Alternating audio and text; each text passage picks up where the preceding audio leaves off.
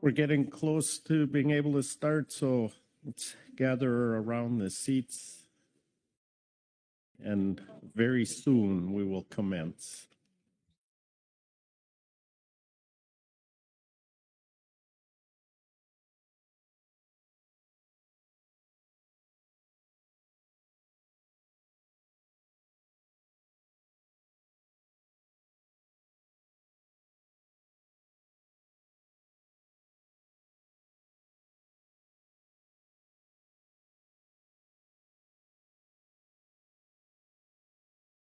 Morning, everyone.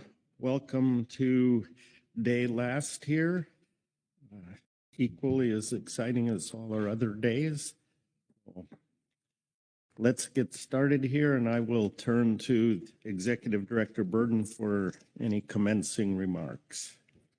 Good morning, Mr. Chairman and council members. Let's see, this is day last. Just a couple of notes. Checkout is at 11, so we're going to have a longer mid-morning break to give you some time to pack up and check out if necessary.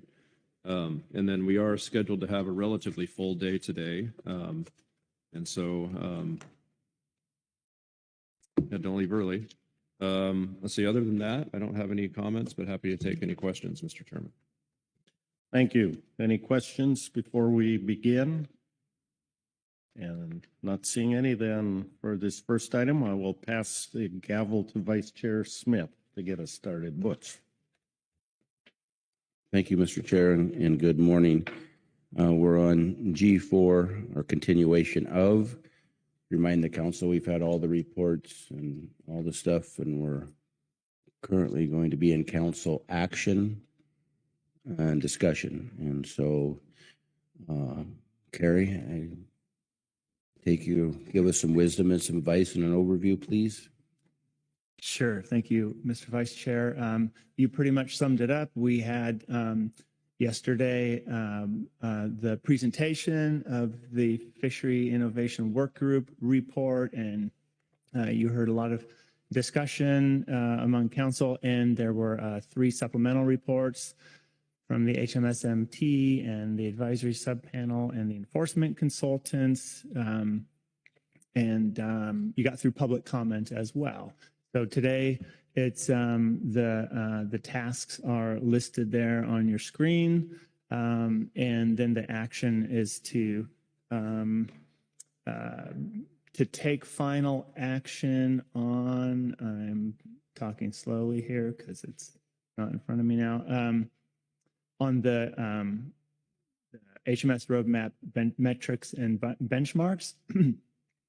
As we talked about yesterday, although it's listed as final action, after November, we realized that we probably wouldn't be, or as we were approaching this meeting, we realized probably not quite right for final action. And so the suggestion was to consider the whole package of guidance materials, and the evaluation framework, and the benchmarks at the June meeting. So that's generally where we are headed, but it is listed as final action if you want to, take any final action on any parts of it. So with that, we're on council discussion and action.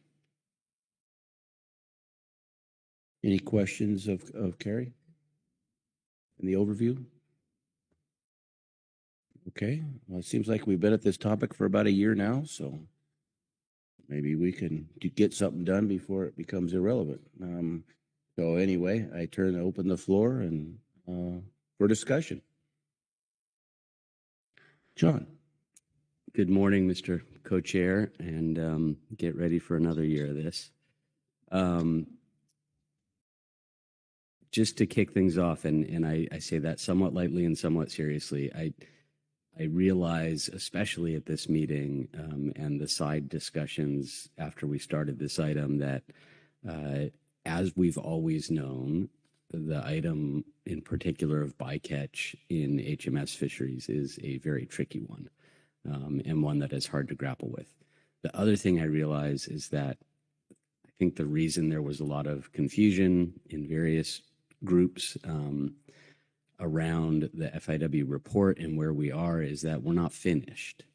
And we made really good strides in getting there, but the very key issue of just what are these benchmarks and metrics, we haven't yet discussed fully as a group. And so while I fully support everything that's gone on so far, I think we need to have that discussion. We need to have space to have that discussion. And we'll talk a little bit more. I'm going to let other people speak, but I think the figuring out how to get this over the finish line is going to be important. Thank you. Thanks for that, John. Others? Oh, Krista, sorry. Yeah, thank you, Mr. Vice Chair. I agree with Mr. Ugoretz. We have had a lot of discussions that have been incredibly helpful through the course of meeting over the last year, and we've met frequently. But we also have a fair number of components that are pieces that we have not really finished yet. And so some of it is, hey, we need a bit of flexibility to have those conversations to really bring forward a full finished suite of items. But part of it is really giving the ability to develop out some components. You saw in the report yesterday that, hey, there are some tools that would be really beneficial for fishermen, such as websites, or potentially, PDFs or other printable materials. And that hasn't happened yet. And I'm not certain that that can happen in the next few months, which maybe it can, maybe it can't. Really depends on who's doing the work, how it's being done. I'm not suggesting that that is the few's work. It may be subsets. It may be people within the few or people outside of the FIW, depending on how you want to call it. Working on those parts and pieces. But I do think that as we've moved closer in terms of how we're defining things,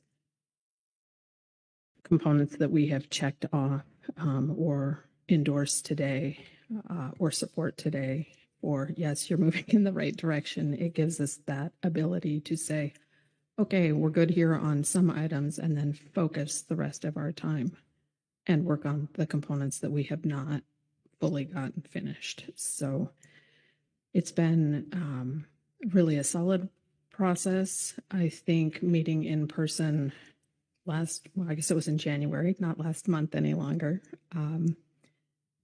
was incredibly helpful. I think having facilitation, if we were to move forward with meeting in person again, would be beneficial, simply because, well, Josh and Carrie and Katie and myself are great at a lot of things. Trying to do 5 things at once can be difficult. And so having somebody that can allow us to focus on participating in the meeting more, I think could be beneficial, as opposed to running the meeting or note-taking or doing any other number of things. So I will pause there and let others speak, but I do want to support that, hey, we've done a tremendous amount, and there are the pieces that I think the public really was asking for, has been asking for, that we still have yet to accomplish, and it's exciting to see what that will lead us into. Thank you, Krista. Others? Dr. Lunt. Thank you, Mr. Vice Chair. Good morning. I just want to agree with the folks who've already intervened, and also say I really appreciate that the council spent this much time at this meeting talking about HMS. I appreciate the resources that have been directed to addressing this work. At the same time, I think we're asking a lot of this fishery. And in fact, we're sort of the test case for improving the COPs for EFPs for all the fisheries. So thank you for considering this. As Ms. Svensson just said, it's going to take more time. We want to do it right. And we learned a lot at this meeting. Thank you all for participating in that and for your patience as we address this fishery that has a lot of potential. Thank you. Thank you. John? Yep. Thanks, Mr. Vice Chair, and I'll voice my support for what Ms. Svensson said about needing facilitation help. I'm a strong advocate for having formal external facilitation when you get into tough topics like this. And while many of us have been trained in facilitation, it's like Krista said, it's not something you can do and then also participate in the meeting. I think the FIW probably needs a couple days in person to sort things out. And I'm hoping that we can build time into the agenda to do that. And I just don't even see it as being remotely possible that we do this by June. So, when we get to workload, expect to hear about a request to bump this off the June calendar onto the November calendar. It somewhat meshes with what we talked about when we were discussing the workshop under the other IRA project, and moving that into 2027, and all of this kind of shifts together, which I know requires some requests from NOAA and for the funding, but we'll let that sort out with staff. I'm getting kind of to the details of this. Appreciate some of the reports we heard. I think the highly migratory species management team gave us some good recommendations about the timeline and how that's phrased in the COP edits we proposed.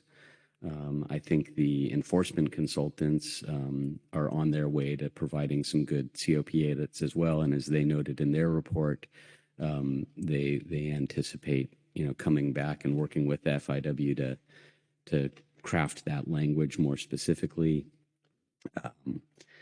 I again would just say that what the FIW recommends in our report is good. It's a starting point. I think we as the council should endorse that, and let them have the time to finish it up. And then I do think there's one important point to raise, and that is the movement away from the term and the use of the tool of an acceptable level of bycatch. That's probably the biggest departure that the FIW has taken from past council guidance. And importantly, when we adopted the roadmap a few meetings back, we included that action item was to define acceptable levels of bycatch. And so I see a necessary edit to that document, and I actually think that we should make that official today. I think that we need to show that we're agreeing with what the FIW is recommending, to not do that and rather to define these metrics and benchmarks, and make it clear to everybody that we're not going to do what we said we were going to do in the roadmap. And so, after discussion, when we get there, I do have a motion for this that explains explicitly what I want to do, and what I'm hoping that the council can approve. Thank you. Thank you, John. Ryan Wolf? Thank you, Mr. Vice Chair. Good morning, everyone. Actually, most of my comments have already been raised by other folks around the table, but I think it's worth echoing from an agency perspective, right? We've gotten through a lot of stuff in the FIW, but we are not complete. And this was probably no surprise that the last thing still to do is the hard work on some of the bycatch related issues. And we knew that was going to be a hard discussion. Folks have noted that. And to be clear, the January meeting was a hard discussion, right? And that is why, as Mr. Ugrich just noted, there is a strong recommendation to move away from that phrase of acceptable levels of bycatch. And we're now focusing on benchmarks. And we have, I believe, a path forward to set up that discussion. regarding logistics, I'm happy to support if it works out, I'll have to defer to others on the logistics of facilitation, but I can see a benefit of freeing up our co-chairs to be a little bit more active in the discussion. And I must also admit that the delay probably is helpful, and then could be in large part down to my calendar and others. It is tough to get all of us together in person, but the value that we had being there physically together in January was really what allowed us to make the level of progress that we did. So I do support that. There is still some concerns themselves with what will come out of this process, but we are at the table, and I think it's an important discussion to have, and it's really useful to have, I think, this group try and do that a little bit before bringing back to the council. And so we want to bring back to the council something when we're ready. So anyway, I'll stop there. Maybe then I'll have other comments when I see motions or other discussion, but that's at least where I wanted to convey the agency's thoughts at this time. Thanks. Thanks, Ryan. Corey Niles. Yeah, thank you. And first, thanks to all of you who spent so much time on the FIW. I'll just respond to a couple thoughts. I'm just going to say, I guess I find this very. Dr. Lentz said something about this is a test case for the COPs. Someone who gets to sit up here for HMS, groundfish, CPS, and this is very swordfish focused. It's very California focused, and so I just want to put that perspective out there that I do think the strength of the council process is it drives me a bit crazy at times that we do things inconsistently between FMPs, but often there's good reasons. So yeah, I really do think this is a swordfish California focus issue, and really looking to colleagues at CDFW for their leadership and the rest of you involved there. So just wanting to say I don't know that this is the approach we would take for other FMPs, but we'll see when the group is finished. Thanks, Corey. Any other Justin? Thank you, Vice Chair. And hearing the discussion around the FIW here and had a chance to listen in to some of the discussions with the management team. And it sure seems that this is a great case where facilitation would help bring this work group to a finish and an endpoint. So just really supporting those ideas, and sounds like the timing, pushing it a little bit later into the year to bring it back to the council would be a good idea too. Thank you. And it's always hard to finish a roadmap if you don't have the last 20 miles of road. So I'm hearing we're still got to pave about 20 more miles of road. So any other thoughts or discussion? Well, John, I heard you had a motion, and that will spawn some more discussion. It always does. So I think we're about there. Thank you. And I think the motion is ready. I will apologize. It's not a simple motion, but it hopefully makes sense. All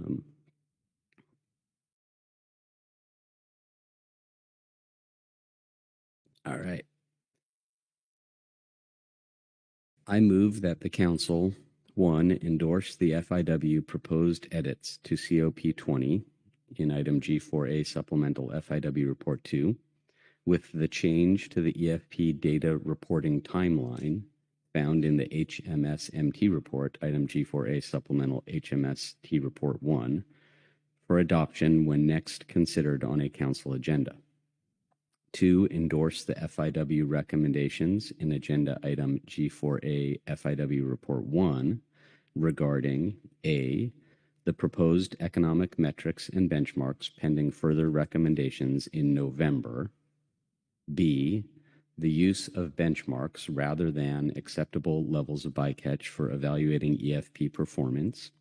C, the proposed list of species and species groups. and D, the recommendations on EFP guidance and materials. 3, direct the FIW to develop an overall bycatch benchmark and individual species group benchmarks, either counts, catch rates, or catch ratios, depending on the species or species group, using the proposed species list and the information described in the report.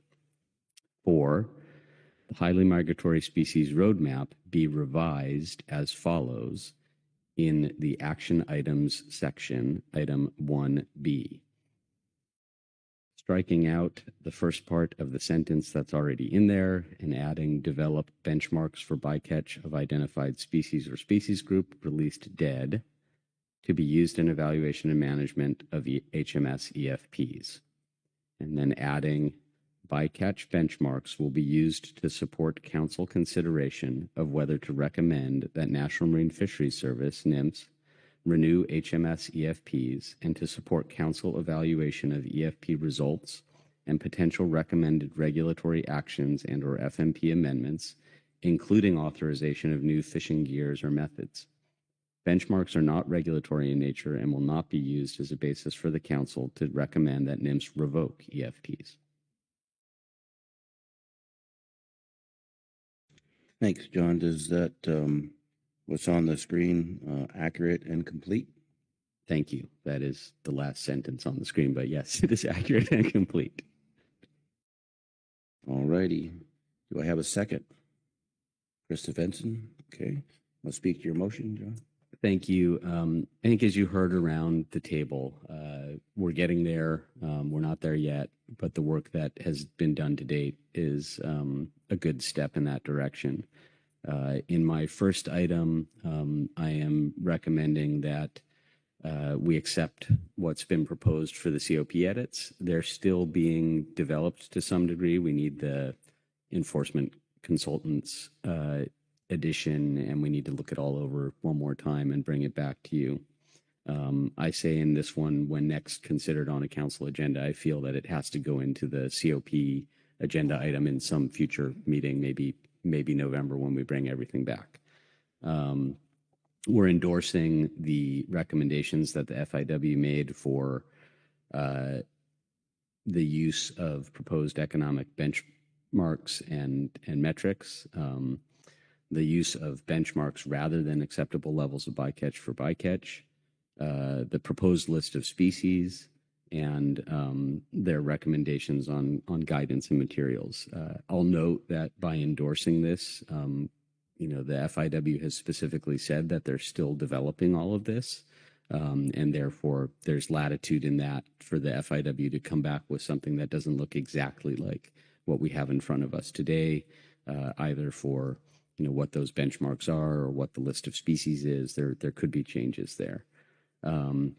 We are directing, however, the FIW to develop those items, and that is their task. And I'm putting that in here specifically to show that it is the FIW that is making those recommendations on what the benchmarks are, and it's not the management team or the advisory panel or some other group, that this is within their charge.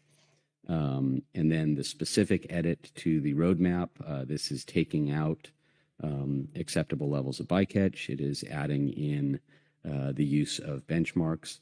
And I'll highlight here, say for species or groups that are released dead.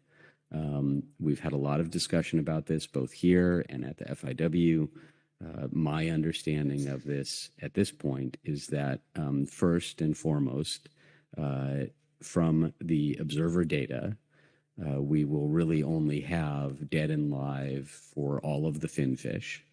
And then for marine mammals and maybe sea turtles, while you may get information on injuries, that information is not really compiled immediately. The level of injury for marine mammals is something that is determined later by other experts. And so it's not something that's feasible to do sort of in the framework of timing that we're looking at for looking at EFPs. And then finally, that information still exists, and it's not something that the council will ignore. It's just that in terms of these benchmarks and comparing equally across EFPs and to historic information, that is the most feasible thing to do. And it does really relate directly to the impact to a resource. And then finally, the last paragraph there is coming straight out of the FIW report as to what benchmarks are. I feel it's necessary to put that into the roadmap to capture for the future. I did make a few of the edits that the management team suggested to the bullets that are in the FIW report.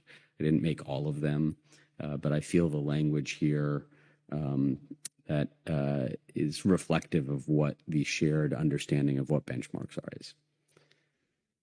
Thank you. Thanks, John, and thanks for the motion. Any questions of the motion maker, not discussion, but questions on the motion? Dr. Lamb. Thank you. I just want to thank John for leading us through this process. It took a few days. John was very collaborative. Everybody was pitching in, and so I appreciate that, and I support this. Thank you. Okay, seeing no questions of the motion, so discussion. Oh, I'm sorry. Are we in discussion or any questions on the motion? Okay. Corey. Thanks, Vice. I will be voting for this motion, and I want to thank everyone who worked on it and the FIW for the work that they've put into this in the past months. I do want to express some hesitations I have with the whole process and what's been going on here. Like I said, I'm going to vote for this. I want to see what happens, but this really, to me, isn't what the council asked for, and thinking about the history of where the council has been on what I think Mr. Ugaretz correctly noted is a difficult topic. We asked for acceptable levels of bycatch recommendations that did not come back. And now the recommendation is to not do that at all. So I have some hesitation around that. And I think part of my hesitation is around a couple things, which are sort of substituting in these benchmarks, which in my mind are actually very useful for context, and I think are a really good addition to the discussion and a really good idea. However, I'm concerned that they don't necessarily represent or bring into the EFP consideration process the policies of the council. They're using other fisheries that were developed in the past, as opposed to saying what exactly is the council policy on bycatch, and then asking, how can we fit that for a future fishery? I worry about, and part of that is worrying about sort of the changing environment, changing economic and social conditions, and worrying that benchmarks, because they are tied to the past, may not provide the full range of opportunity that we want. Now, that being said, I saw a lot of openness and future discussion, and I think Mr. Ugaretz did a good job in his motion of explaining that even with these revisions to the plan, that these are to come in and they are part of a larger discussion that the council has in a recommendation. So I want to recognize that openness, and that's why I will be voting for this. I'm just voicing some concern about the replacement of acceptable levels with benchmarks. And part of that, I actually think our public, when Dr. Schuster spoke, talked about giving the public kind of a false sense of what would be possible under an EFP or what we were looking for. So I don't know that I entirely agree with that. I'm not a fisherman. I don't know how commercial HMS fishermen would view this, but I do understand that it would be difficult to come in, think that you had a wider range than you did, and then have the council not recommend something. Now, again, I think there's a lot of openness in this right now, and I think that there's room for discussion and room for refinement, but I'm just echoing that I think that is a fair concern and something that we should keep in our minds. I've had a lot of discussions with folks about the economic benchmarks and metrics. I think they are ultimately a good idea. I think they're important to consider. I still have some hesitations around sort of the limitations that those might provide in this process. Again, thinking expansively, I think we're looking for more, not less. And I'm a little bit concerned that that might limit the types of gears that we're looking into. But I understand the rationale behind it, and I think they are important information in any council decision making.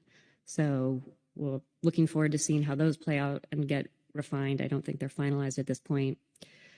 So again, I just want to close. Sorry to be a little bit long-winded here, especially for something I'm going to vote for. But just recognizing that the work isn't done. I want to let this play out, see where it goes. I hear Mr. Ugaretz and others say that there's still things to consider and discussions to be had. So I look forward to the next place when we come back and the FIW wraps up their work and we can look at the final recommendations. Thank you, Corey. Asia. Thank you, Vice Chair. And yeah, I want to respond a little bit to some things that Corey raised. I will vote for this motion. I'm comforted by especially the language at the end, which is, yeah, again, and I'll clarify how that differs from what I heard in your remarks, Corey. I struggle around, I think you guys have heard me rant before about roles and responsibilities with EFPs and who's, the agency is ultimately responsible for approving the EFPs, bears the risk of litigation if there are challenges around the EFPs. The council is an advisory body in this respect. And so using these benchmarks as a symbol of what the council would like to look for rather than something that could be perceived as a rule that the agency would need to abide by since the council is advisory is my preference. I'd rather have this be advisory and that understanding really be clear and come through with the process. I think even with all of this discussion and even with the COPs, I think there still remains like a really large lingering systemic misunderstanding of roles and responsibilities around EFPs. And so whenever I get uncomfortable, it's my vigilance about that. But I am comforted by the way that this was worded, and I feel better with the word benchmark as a metric for us to think, for the council to think about when it's ultimately taking these things into regulation later, whether the experiment yielded something that should be an official law later on. I think I'll stop there. I think, yeah, again, I could go on forever about this, but, I guess the last part is, I'm reflecting over to the trawl gear EFP as well. And again, my concern around all this sits on the side of it for when we do ultimately pull things into regulations. I guess, yeah, this is what I wanted to say. Once we do get to rulemaking with these things, we then still have to go through an entire council process. So I do not think that, working through an EFP, that there's this chance that we'll suddenly slip into like approving something that has unacceptable levels of bycatch to our system. We beyond the EFP process, which evaluates all these things against all the other applicable laws, a final rulemaking later on would do those same things. And again, the agency bears the risk in all of those cases. So I'm not worried that something will happen, especially with this incredibly cautious and careful and loving group that will run afoul of how we intend to protect the environment. I think that we have those bigger laws in place for that reason. And so this as an indication of where we'd like to go is helpful. It's helpful framing for understanding like what we'd like to see, but it isn't the last stop on checking these things to make sure that they're okay. The agency is that last stop. So I'll stop there. Thank you. Justin. Thank you, Vice Chair. Just took me a minute to kind of think about the release dead portion of this, and apologize if this is more of a clarification question, but I understand the need to evaluate, future EFPs and the data collected of released animals as dead or alive, but if developing the benchmarks from past fisheries for the past 10 years, I think it was, And we heard in public comment yesterday, using an example of blue sharks. Just maybe a clarification if all of those data are available for all of these species for the past 10 years, whether dead or alive, was indeed collected. Thank you. John. Thanks, Mr. Ainsworth, for the question. And again, this is something that the FIW discussed at some length. At our last meeting, we were benefited by having the National Marine Fisheries Service Observer Program representative there, who confirmed what we could and couldn't do based on existing data, and it's kind of part of why we ended up with that recommendation. So yes, the data are there. The last 10 years seem to make sense. I think the last 10 years are reflective of the fact, getting somewhat to Ms. Riding's comment of, what it was that the council wanted out of this. And if we go back to our past discussions and the fact that we were looking at reducing bycatch, primarily in the DGN fishery, we were trying to reduce it beyond where they were at that time, not at what time before that. And so it's why the most recent 10 years made sense. And again, those are reference points. They're the metrics that we're using to look at in determining what a benchmark might be. So I think we're in a good place there. Thank you. Others? Ooh. Let's go Dr. Lent and then Corey. Thank you, Vice Chair. And just to clarify, we talk about bycatch in past data on bycatch. Well, all of the bycatch numbers that are being used from other fisheries are fisheries that are open now, currently active. Any fisheries data we use, by definition, is going to be in the past. Most recent data is last year's. And we decided to go with an average over a number of years, because you could have anomalies or whatever, but these are active fisheries, with the exception of starting in December 2027, the driftgill net fishery will no longer be active. Thank you. Corey? Thanks, Vice. I guess I'm going to follow up a little bit on something that Mr. Milo said, which was a good reminder of the process of how this is actually, like, we talk about EFPs and we work directly with fishermen and trying, it's like the start of it. And then it goes through this entirely, a process. And then at the end of the day, at some point, ideally, NIMS is offering a new fishery and a final rule that does that and allows sort of the public process. It also reminds me of something I brought up earlier in the meeting, which is one of those step points, which is the issuance of the exempted fishing permit by NIMS, which, as we're reminded, actually can go through directly to NIMS and does not actually have to come through a council, which is just to say, reopening, it would be helpful when NIMS issued those if there was a notice in the Federal Register. It's just reminded of sort of the backstop of the public process there. And I know that that's something that comes from, I believe, the law, so that's another level, but just noting sort of the importance of that, and again, reminded of that nexus between what NIMS is doing and what the council is doing. Asia? Thank you. And I don't want to step over Ryan's answer on this, but one thing I want to say is, like, what I hear in that is that you want to know when these things happen so that if there is concern that people can be aware and respond in however. And I don't think the Federal Register is like always the best land for that. And I know that they're having, this is me stepping past my wheelhouse. But it's not easy to publish things in the Federal Register. It's like, it's even hard. It's a whole big thing. And so there's probably some mechanism for notifying the public that's outside of the Federal Register. So I hear what you're saying. I know that you want, if the end goal is like letting people know when an action, so the action that's happening is the agency is issuing a permit, then what I'm trying to convey is that the request is like, quickly notify the public when a thing happens. And I think we have other mechanisms to do that besides the Federal Register to accomplish that. Not we, the royal we. Sorry. Thank you. Others? Ryan? Yeah, thank you, Mr. Vice Chair. No, I think you happy to be stepped on by you, Asia. That was well spoken. Yeah, I mean, I get the point, like you raised on the previous agenda item on this. I hear you, but that is true.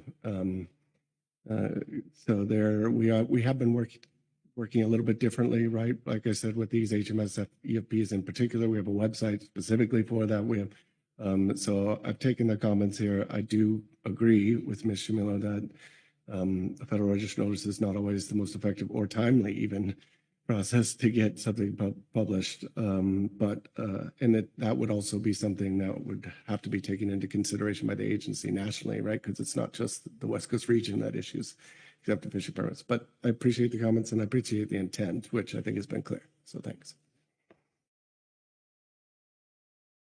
Thank you. Corey Niles. Thanks, Mr. Vice Chair. Yeah, it's supportive of the motion. Just a couple thoughts on the exchange between Corey and Asia. I'm going back memory lane here, back to 2007, 2008. I was on the HS management team. And it's the challenge, like John led off, this is really a challenging problem, and we've seen many variations on it since. But I think what the council was doing back then was considering authorizing shallow set longline outside of 200 nautical miles, and you get into this, just oversimplifying, but you get into this issue of, well, how many leatherback turtles will be acceptable from the Endangered Species Act. And those are some of the most endangered animals that NIMS has responsibility over, right? So the council was trying to come up with a number of permits that would be fished, but then that depends on how many leatherback encounters were acceptable. But then the protected species world will not tell you that until you know how much effort there's going to be.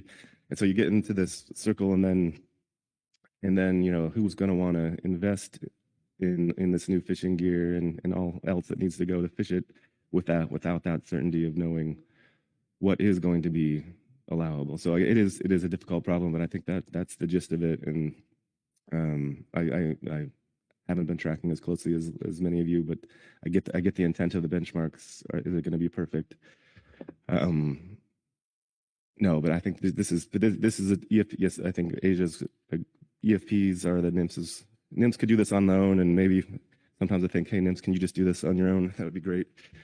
But yeah, the Federal Register notice and comment is not a replacement for this council open and transparent process, and that's something that comes up time and time. And a long way of saying that, yes, supportive, and it is not an easy thing.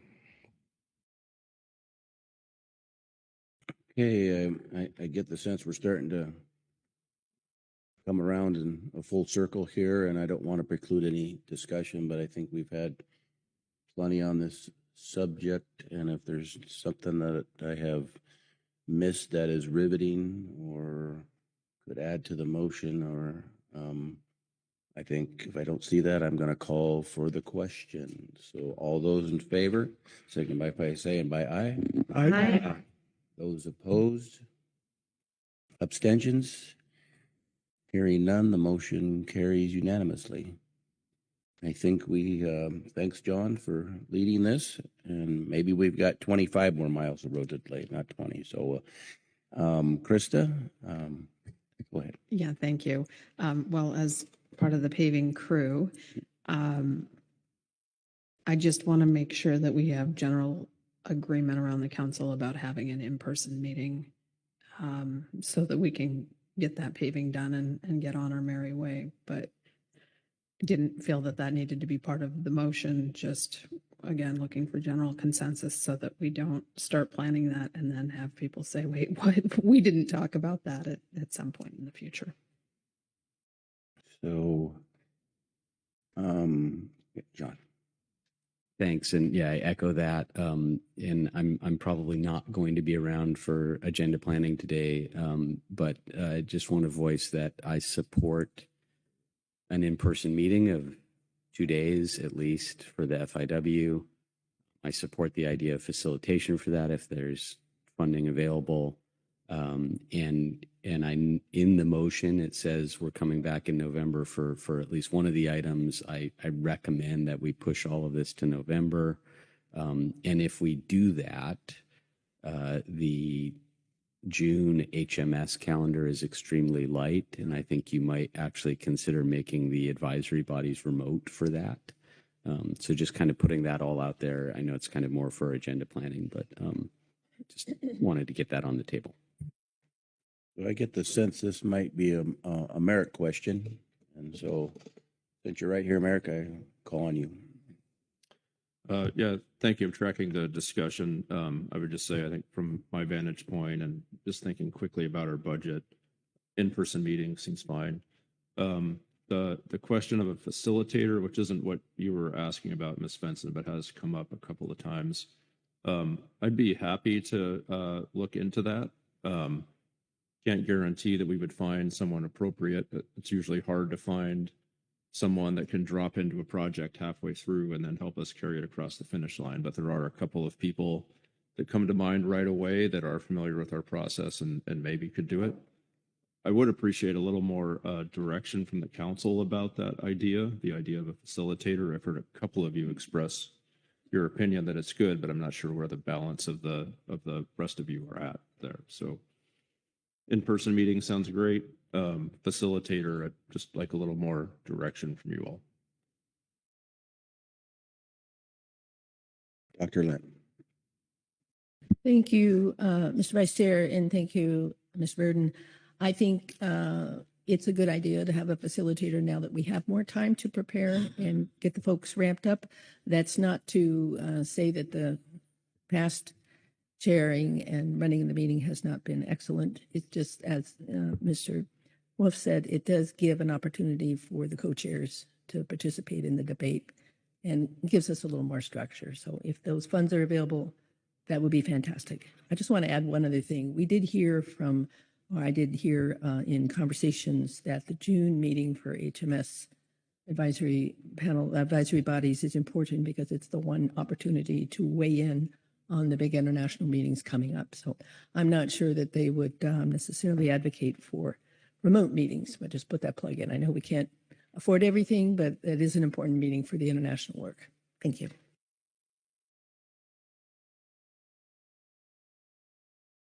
Any others on the facilitator? Only thing I would ask or mention, not ask, throw out there is when you get a facilitator, it's always good to have an expectation of when you want to wrap up the project. Or sometimes the facilitator can facilitate for a long time. So anyway, Krista? Yeah, thank you. I mean, with regard to that, I think the intention is to have this wrapped up by November. It's really a function of conversations around, hey, scheduling between a number of us, finding a date between now and 2 dates between now and June is looking impossible. To be able to do the wrap up, we really do need to meet in person. And we've heard a lot of conversation this morning around different parts and pieces. And it's been really that quality of conversation that's gone on in person, and in many cases, more difficult. And so getting together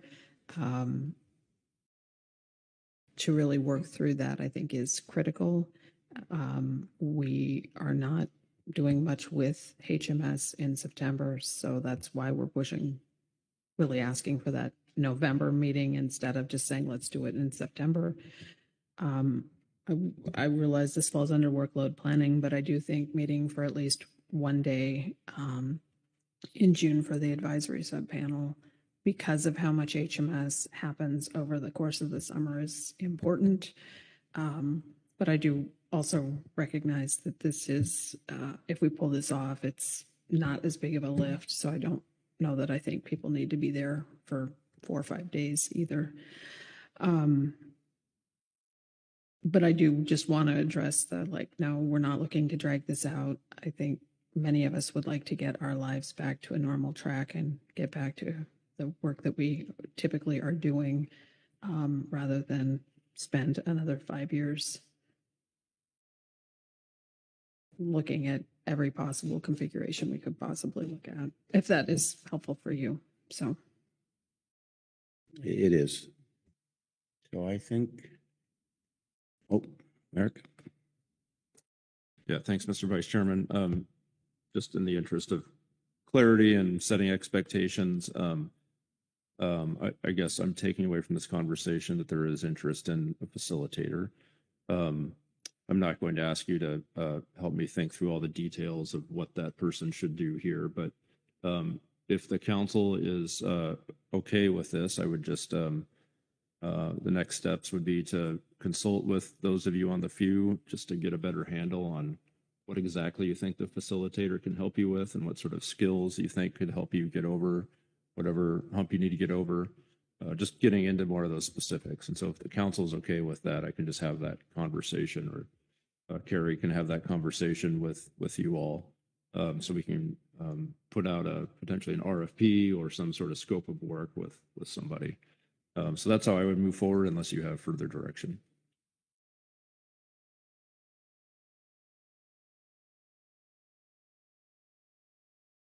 Okay. See no further directions. Carrie? We've been working so long together, I think I should come to your birthday party. So, how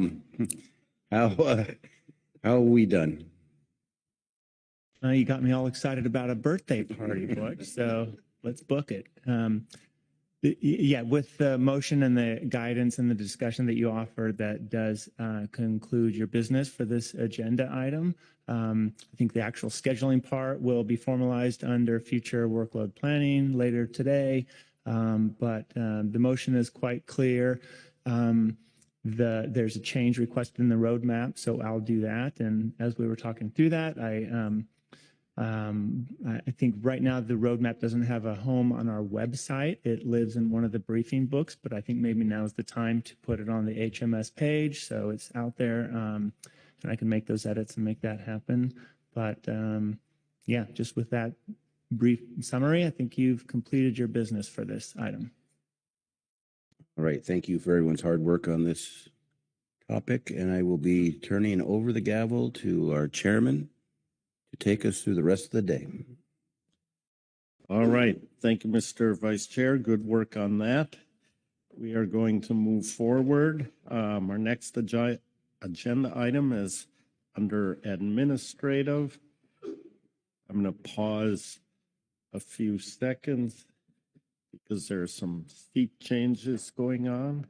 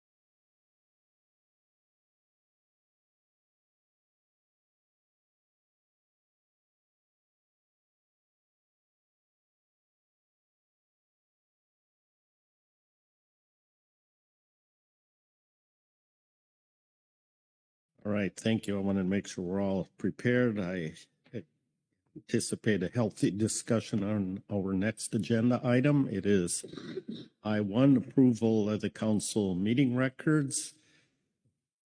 Sharon Kiefer. Mr. Chairman, when the time is appropriate, I do have a motion.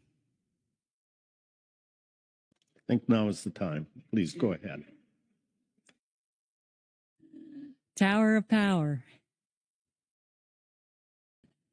Mr. Chairman, I move the council approve the council meeting records for the 284th session, November 2025, and the 285th session, December 2025. Thank you. Is that language all accurate, complete? Yes, Mr. Chairman. Thank you. Is there a second to the motion? Seconded by John Ugoretz. Please speak to your motion as needed. Mr. Chairman, I continue to be amazed at how great a job they're able to capture our discussions and believe we should approve them. All right, thank you. Any questions or discussion on the motion? Not seeing any then, I will call the question. All those in favor say aye. Aye. Aye. Oppose? Abstentions? Motion passes unanimously. Thank you. And that completes our work on that agenda item.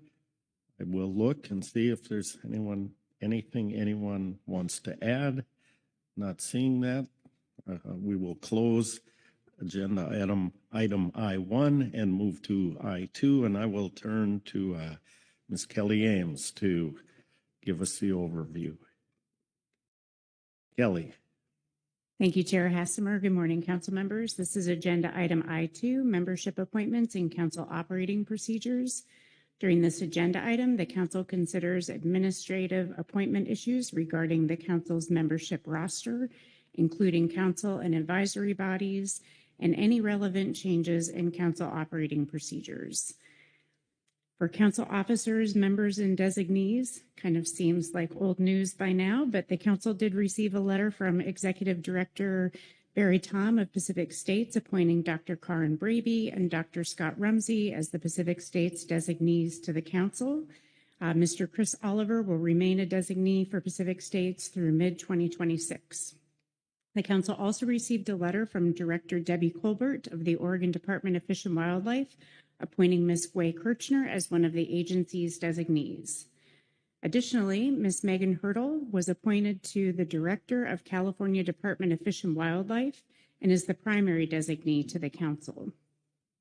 For council advisory body vacancies, I'll begin with the list of vacancies for which the council has asked us to solicit nominations, and then I'll move to appointment matters. For CPSAS, 1 processor position. For the Ecosystem Advisory Subpanel, 1 Washington at-large position. For the Habitat Committee, 1 Northwest or Columbia River Tribal position, 1 at-large position, and for the SSC, 1 at-large position. Now I'll move to council actions under this agenda item. For the Groundfish Management Team, the Washington Department of Fish and Wildlife has nominated Dr. Claudia Fries to one of the 2 WDFW positions on the GMT, replacing Ms. Lorna Wargo, who retired in 2025. I'd like to thank Lorna for her many years of service on the GMT. For the Habitat Committee, WDFW has nominated Mr. Michael Garrity to the WDFW position on the Habitat Committee, replacing Ms. Laura Brown, who successfully contributed to the HC since 2022. For the Salmon Advisory Subpanel, Mr. Mark Newell applied for the processor position on the SAS, which was recently vacated with the retirement of Mr. Jerry Reinhold. For the STT, the Northwest Fisheries Indian Commission nominated Ms. Marlene Bellman to fill the tribal position. For informational updates regarding chairs' appointments to ad hoc council committees, the CPSAS representative position on the Marine Planning Committee became vacant following the passing of Mr. Mike Okaneski. Chair Hassemer has appointed Mr. Mark Fina to serve in this capacity. Your situation summary also includes a table that summarizes all of the vacancies that we currently have in our process. Now I'll move to the Sacramento River Fall Chinook peer review process. In November 2025, the council expressed interest in developing an expanded independent scientific peer review process to support key components of the Sacramento River Fall Chinook Fishery Management Plan amendment, particularly the derivation of SMSY. The review would ensure compliance with best scientific information available requirements and the applicable NOAA and OMB peer review policies while strengthening transparency and scientific credibility. A panel composed of representatives from the Council's SSC Salmon Subcommittee, State Departments of Fish and Wildlife, Center for Independent Experts, academia, or other individuals identified as independent experts would evaluate the analytical methods and provide recommendations to inform the identification of a revised SMSY value. The SSC would then incorporate the peer review findings when making their BSIA determinations to the Council.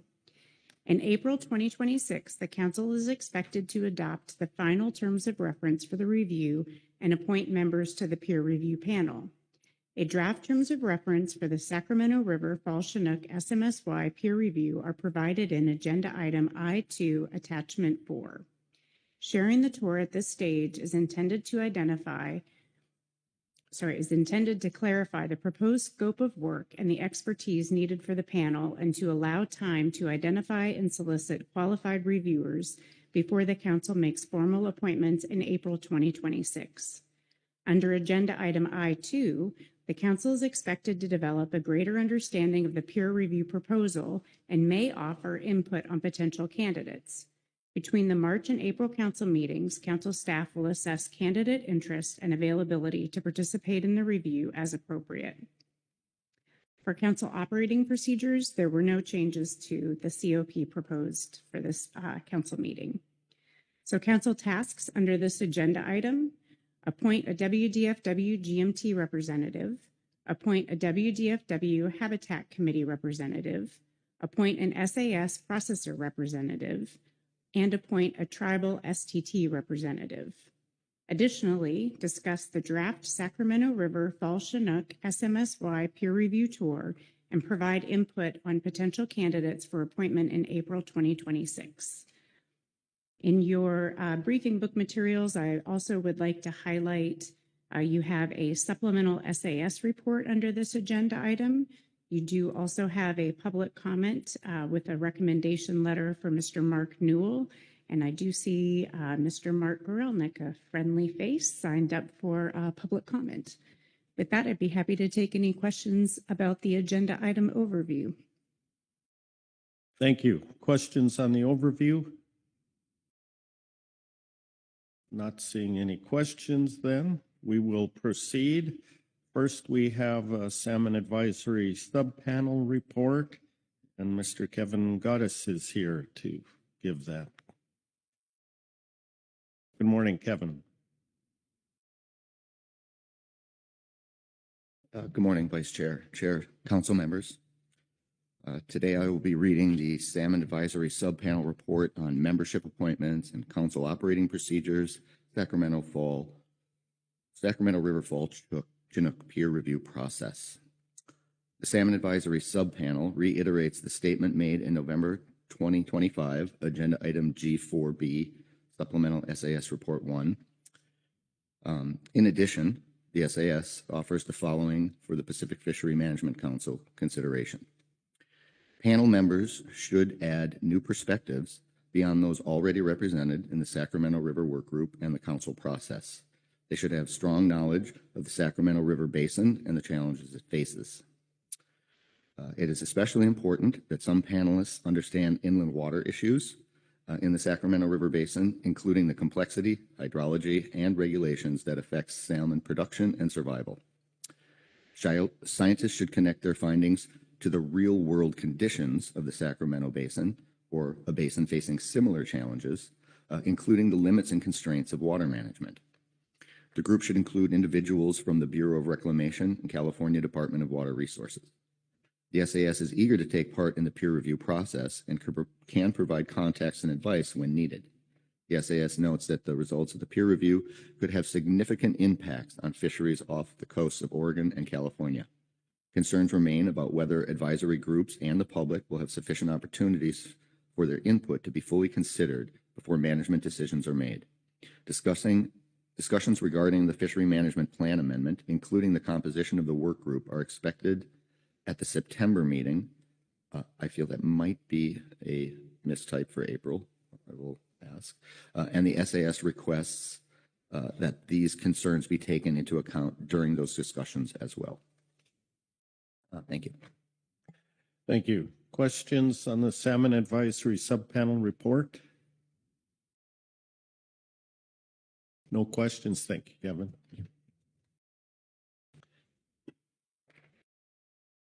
That is the only report we have, which will take us to public comment. We have two signups. First, Mr. Mark Gorelnik. Good morning, Mark. Good morning, Chair Hassemer, Vice Chair Butch Smith, council members, friends. I have a few slides to share with you. Some will be familiar to you from last year. And these are my thoughts on conducting the peer review, as well as a related issue that I think you need to be aware. So we'll go to the next slide. So this is something I presented earlier, and to me, at least, it represents a regime shift in the Sacramento system between those 2 years, two sets of years. The last 20 years basically has been a different system. Much poorer natural productivity, much higher proportion of hatchery fish, and overall steep decline in abundance. Next slide. This is what we used to have. This is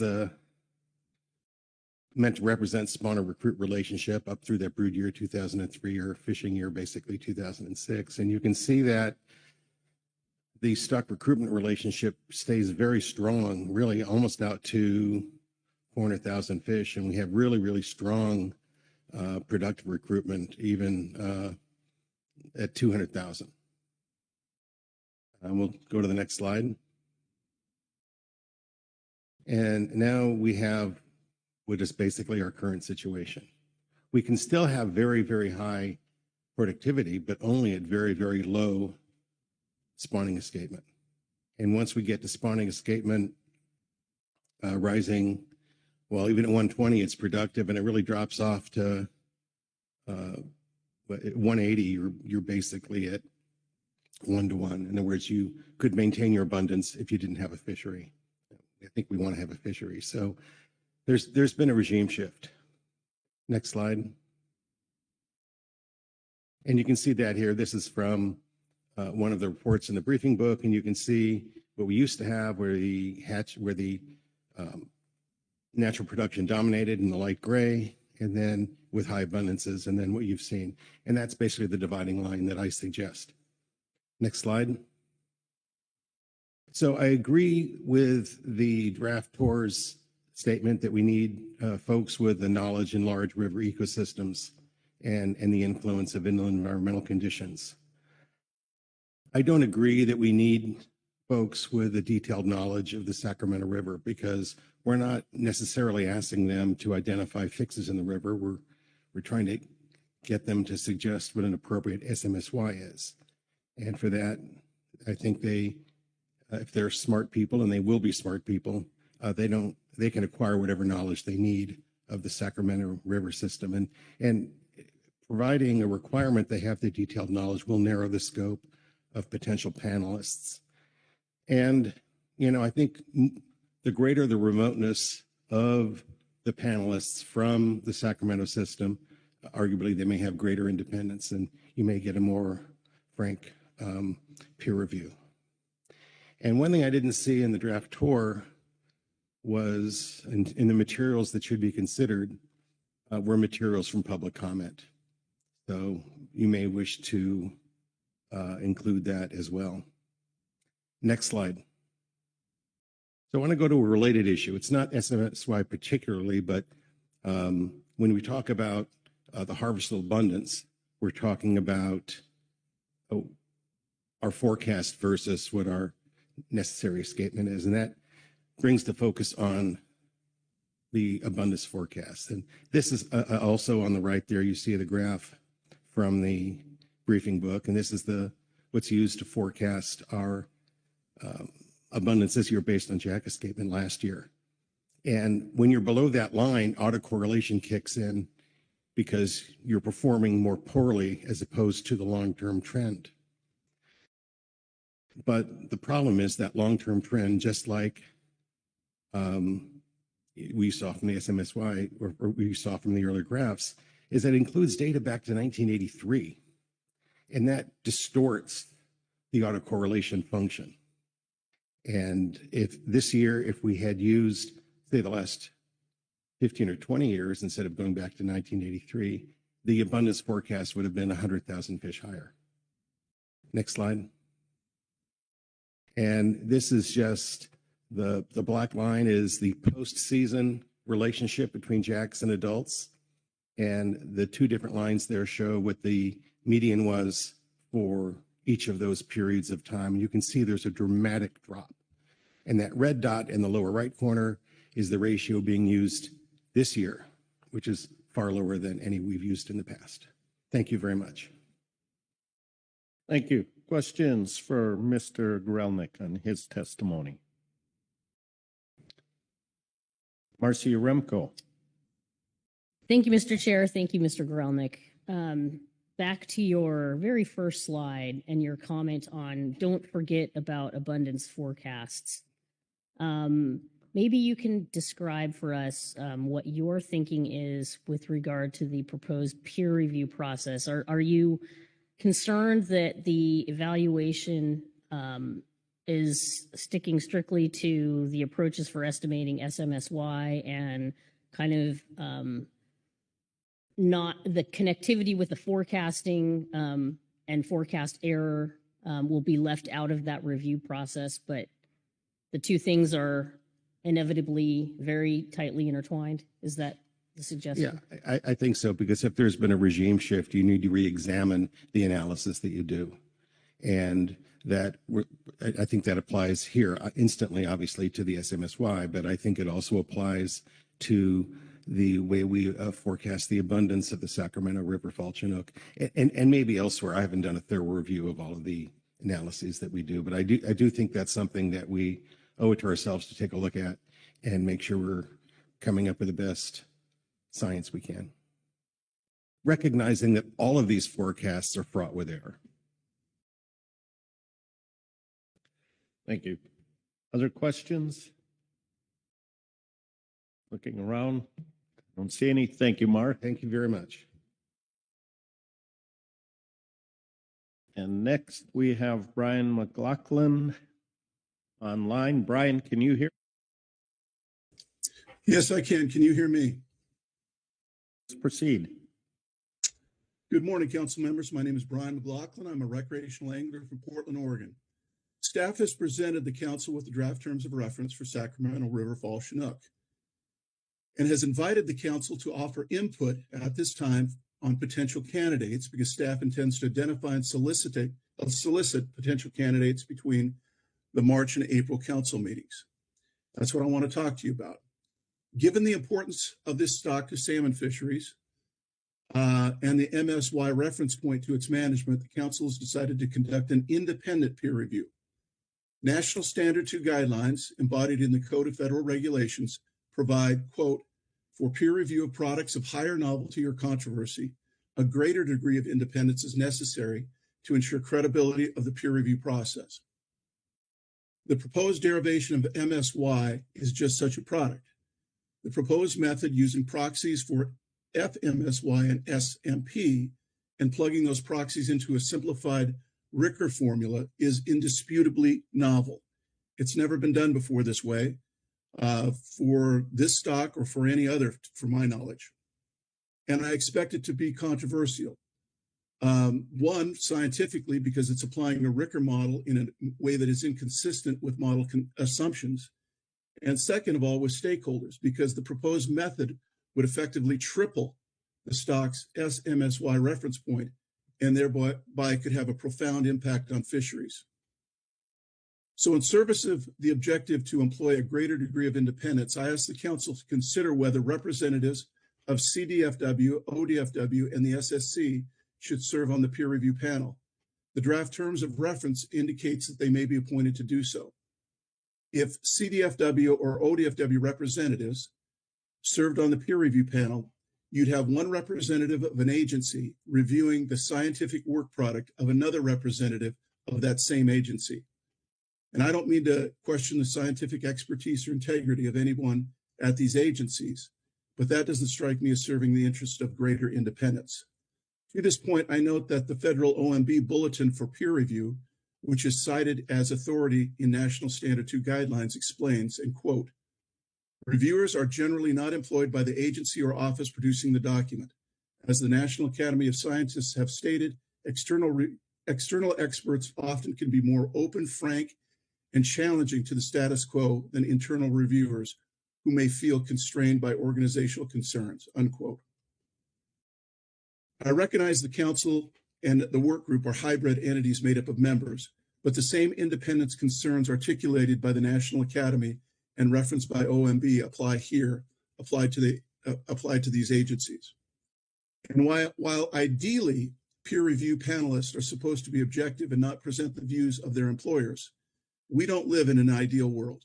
And we know that scientists, just like other professionals, may not always be immune from organizational pressures or even office politics when reviewing the work of a colleague, just as the National Academy and OMB have recognized.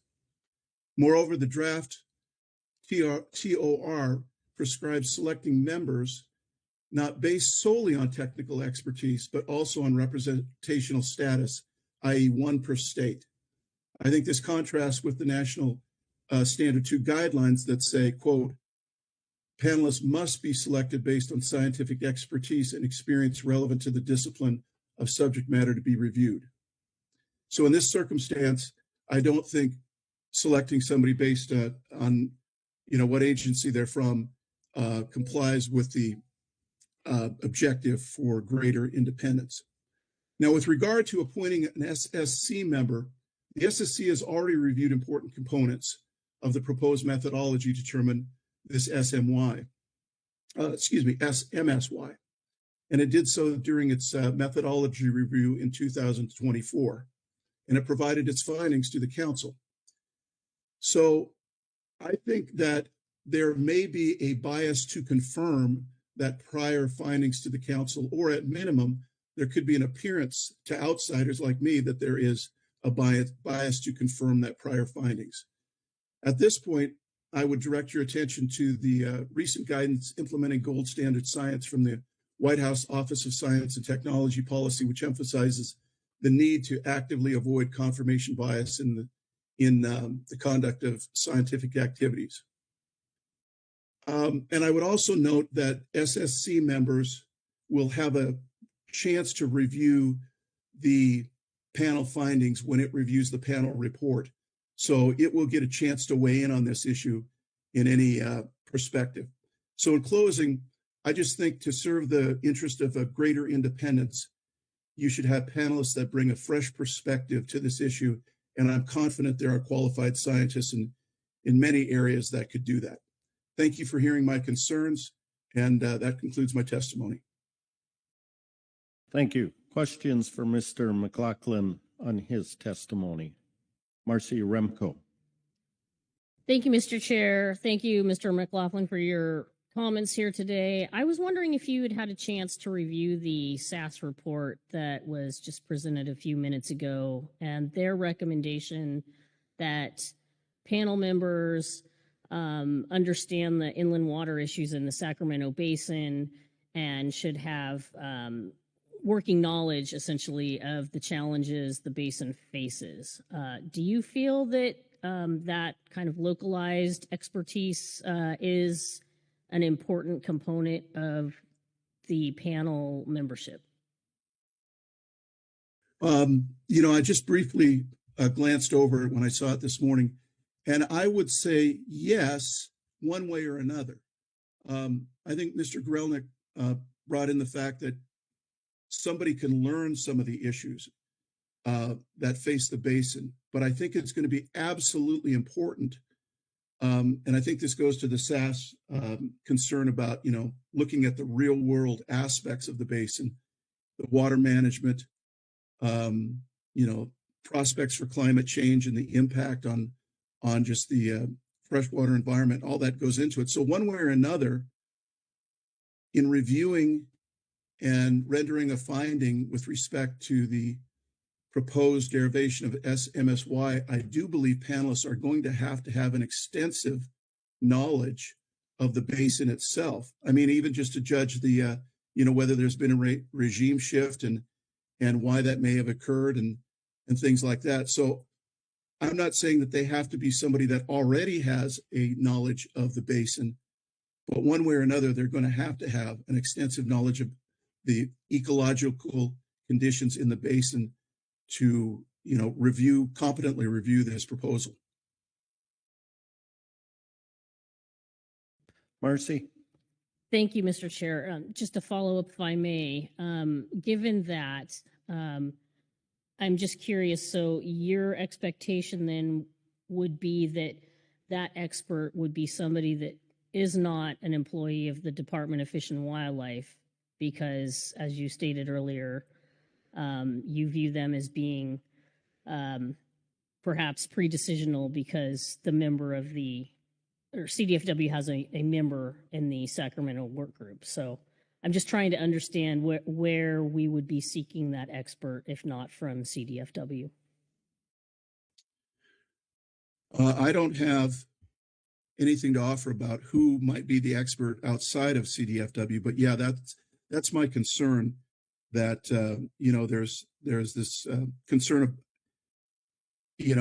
organizational pressure or just office politics, because we're all not immune from when we have to review colleagues' performance or their findings from a scientific basis. So I think just to have somebody outside the agencies that were represented on the work group and produce the product would be in service of this idea of a higher degree of independence. And even if there's really not a bias there, it's the appearance of bias for outside people like myself that I think would be served by having somebody outside the agencies. Any other questions? Not seeing any hands. Thank you, Brian.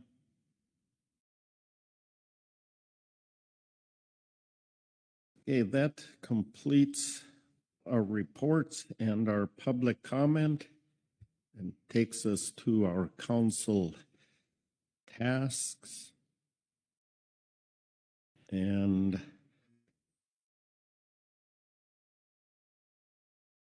let's go through in that order, if that's okay. But I'll look if there's any discussion first before we get started.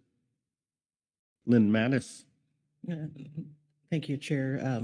Not on any of these items, but there's in the table they showed a vacancy continuing on the ODFW seat on the CPSMT. We continue to work internally on how to best fill that seat. We continue to track it, as we know it is an important MP. We just don't have a position to fill that yet, but we're working on it. So just wanted to provide that update. Thank you. All right, thank you for that update on that. Any other discussion here on this? Otherwise, we can look for motions on these. WDFW, Heather Hall. Thank you and good morning, Chair. I do have a motion for the first two items on this task list. Be happy to offer. Thank you. I move the council appoint Dr. Claudia Fries to one of the Washington Department of Fish and Wildlife positions on the ground fish management team, and Mr. Michael Garrity to the WDFW position on the Habitat Committee. Thank you. That looks accurate and complete. Yes. Is there a second to the motion? Seconded by Corey Ridings. Please speak to your motion. Yes, thank you. I'm really excited about both of these appointments. They bring really phenomenal expertise and skills to the teams that they'll be representing, and they'll provide a benefit to not only those teams, but the council in the whole. So thank you.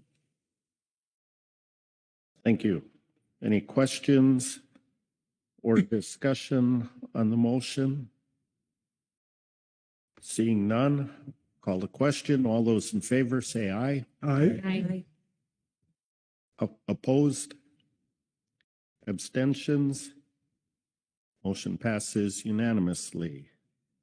Thank you, Heather. And pass on our welcome to them, to our family here.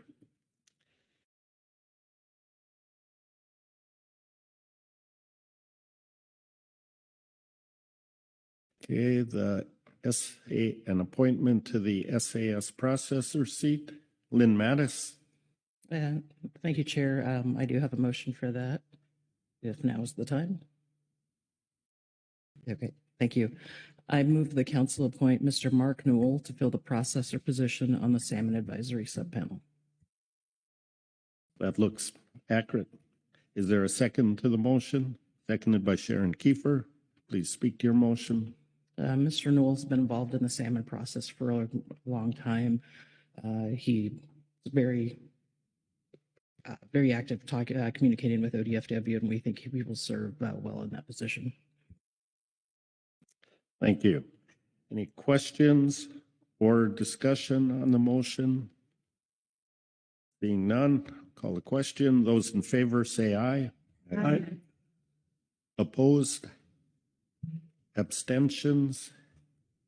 Motion passes unanimously. Thank you, Lynn. And welcome, Mr. Newell.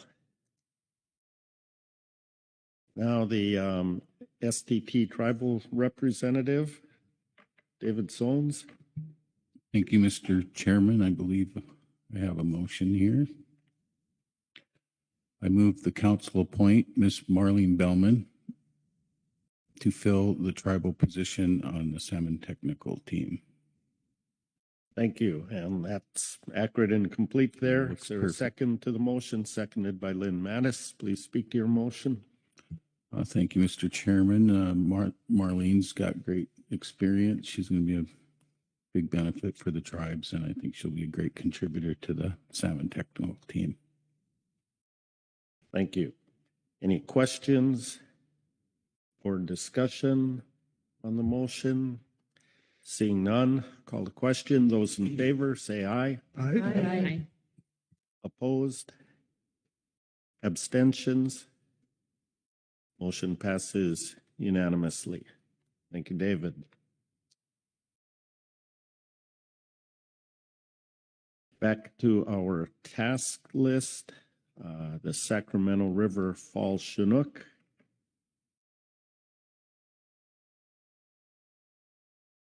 We'll have Mr. John North come to the table to join us for Oregon.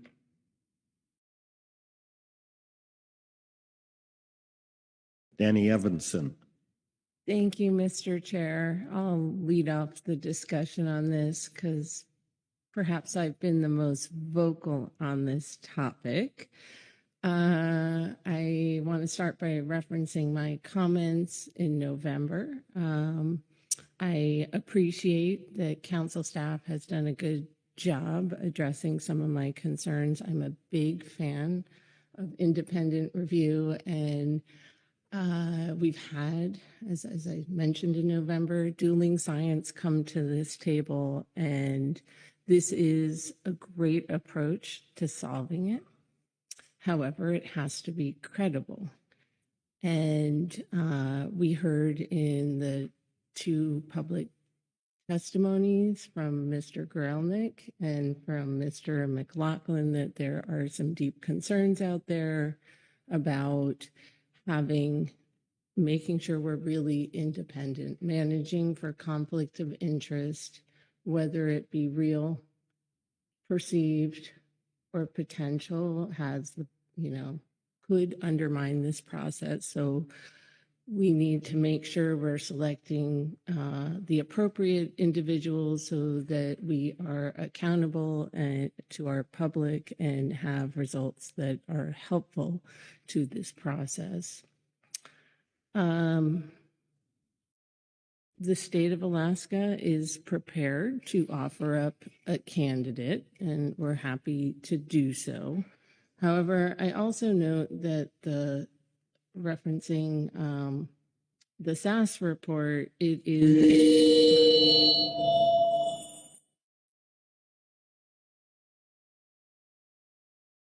this is what happens when Alaska speaks at the table.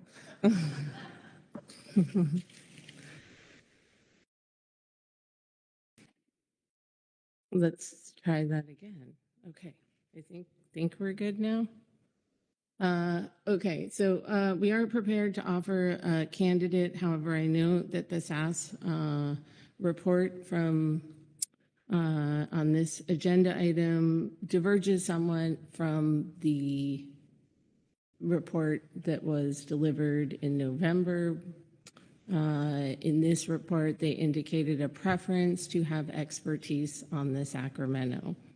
An Alaska candidate is not going to have direct knowledge of Sacramento. We do have a high-quality scientist that is a stock assessment expert in his field that is prepared, but I'm not sure how we get that unicorn or blue squirrel of a candidate that has it all, that maintains independence, has the stock assessment expertise, and is familiar with the Sacramento, as Ms. Uremko mentioned.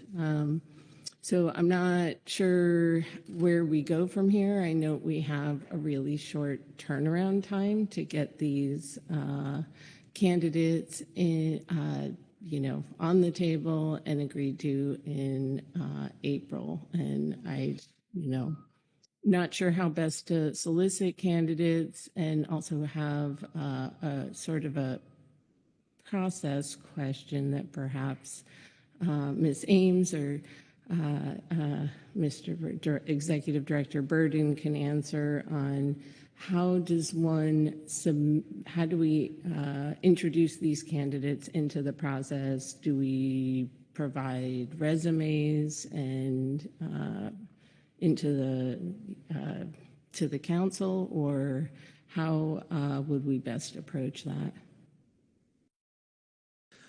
On the process question, let me turn to Executive Director Burden. Yeah, thanks for that question, Ms. Evanson. Let's see, I guess a couple of remarks. One is if you would like to continue populating this panel with people from agencies that are around this table, then the process would be that we would look to you to bring forward that name to the council. I think it is appropriate to expect that a resume that includes, a list of publications that are relevant and list of history of professional experience that is relevant would be a key part of that. If we're talking about people that are outside the agencies, the SSC made a couple of recommendations about names that had stood out to them. So our next step would be to reach out to those individuals to see if they are interested and available, and we would then bring similar information to you all to consider in April at that time. So I think that's answering your question, but let me know if you're after more. Thank you. I found that helpful. Sharon Kiefer. Thank you, Mr. Chairman. And in regard to the paragraph about peer review panelists, and my understanding is there might have been a bit of an oversight. And we would ask if it's possible to add Idaho in regards to the panelists may include representatives from the Council's SSC Salmon Committee, Alaska, Washington, Oregon, and or California Departments of Fish and Wildlife and Idaho Department of Fish and Game. Internally, we have not yet really, because we weren't on the list here, but certainly I'll be going back to have a conversation about whether the agency believes we would benefit the proficiencies that are laid out as the expectation for knowledge from the panelists, whether we can benefit that or not, and I'll be prepared to report back in April. Thank you. And in terms of doing this, I'm seeing, should look to the right also, but we have thumbs up on adding Idaho. Thank you, Sharon. Marcy Remco. Thank you, Mr. Chair. I'm thinking a bit about the draftor and the section describing the proposed panelists that appear to be from agencies, as we just discussed, but then this section regarding participation outside of the peer review panel to serve in an advisory capacity. I'm noting some ideas there in terms of participation, but I'm just trying to understand the format of how that advisory body, group, whatever it may be, interacts with the panelists. I asked too because I note that the SAS has indicated eagerness to take part in the peer review process and is available to offer advice, but I'm not quite clear the relationship between panelists and advisors. So maybe there's some greater thinking out there. Thank you.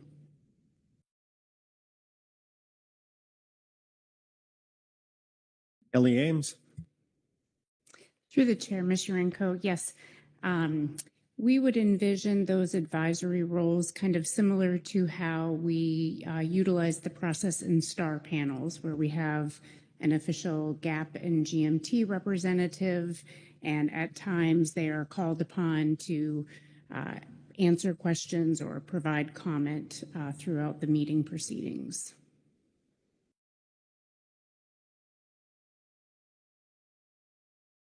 Okay. Does that answer your question, Marcy? Thank you, Mr. Chair. So somewhat, maybe just a follow-up. So SAS will not be offering a representative to the panelists then, but are able to participate in the activity of the process in this advisory capacity. Is that correct? Through the chair, Ms. Urenco, yes. Thank you. Jamie Dimon. Thank you, Chair. So I'm going to start off of this last conversation because then it seems like participation outside of the peer review panel. I mean, it specifically calls out groups, but then it also says general public, and it kind of seems like, well, if they're not actually part of the panel or have any special participation, then why not just say the public, like anybody can participate? Unless I'm missing something. I just, participation outside of the peer review panel, and then it lists all the departments, all the people who already have a potential seat on there, the advisory body panels, Indigenous representatives, and the general public, but they don't have a position as part of the panel, so they'd be there just if they want to. I don't know. Anyways, it seems weird. It struck me, this conversation about the peer review process, and makes me reflect on ground fish stock assessments. And when we get to STAR panels, half of the panel has to recuse themselves because they either themselves had some part in the assessment, or they directly oversee somebody, or it's somebody that they work with. Like, it's this kind of cycle. And so the idea of people explicitly outside, not that haven't participated in the Sacramento Fall Work Group or directly oversee or work with people who were on that already, piqued my interest. But then also recognizing, like, they then need to get some decent knowledge of this, of the geography, of the water flows, of all of these things. And I forgive my ignorance, but is that I guess to kind of Danny's point, maybe you might be the best person for this question. I'm sure there are work groups like this that happen for other river systems or other stocks. And so what does the composition of that look like? Is it people that do typically work within directly that river system or are already familiar with it? Or is it more broad and outside and independent? And I'm not sure if Danny's the right person or somebody else to answer that, but who typically, like, in a situation like this, who typically would sit on this type of panel? Sorry to put Danny, people on the spot. Thanks, Mr. Chair, and thank you for the question. I can try to answer some of it, recognizing I am not an expert, nor did I research this, but I have participated in some of these.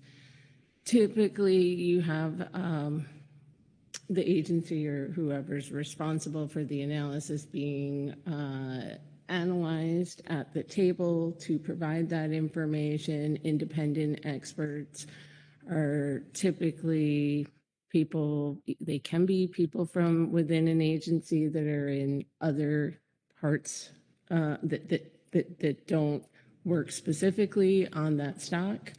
They can be technical experts from outside the area with special expertise on the types of analyses that were done and some familiarity with the stock itself. They can be university experts, and often there is a hybrid there. That's something that certainly can be looked into further in advance of April meeting. Thank you. I appreciate that. And then pointing out the comment Mr. Grelnick made about public comment public comment or remarks being incorporated into it somehow. There needing to be a way for that to actually be meaningfully incorporated. And maybe that's, I don't know if that's the record up until then of like the discussion and public comments that have been made previous, or just public comment at that panel specifically. But aside from getting to make public comment and it kind of going into a void, making sure that it is considered. Thank you.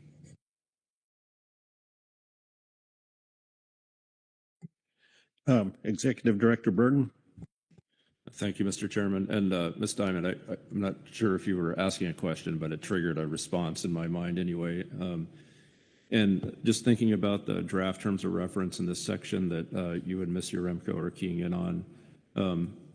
This is a draft, as we all know, and so we can flesh this out some more. But I think one of the things to keep in mind as we look at the delineation of government agencies, advisory body representatives, and then the participation of the public is that the first two are, we can think of them as aspects of the design of our peer review process. So these would be another way to think of them as like non-voting members. So they're to provide expertise and a conduit and connection to the council and our process and the representation. And that context can be helpful for the deliberation of that peer review panel. But perhaps those people don't have the same types or levels of qualification as the actual panelists, and so they would be thought of as non-voting members. And we would then, as a council, be specifying who those people are and paying for their travel and things of that nature. The public also plays a very important role in everything that we do, to your last point. And so they are important participants that are not on the panel, but not deliberate choices that this body would make to send to that panel. So they would provide input. We can take comments ahead of time and provide them as part of the materials of the panelists, but it's not a deliberate choice that this body makes. So maybe that helps with your thinking from earlier. Thank you.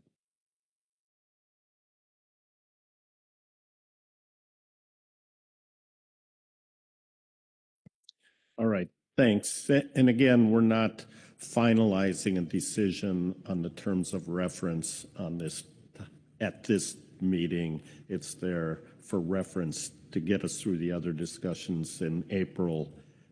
We'll finalize that. Marcia Remco. Thank you, Mr. Chair. Thank you for this discussion. It's been useful. But I did want to take a minute to follow up on the potential role of members of the SSE Salmon Subcommittee. We've heard some interest expressed from that group.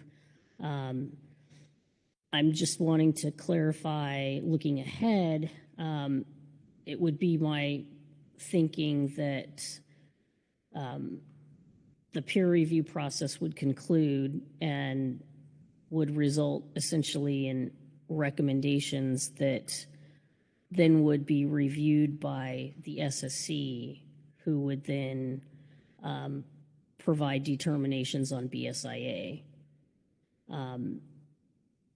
Given that, is there perhaps a conflict with membership on the SSC and then serving as a voting member of the peer review panel?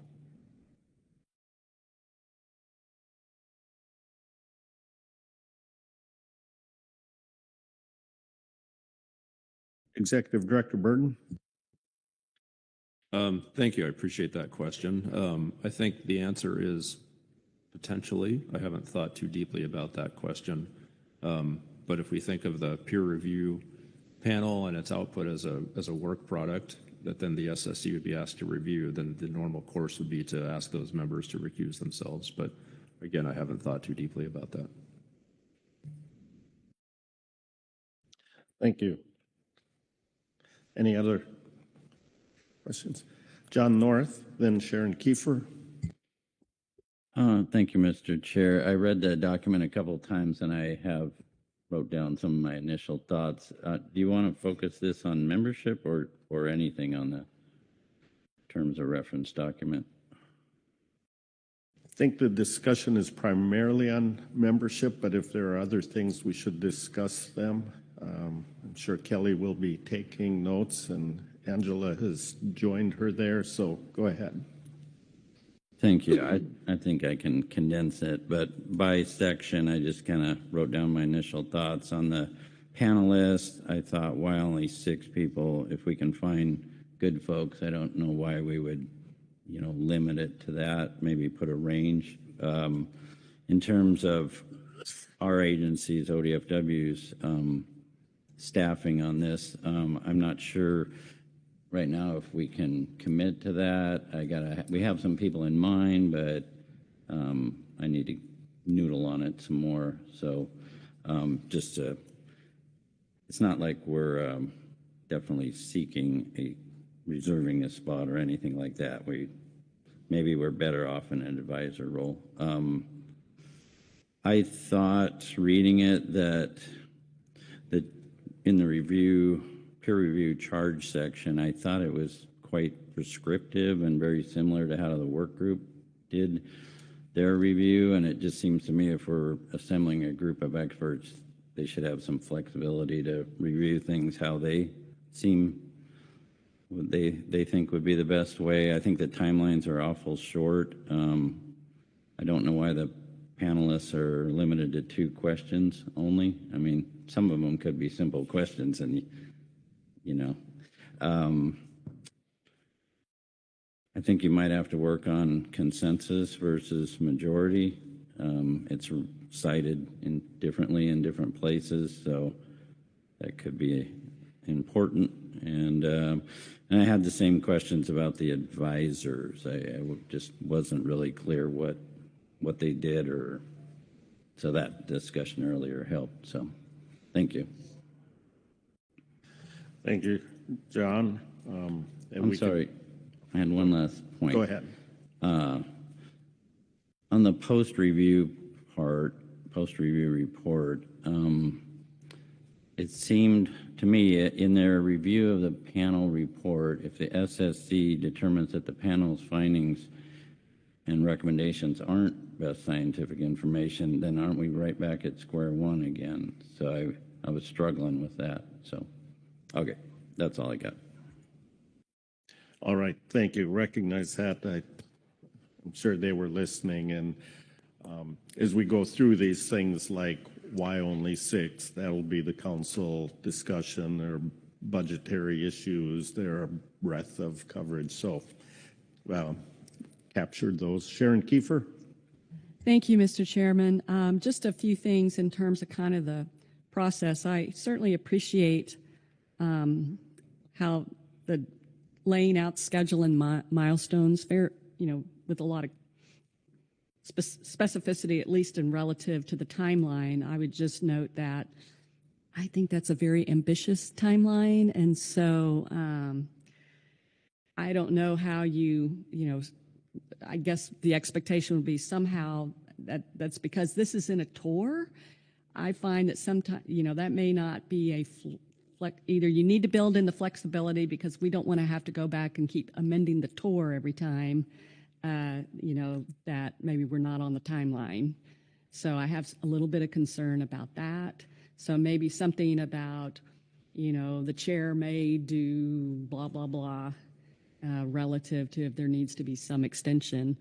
That also gets to, I really don't see a process for the chair because it looks like questions are being submitted to the chair before the group has met.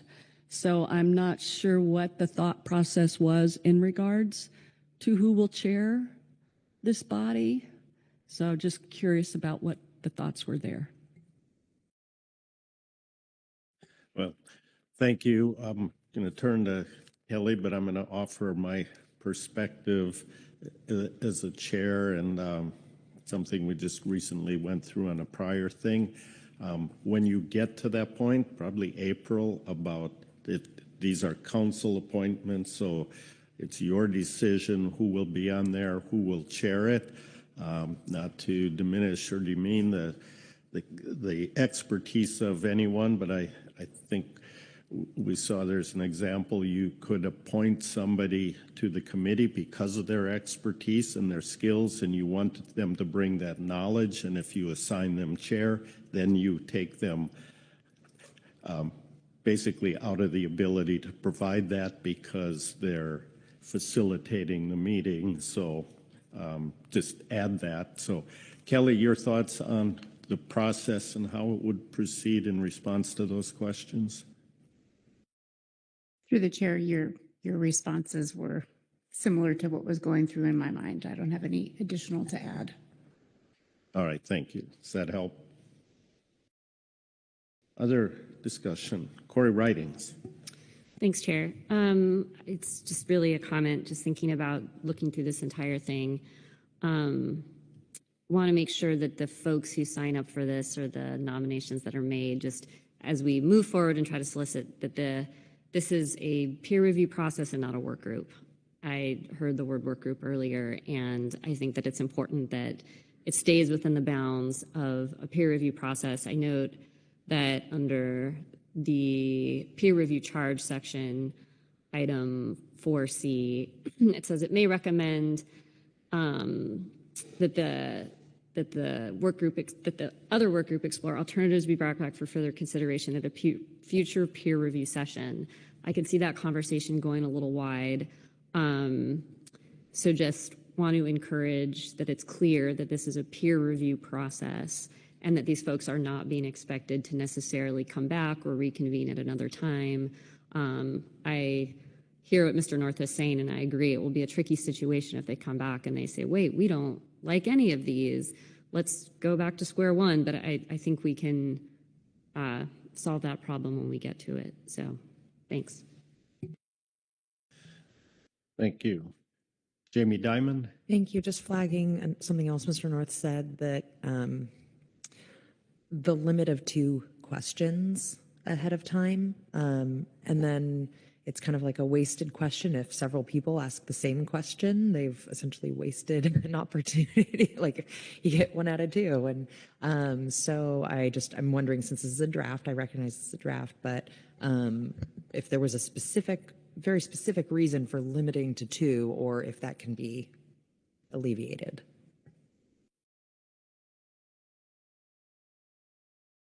Kelly or Angela? Yeah, thank you, Mrs. Diamond. This was in developing the draft terms of reference. I spent a lot of time kind of looking at the Canadian Science Advisory Subpanel process and how they structure their peer reviews. And something that has happened in the past during those processes is the panelists send their questions ahead of time. The chair kind of looks at them, makes sure there's not duplicates, and then sends that list of questions to the presenters. And that's a way to almost get ahead of questions so that the people that are presenting to the peer review panel know what questions are coming. And it's a way to spend the time a little bit more effectively. So that was the intention there. That's not to say that once the panel convenes, they're only limited to 2 questions. I mean, that would definitely not be a productive use of time at all. It's just, getting ahead of the questions, and so that there can be, any presentation material developed can address what may be a similar question across panelists. Okay, thanks. Thank you. Other discussion? Ryan Wolf. Just briefly, just to note, we may have some agency representatives or even recently retired ones that might be of interest for the panels. We'll do a little work between now and April and may have some names for the council to also consider. Thanks. Thank you. Heather Hall. Thank you. Just offer a similar comment for Washington, just exploring that potential for WDFW to engage. All right, thank you. Anything else?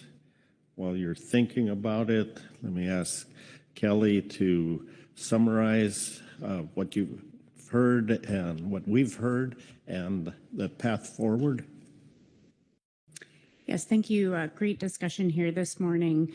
You gave us some really detailed and good feedback kind of on the peer review panel composition, considerations for the role of the chair and the advisors, timelines and the review process, and we will take into account all of the good discussion here today in preparing materials for the April council meeting, where you'll be scheduled to adopt the final terms of reference and make your appointments. All right, thank you. Any other questions or discussion on this agenda item? And not seeing any then, we'll close that. Thank you all for that good work.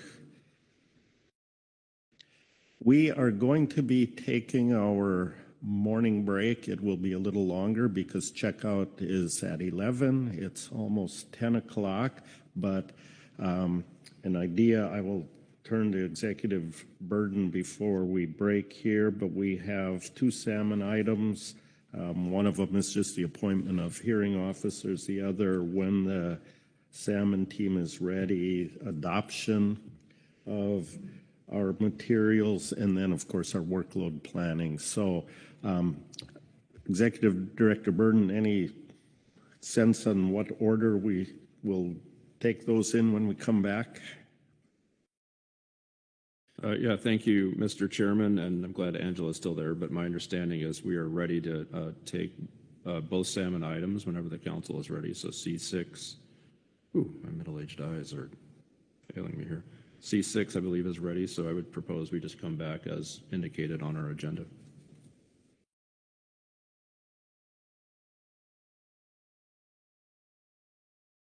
All right, let's be back here at 10:20, and we will continue with Salmon items. Thank you.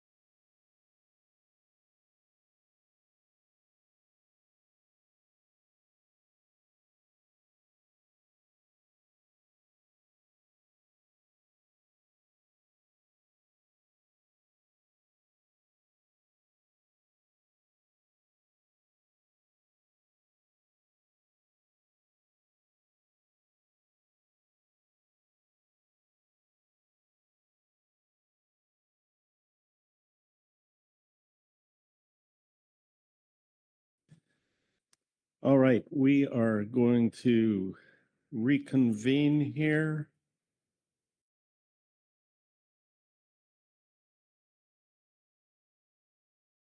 Make sure everybody is back. And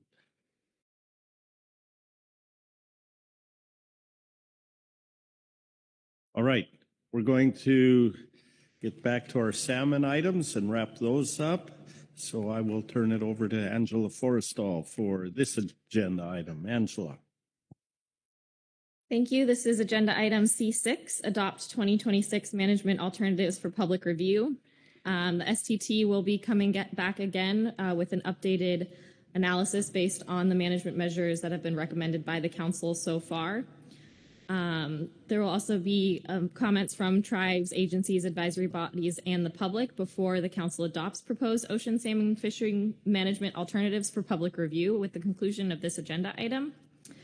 And if there is a need for implementation of any measures by emergency rule, the council should clearly note that, and that should be consistent with the council's and National Marine Fisheries Service emergency criteria, which were included as attachments to one of your prior agenda items. So you do have a report from the CRITFIC as well as the STT and the Colville tribes. There's no individual signed up for public comment. The council tasks are to adopt the proposed 2026 ocean salmon fishery management alternatives for public review, and if necessary, to identify and justify alternatives that would require implementation by emergency rule.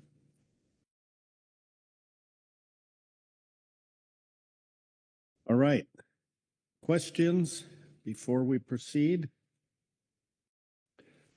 Seeing no questions, then we will go to our management reports first. There's first I'll turn to David Soames.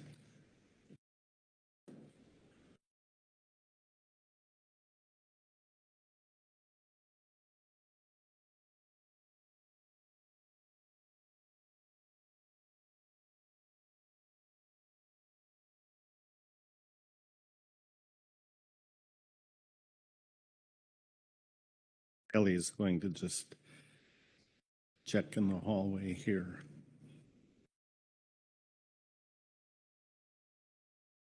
And Susan, can you confirm Sheila is virtual in the general counsel seat?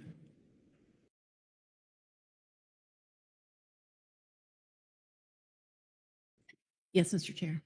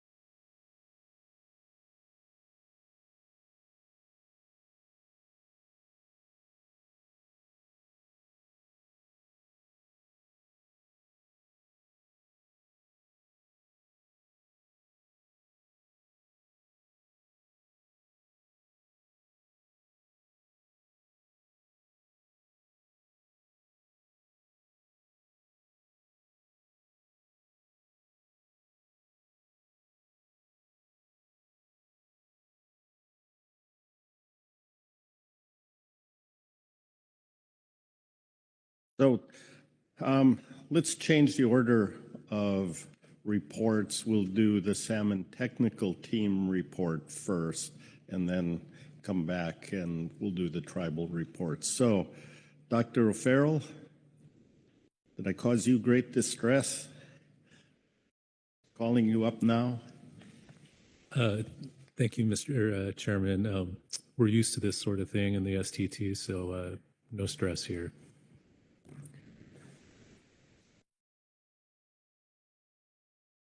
Okay. I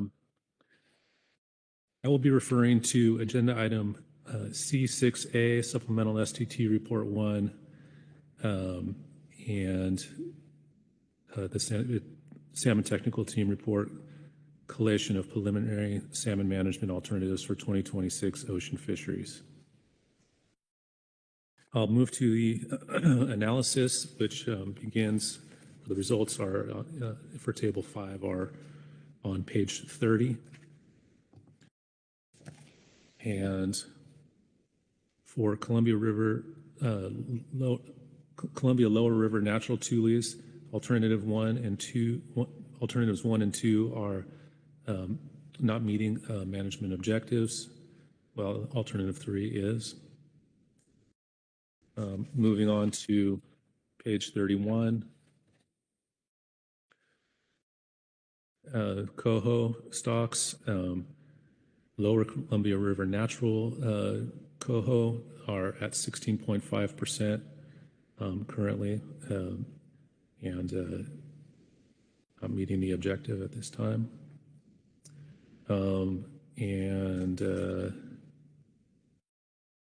There will still be some work to do here in shaping that will be occurring going into the next council meeting for these stocks that are at current time bolded. Let's see what else we have here.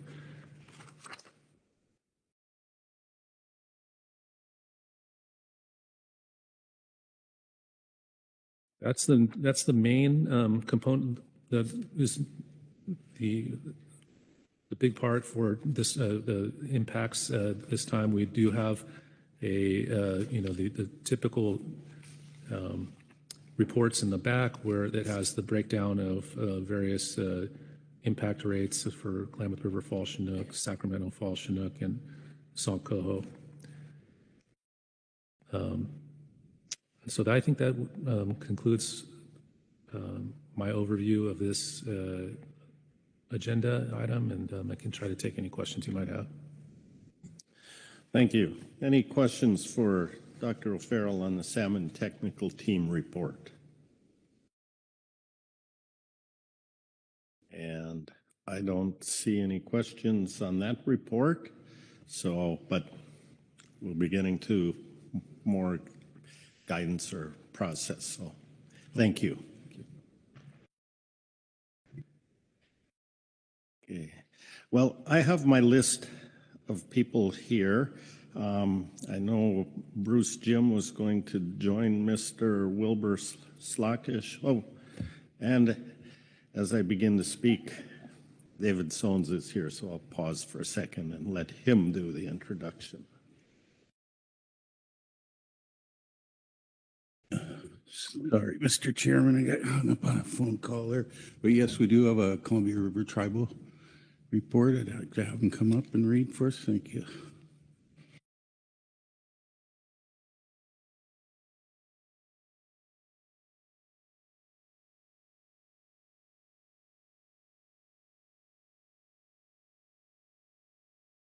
Morning, gentlemen. Good morning.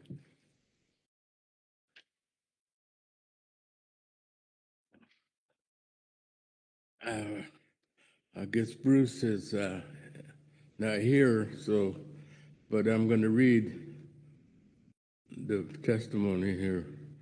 Good day, members of council. My name is, I'm not Bruce Jim, but I'm Wilbur Slockish Jr. And Bruce is probably checking out. I am here, I'm from the Yakima Nation, where our commissioner is with the Columbia River Intertribal Fish Commission. I am here to provide testimony on behalf of the 4 Columbia River Treaty Tribes, the Yakima Nation, Warm Springs, Umatilla, and Nez Perce tribes. Our 4 tribal nations are formed by 21 bands, tribes, and bands. Our ceded lands are over 66,000 square miles, which is more than 25% of the entire Columbia Basin, and most of the area is still accessible to salmon. Our tribes have an enormous responsibility to care for the salmon inhabiting our lands. We need the non-Indian citizens of the United States to help care for our fish. We have been tracking the impacts on Columbia River stocks associated with the ocean fishery options, and they appear to meet the minimum requirements of the U.S. v. Oregon Management Agreement. We still have our long-standing concerns with the impacts of Mark's electric fisheries, as well as the risk that runs may come in less than forecast, which could lead to ocean fisheries having higher impacts on our fish than planned. The need for conservative management remain. The challenges of planning fisheries under the current status of fish populations is difficult enough, but it could become more difficult. We want to point out some of the risks for the future. River conditions in the Columbia have been worsening. Water temperatures are increasing. Last fall, in late August and early September, we saw river temperatures that were some of the highest on record. Temperatures in the fish ladders were especially warm, which resulted in delayed passage and poor survival of many fall Chinook and coho stocks, including the ESA-listed Snake River fall Chinook. We will carry the burden for the lower escapement this year with adverse effects to our future fisheries. These warmer conditions also resulted in excessive vegetation growth, which, beside making fishing conditions difficult for our fishers, provides cover for the non-native fish that prey on our salmon. Increasing water temperature caused by climate change are aggravated by the growth of data centers that use enormous quantities of water. The data centers also disrupt the electrical grid, which also affects the hydro system management. It will be much more difficult to operate this hydro system in ways that benefit fish with the enormous electrical demand from these data centers. These data centers appear to only provide benefits to a billionaire class and don't benefit people who work for a living at all. The data centers are coming at the expense of our sacred first foods. Besides the warming water, we have high levels of sedimentation in the reservoirs, especially around river mouths. This sedimentation produces shallow water areas that both contribute to warming but also provide many areas for avian and non-native fish predators to attack our smokes, as well as impeding adult entry into the tributaries. When fishermen catch non-native fish, they should be required to kill them right away. Catch and release derbies for non-native fish should be eliminated. These fisheries are bad for salmon. This year's lack of snowpack in the Columbia Basin will almost certainly have negative impacts on our fish. Coho and many other fish depend on summer flows in the tributaries before they outmigrated. Without melting snow, summer flows are much lower and warmer. If we want to improve our fisheries for both our children and grandchildren, as well as all future people, we need to redouble our efforts to deal with these things that are impacting our fish. We cannot afford to fail our fish, or we will fail our future. That concludes the statement. But I listened to the planned fishing effects on on because of the climate change and changing ocean conditions. Listening to that report made me think, they must have given up on the salmon, and they're going to concentrate on the tuna and the halibut and cod and lingcod and the other one, the hake, and the other fish that are in there. I myself have never given up on these salmon. They have been strong as we once were strong.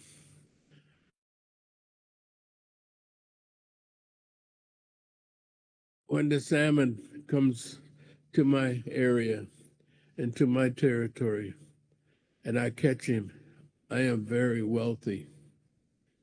I am wealthy here and with my plate. I am also healthy because these salmon were designed for our bodies to have all the nutrients that we needed. We didn't need vitamins, go to a drugstore and get a bottle. All of our foods provided the nutrients necessary for our well-being and our health. It seems to me that it's always been the health of the wallet. That's the wrong attitude to have. These fish were placed here by our Creator for our use and benefit as long as we took care of them. We have taken care of them to the best of our ability. We have created no mining operations, no large farming operation that produce pesticides and fertilizers and other chemicals that leach into the river. We didn't build nuclear power plants that use the water and put it back into, same as the data centers do, use excessive amounts of water to cool their rods. There's also I don't know if it's coal, but it uses a lot of water to generate steam in Goldendale. I drive by there and I see that large plume of steam coming up. So, to me,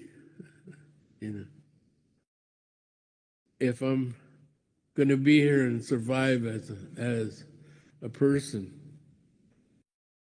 the original inhabitant, I got to have my fish. And when I go in places and I don't bring any with me, I find a Pacific salmon place that has it. So it's part of my daily diet. I eat it dried, I eat it smoked, and I eat it canned and fresh. That's how much it means to my people, for my health, of my future. And without these salmon in the river doing their job, they've been programmed for hatcheries, cement ponds.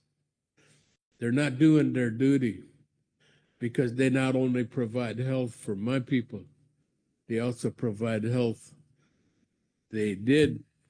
That was their role, to provide health for the land. When the Euros got here, the green grasses in my area, I can only talk about my area because that's what I know, the story of it and how I lived it and survived in it. The grasses were green. The trees were large. The bears were plentiful. The cougars, the wolf, the elk, and the deer, because the grasses that they consumed from those nutrients that those animals would provide and spread out into the forest. So they've been disrupted from their job that the Creator gave them. That was their role.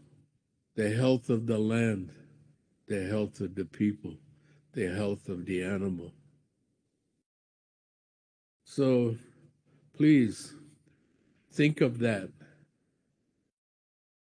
What I say to you today.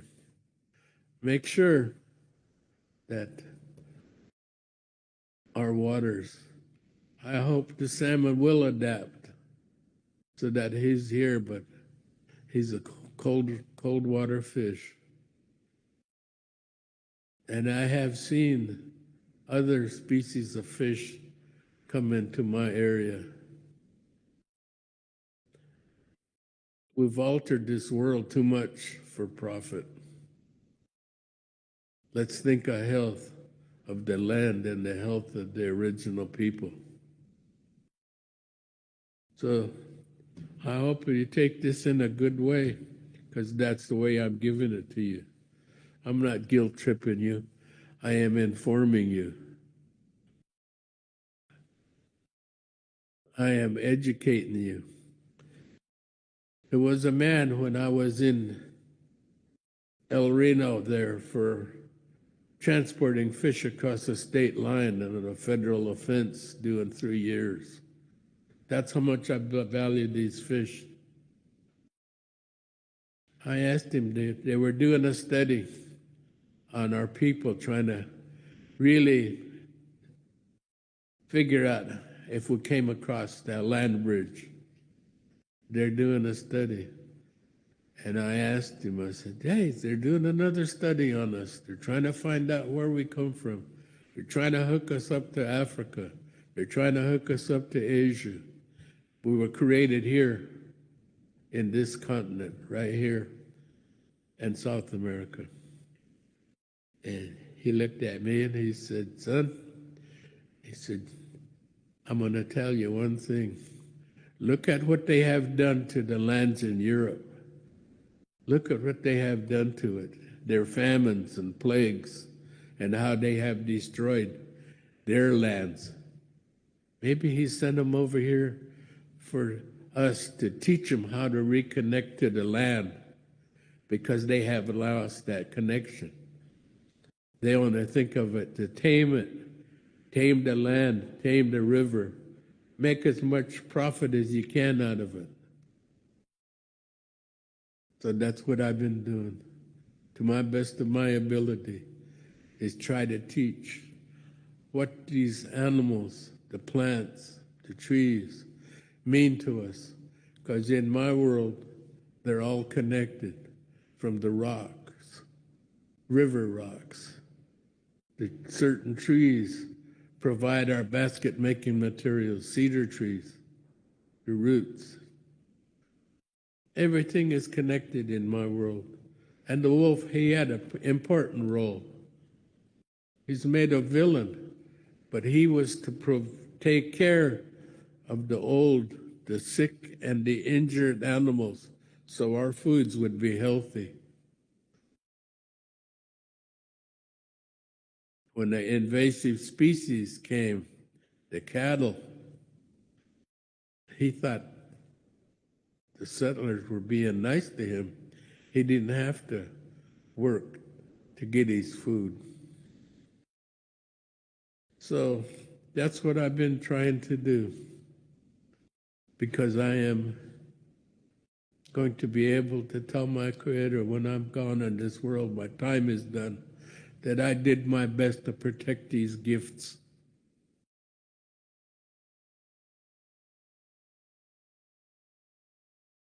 Because they don't belong to me, they belong to the future children. This society right now, in my eyes, is now. Science will fix it. Science hasn't done its job. So this much I say to you today, and I hope you understand. I'm not being mean, but I'm being educational. Because that is one of the things there that we were taught. Watch your words, because they'll come back at you. So this much I say today, and thank you for listening. Take it in a good way. That's all. Thank you, Wilbur. Did your partner up there with you have something to say? Okay. Are there any questions? Butch Smith, then David Soames. Thank you, Wilbur, for your testimony today. And I never see the truth as mean words. It's the truth no matter what it is. But I do have a question, and it's been brought to my attention also, and I'm glad you brought it up today. But I understand the AI or data collecting world has effectively changed a lot and might or might not be responsible for warming the water and creating that moss that you are encountering up there. And it appears that, you know, they're kind of last people on the block or the newest people on the block, why your community and my communities had to sit on the beach for long periods of time in the name of salmon recovery. I would hope, I don't know a lot of these things, but I would hope that NOAA Fisheries is paying attention to the warming of the water that's supposed to be going on with the they use the water to cool their stuff down, but it comes to the back into the river warm. I don't know what the tolerances are, but if they have an adverse effect on ESA listed salmon or the recovery of, I hope those agencies are paying attention. I don't think we need 25 years of studies to know what we already know. And maybe if we could have done some of those water issues a little other in other places of the country, we might sooner and reacted to them sooner. We might not be in some of the positions that we're in. And I thank you for bringing that forward. And I don't know exactly where to go and what agencies have what, but I know the longer that it goes on, the more they get entrenched and the more damage that can be done to the salmon. So I hope everybody concerned is paying close attention, because we don't want to let it go for 10 years and have another 25 years of studies to let us know that they wiped out a run of salmon. So I appreciate you bringing that to the table today and letting us know. Thank you. David Soames? Yeah, my question is a lot on the same lines. So they are starting to develop these data centers. Is it so it's the warm water they use, or the water they use to cool the system, and then are they demanding much more electricity in order for them to operate also, that could be contributing to the demise of our salmon resources? These things aren't going to go away, and they're going to get bigger. We need to start pressuring them now to take our resources into consideration before they just blow up the Columbia. I mean, this is why the aluminum factories built themselves along the Columbia River, because the water source was there and the power source was there, and that's just didn't help our fish at all. So I'm really concerned and glad you have brought this up, and I'm not quite clear on what the impacts are across the board for these new technology. Yeah, well, you know, our science, there was millions of them when we were in control of them.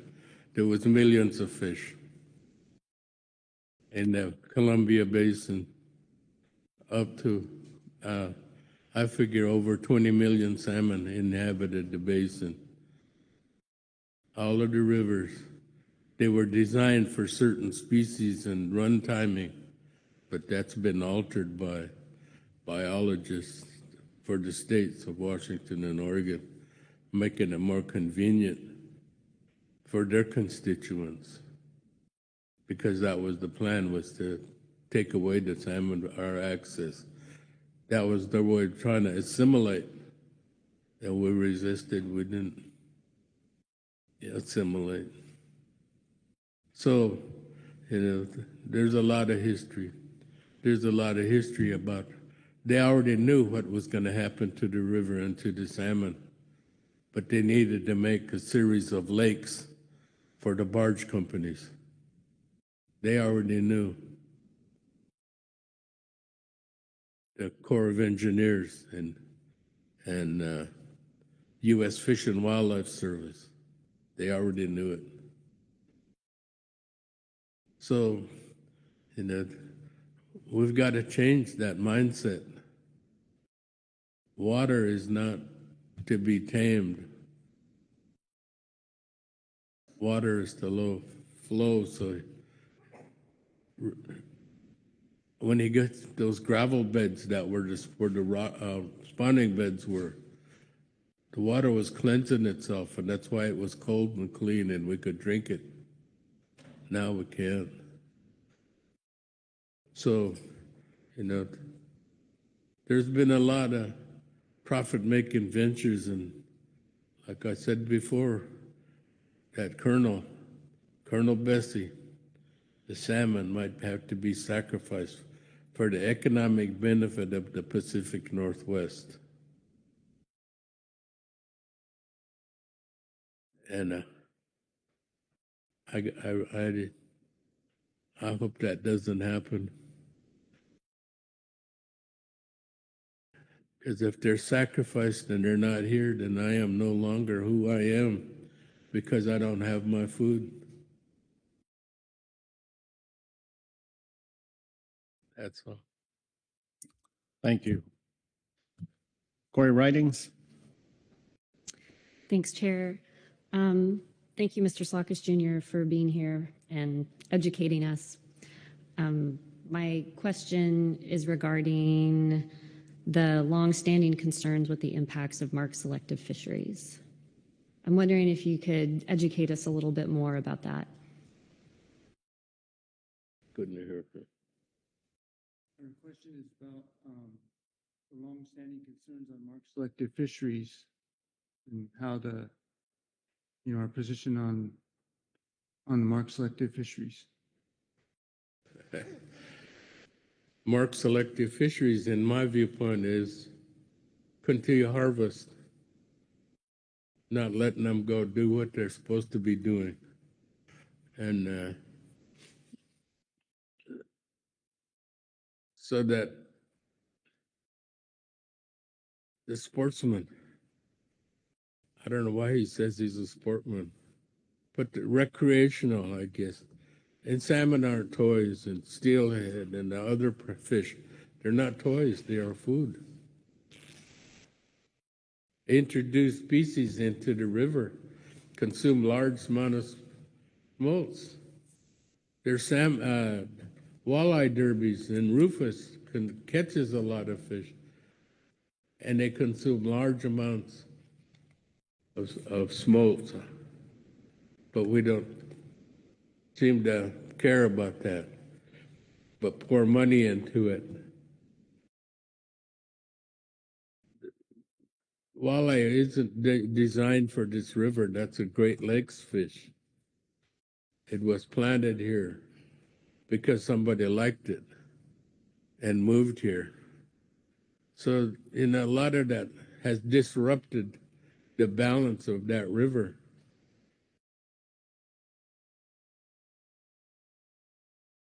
And it's going to take a long time to restore that balance. But time is running out for the salmon.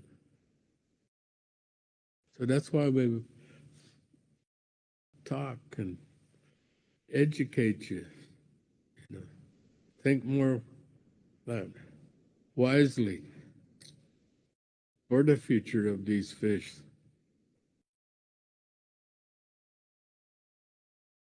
And not use that as a means of in it, because that word conservation, to me, it is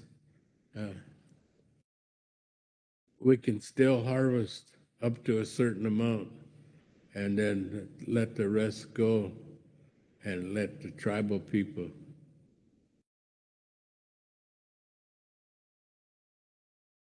get the leftovers. So, and that's the way we need to let them do what they're designed to do. They're not designed for hatcheries. They're designed for the river. The tributaries, the headwaters, those need restoring so that they can do what their job is to, as the Creator assigned them. They all have a role in our life. They all do things for us. Our deer provide us with clothing, food, tools, shelter. Same with the elk. The roots provide us with the rest of the nutrients that our bodies need. The berries, they come last because to us, that's a sign of our Mother Earth is getting ready to relax and renew her body. That's what these foods mean in our teachings from my people in my area.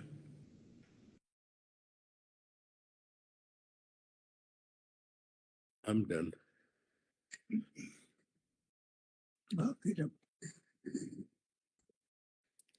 And I want to thank the Commission for,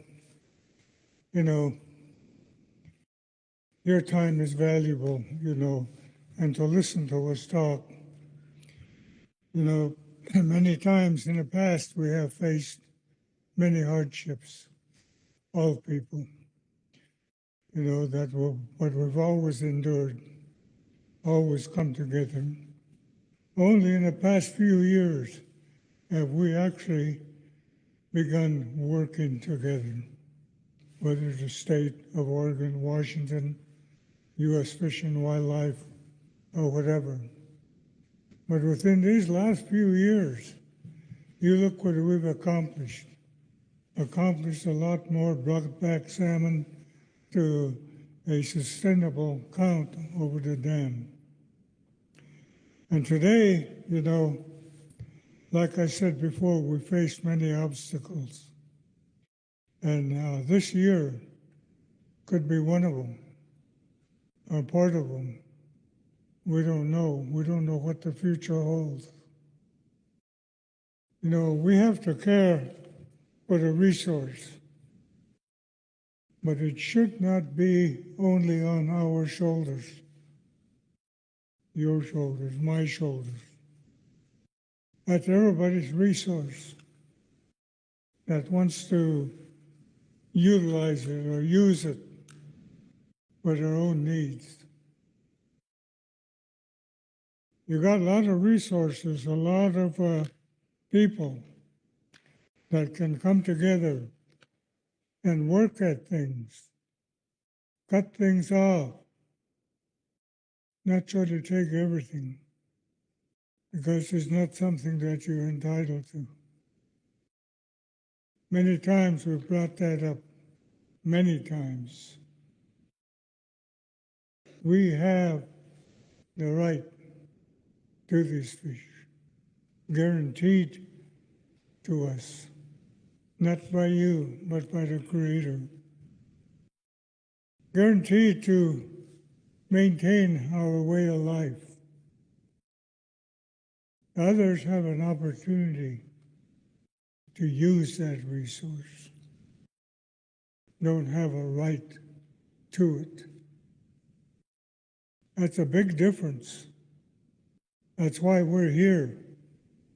That's why we stand before you guys, to maintain that, whether you like those kind of words or not. It's something that's there, guaranteed by the Constitution, guaranteed by the treaties of the 4 tribes.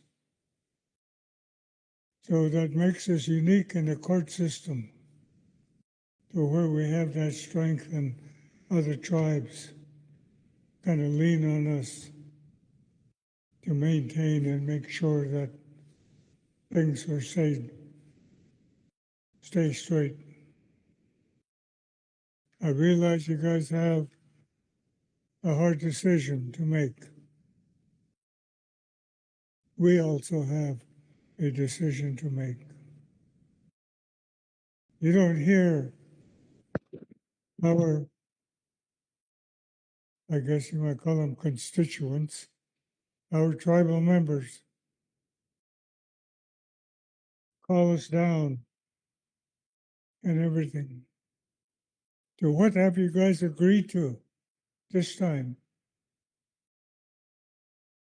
Well, I was telling them we never agreed to nothing. We only told what needed to be said. You know, like I said, we've endured many things. We've never had anything on fishermen's help from the government when the fishing was bad.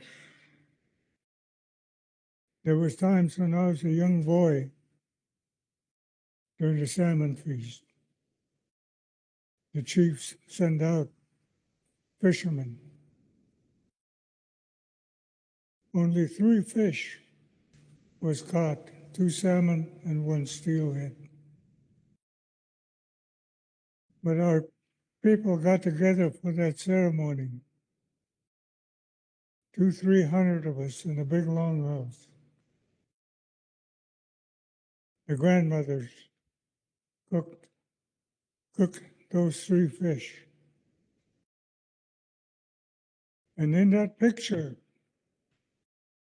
that's on the wall in Quitvic office,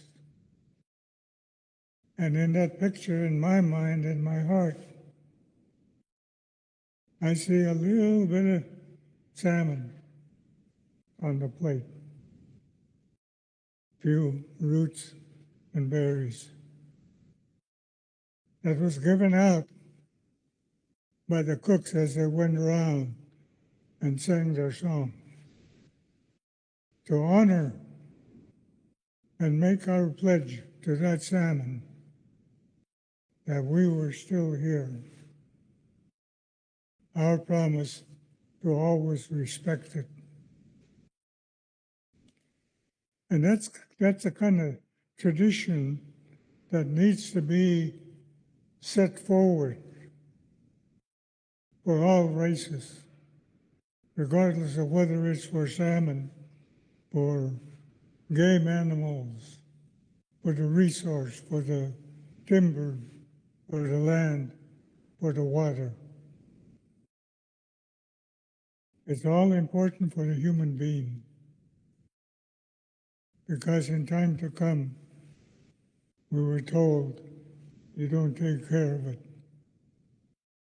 it's going to be taken away from you.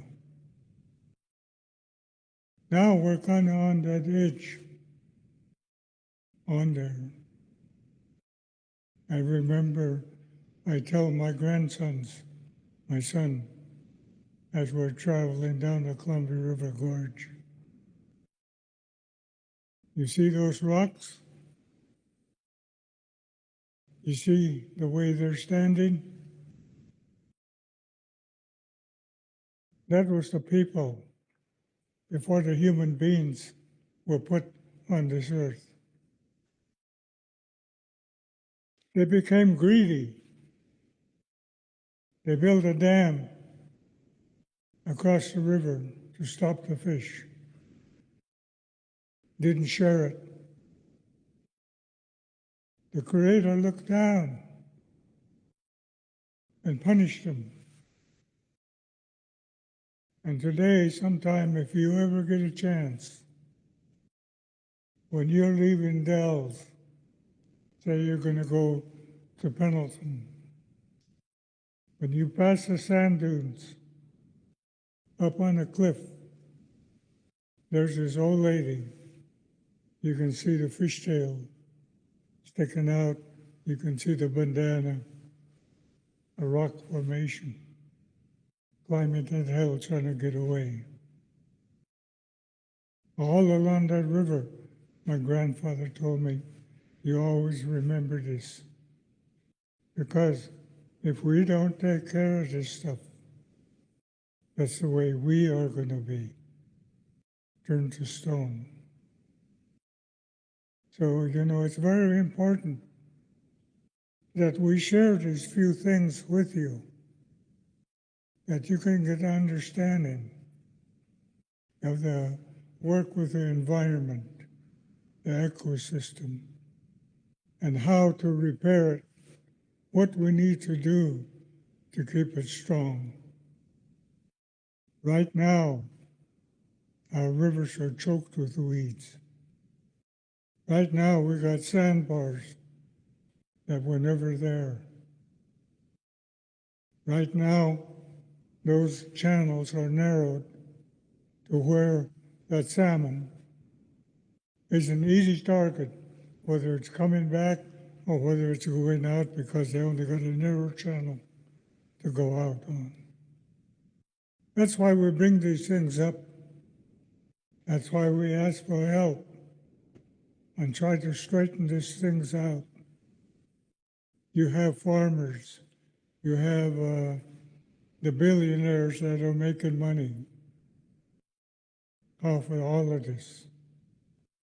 I think it's about time, not only you guys, but the tribes, get them to start helping in what they've caused.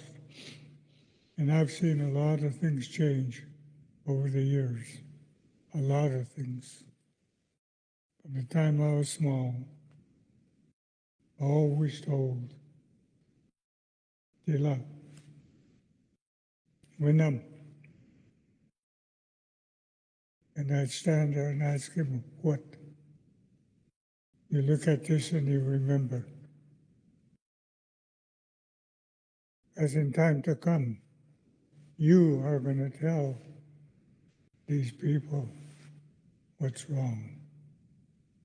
So I'm glad that you have taken time to listen to us and listen to what we have to say.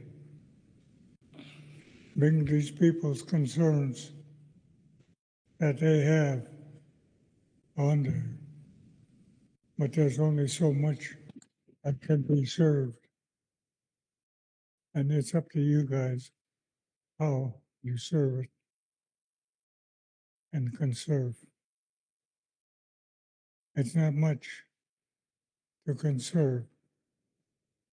You know, we've been conserving for over 250 years now, but we're still here. And I think that as long as we have this voice, we will always be here. I want to thank you guys for at least listening to it. Thank you. And John North, did you raise your hand earlier? I did. Thank you, Chair. I'll try and make it quick. The letter, I appreciate it, and it covered a lot of good things and concerns, and the one that was on there that's dear to me is the excessive vegetation growth. And I was going to speak generally, but Bruce hit my point exactly, which is that Eurasian milfoil is a sneaky plant because it slows the current. It's everywhere throughout the Columbia now. It's exploded, and it slows the current and traps the sediment, and then it reaches out a little farther the next year. And I've seen it now, and it just keeps, and it does exactly what you said, Bruce, is you end up with these narrow channels and then heavy, heavy weeds on both sides. And I don't really know the ramifications, but I'm pretty nervous about it. It's everywhere. You can't even run a skiff through it. So thank you. Thank you. Well, I want to thank you, gentlemen, for coming up here again. We appreciate the words you have for us, and thank you. Maybe next time we'll try to have some pictures showing the area that is encompassed in all the hatcheries. I know he's got some, but it would show the amount of salmon from the 4 tribes plus northern tribes of the salmon that they release, going out to like 200 and some million, but only receiving back 120,000. So you see what we're looking at when we start talking about the 50% issue on where it's at. And then what the federal judge says is that entitlement to 50% that is destined, the fish that are destined to pass through Indian country. And I've always told them, does that include the 2 million that are caught in the ocean? Does that count the 20,000, 120,000 on that? So we have a lot of interpretation, in our mind on what we need to set our younger children, our younger generation on that road before they start talking about different other things and trying to interpret what that means. And I tell them, and Wilbur tells them, that it is how we interpret it, how we understand it, how our elders understood it. We weren't well versed in English until we were forced to go to school. That was beginning of a new era. But now we have scientists, we have biologists, we have organizations, we have got a lab. Yeah. It just we've progressed so much. Our own scientific institutions that everybody comes, instead of Oregon, Washington, Idaho, come try for help on doing scientific things and checking data or whatever you call it. And that's why I say we progressed a long ways. But we've also maintained our traditional knowledge, our traditional science that goes back 10, 20,000 years ago. So again, I know I'm get carried away talking, but again, just want to thank you guys for listening to us, and we'll probably see you guys next month. Thank you. Yes, April will be in Portland, I guess on the banks of the Willamette, but the Columbia River is right there. So hopefully people will get a chance to get out and see that resource. So thank you. Next time, have breakfast.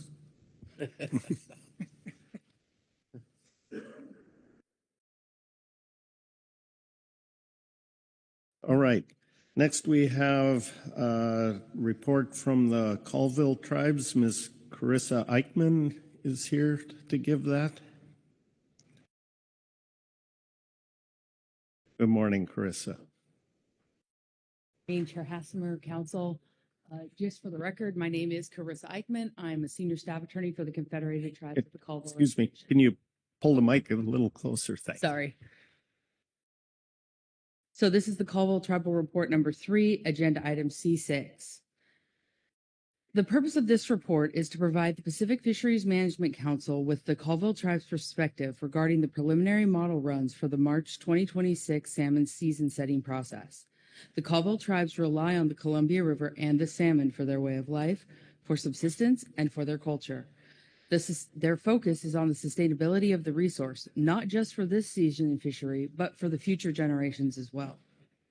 The federal courts, including the Ninth Circuit, have affirmed multiple times that they have federally recognized and protected rights in the fisheries managed by this body. They will continue to participate as a tribe with federally recognized and protected rights and will continue to push for the resource, not just for this year, but for its sustainability into the future. The 2026 preseason forecast for Upper Columbia River summer Chinook is 41,000 fish, which falls between the 2025 forecast of 38,000 and the actual of 43,642. Given the forecast, we anticipate another difficult year in terms of implementing terminal fisheries and collecting broodstock for integrated hatchery programs. In 2025, the Colville tribal members had a harvest of approximately 1,700 summer Chinook, which was approximately one fish harvested for every 5 Colville tribal members. Clearly, that level of harvest does not meet the needs of the Colville tribes. If we continue to follow the PFMC allocations and the CTCR harvest agreement with the state of Washington, we could have harvested another 1,500 summer Chinook, but we did not harvest those fish. We used it to pursue seine to collect fish for brood at the hatchery and allowed the rest of the fish in the river to escape for spawning or return to the hatchery ladder. I showed in our report from agenda item C4 on March 7th, the spawn escapement of natural origin Chinook to Okanagan River was a 25-year low in 2025. We appreciated WDFW's efforts to help protect the spawning escapement in the Okanagan by restricting fisheries in that terminal area in 2025. With a similarly low run size in 2026, we anticipate similar challenges. Preliminary model runs from March 6th and 7th show impacts to UCR summer Chinook that are unacceptable to the Colville tribes. For this reason and the reasons stated above, we cannot support the proposed ocean fishing alternatives outlined during this March PFMC meetings. The Colville tribes appreciate the opportunity to share our perspective with the PFMC and look forward to working with you and your advisory bodies and committees in April to find solutions that meet the needs of the fishermen and the salmon. Thank you. Thank you. Are there any questions for Ms. Eichmann on the Colville Tribal Report? And Kyle Addix. Thank you, Mr. Chair. And again, no questions, Ms. Eichmann. Just wanted to thank you. I know you're the last one standing on day 5, but you and Cindy and Casey for being here all week and coming to the council to testify and for being on our delegation meetings each morning, and look forward to continuing the conversations between now and into April. Thank you. Thank you. Other questions? Corey Ridings. Thanks, Chair. Thanks, Ms. Eichmann. My question is regarding the last part of your letter and your report talking about we cannot support the proposed ocean fishing alternatives outlined during the March PFMC meetings. So I'm wondering if you can elaborate a little bit more, if there are certain things that you would like to have seen done differently, or certain numbers, or are you planning to come back with additional proposals for April? Just digging in a little bit more on that. So as we outlined on the 7th, the numbers overall make everything look like it's fine. But then when you start looking at the individual populations, such as in the Okanagan River or further upstream at the terminus, the numbers actually don't balance out. And so what we're hoping is to come back in April and help with providing additional information on what those should look like. We don't want to overstep into the state or other areas' authorities, but at the same time, typically at the end of these, we can at least look at a proposal and say, yes, we think this alternative is something that's manageable. And at this time, we're not in a position to say that. Thank you. Any other questions? Rebecca Lent. Thank you, Chair, and thank you, Ms. Eichmann, for the testimony, which is so interesting to read. I have a couple of questions. First of all, do I understand correctly that under the guidance provided by the council, you could have nearly doubled your Chinook harvest, but you decided not to? And can you also tell me a little bit about what it's like when you have one fish for every tribal member? Thank you. So in some years, it's very constrained fishing. Last year, the choice was made that they needed to make brood. And like with most of the other areas on the river, they just didn't have the numbers for that. And so they made the decision to prioritize that as opposed to individual fishing numbers. As far as, I'm sorry, what was the second part? I lost it. Thank you. I'm just wondering, when you have one fish for every 5 members, how do you allocate that? What does that mean? Thank you. So typically what happens is in the very constrained years, the tribes may work with WDFW to actually close a fishery. That's happened a couple times in the last decade since I started working for the Colville tribes. In some years, they have a lottery, and so only specific people can actually go out and fish. In the years that it's closed, it may be only for ceremonial purposes. So several years ago, during the salmon ceremony, first salmon ceremony that they hold in Brewster every year, they try and catch several fish to then share with the community. That year, they actually pre-caught the fish so that they could be guaranteed to have one. And so then it was one fish for roughly the 150, 200 people that were at that event. And then they were using the extras from the lockers, et cetera, to fill that in. And so that's usually what it looks like, is they have to adjust their ceremonies, they have to adjust their community events, they have to adjust availability based on the priorities that are set by the Colville Business Council. Thank you. Other questions? Looking around carefully. No questions. Thank you very much for being here this week. That completes our reports and takes us to public comment. We have one sign up. Adrian Tuhoy. Great. Can you hear me? Yes. Yes. Go ahead. Wonderful. Thank you. Well, council members, thank you so much for your time. And I just want to say the testimony this morning has just been so moving. Just want to thank everybody who's been speaking here. But today I'm urging the PFMC to adopt formal positions and fisheries management alternatives that let our salmon come home to the ecosystems, watersheds, and communities that depend on them. First off, within the management region of the PFMC, I urge you to consider fisheries management alternatives that reduce pressure on threatened lower Columbia River Chinook and mixed stock ocean fisheries off the coast of Washington and Oregon. Over the last decade, we've observed the functional extirpation of Chinook populations in Mill Creek, Abernathy Creek, and Germany Creek in Washington, as well as extirpations in the Clatskanie River and Scappoose Creek in Oregon. During these extinction events, ocean-based fisheries indiscriminately harvested and incidentally killed up to 57% of the total potential returning adult population, averaging approximately 38% annually, based on Pacific Salmon Commission data. Ocean harvest rates like this are completely unsustainable in the presence of threatened populations that are less productive. Undoubtedly, reckless ocean-based salmon management contributed to the extirpation of these 5 Chinook populations in the Lower Columbia. Now, in other tributaries of the Lower Columbia, Chinook populations remain on the edge of extinction, with annual escapement trending downwards, including populations in Youngs Bay, Big Creek, Grays River, Chinook River, Elokaman River, and Skamakawe Creek. Ultimately, too few salmon are reaching the spawning grounds to support the recovery of local populations.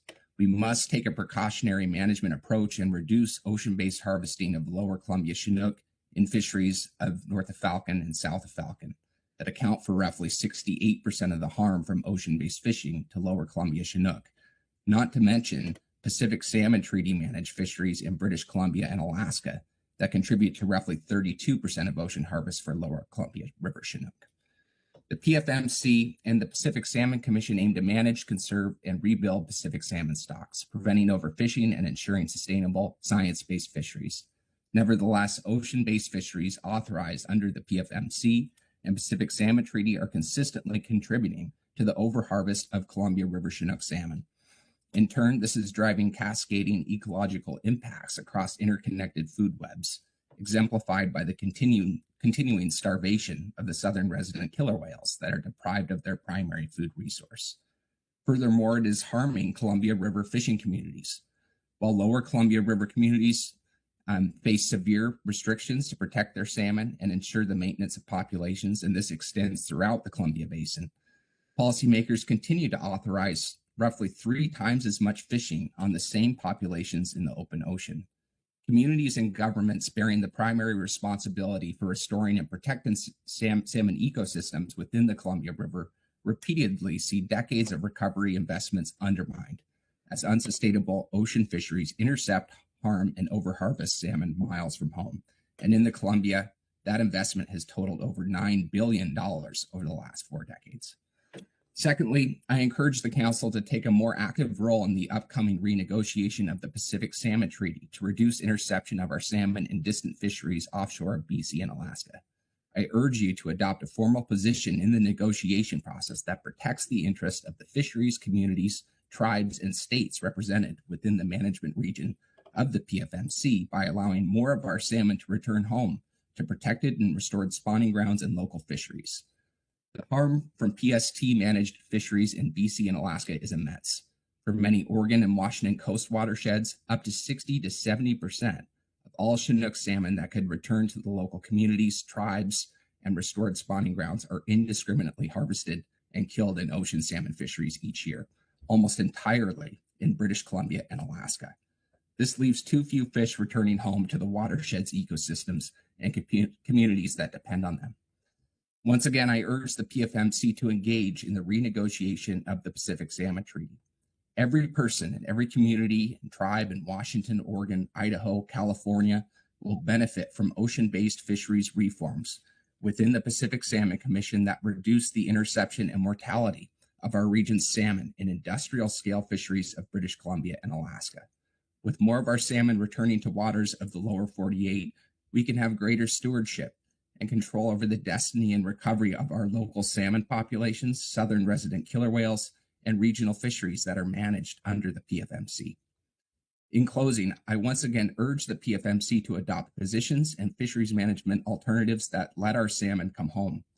The recovery of our local salmon, orca whales, fisheries, and economies depends on this science-based management transition towards river-based, selective, sustainable fisheries that occur in closer proximity to the rivers where salmon originate and return.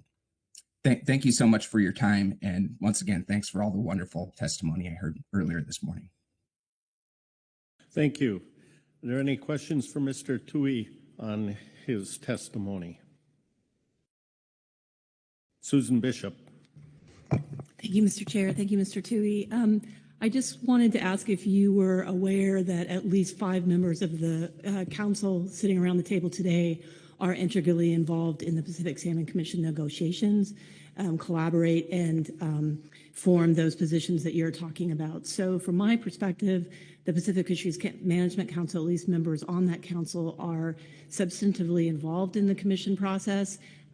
There are report outs, as you probably heard on the first day of the council membership here, and the work that we do here is very much integral to that process. So I just wanted to assure you that that work is ongoing, given the concerns that you raised today. Thank you. Thank you, Well, Susan. thank you. Did you want to respond, Adrian?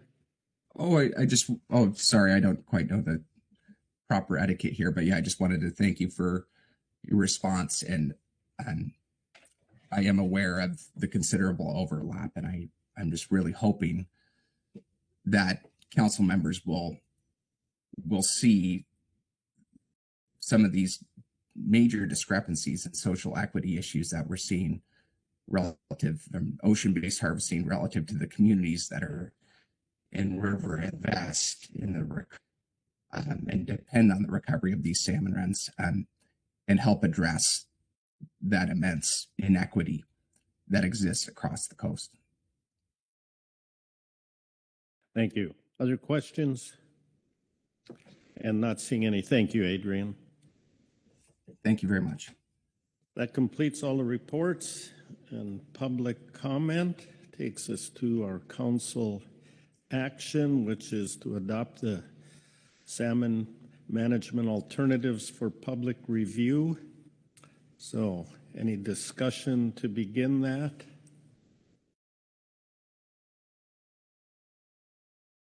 If anybody wants to raise their hand here.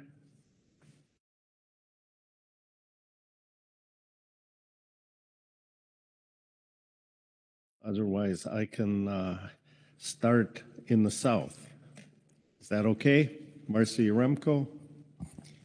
Sure. Thank you, Mr. Chair. If it's all right with you, I'll proceed with a motion and then speak with. Thank you. I move to adopt for STT collation, analysis, and public review the salmon management measures for the 2026 non-Indian commercial and recreational ocean fisheries in the area from the Oregon-California border to the U.S.-Mexico border, as presented in Agenda Item E7A, Supplemental STT Report 1, dated March 9th, 2026, including the commercial and recreational requirements, definitions, restrictions, and exceptions.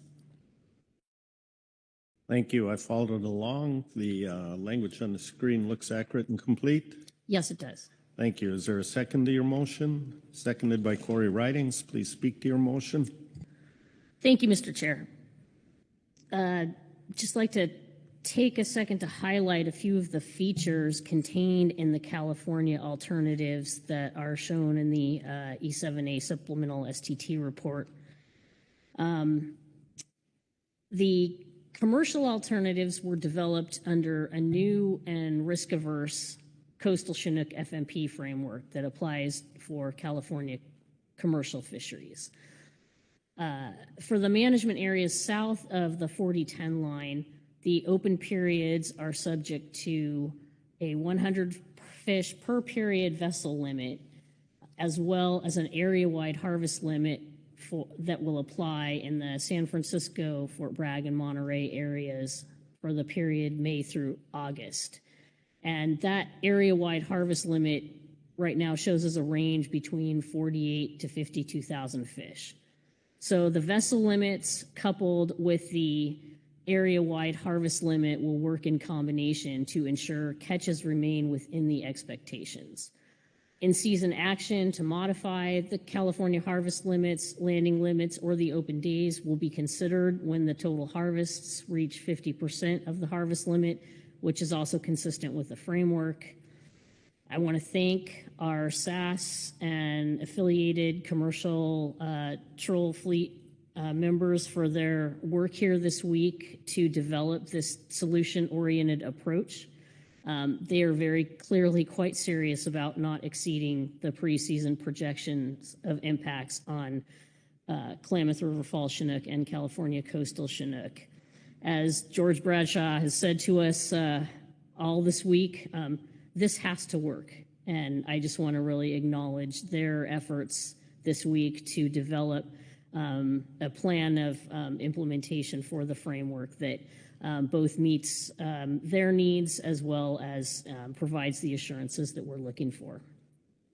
Looking to California recreational fisheries, in this case, we are looking at a regional management strategy, and the alternatives that are presented provide opportunity in all areas off California. It too is structured from the SAS's input on how to use the available impacts on our management unit stocks. The recommendations from the SAS stressed a desire to open early in Monterey and then open other areas later in the summer. New this year will be the use of these area-specific harvest guidelines, each for Monterey, San Francisco, Fort Bragg, and the California KMZ, which are aimed to ensure that each management area is able to fish to its own limit without precluding opportunities in other areas of the coast. Those limits, as shown in the alternatives for the April through August period, approximately 21,000 Chinook for Monterey, 34,000 for San Francisco, about 4,500 for Fort Bragg, and 3,100 for the KMZ. I want to thank the SAS rec folks for developing recommendations that did consider the public input and lots of comments from coastal communities expressing the need to ensure that every area is allowed some opportunity and avoids being precluded from high catcher effort levels in other areas of the state. So in total, the three alternatives all fully achieve the FMP and conservation objectives that are shown in Table 5. And as we come out of a period of low abundance on our target stocks, Sacramento Fall Chinook and Klamath Fall Chinook, it's really critical that we have adequate safeguards in place both so that we can prevent runaway fisheries and don't exceed those established objectives for both target and listed stocks. Considering the forecasts, which are notably better this year, the commercial harvest limits and rec harvest guidelines within the alternatives do a very good job to balance harvest opportunity with the need for precaution. Thank you. Thank you, Marcy. Before I look for questions, I have to correct something I misspoke about.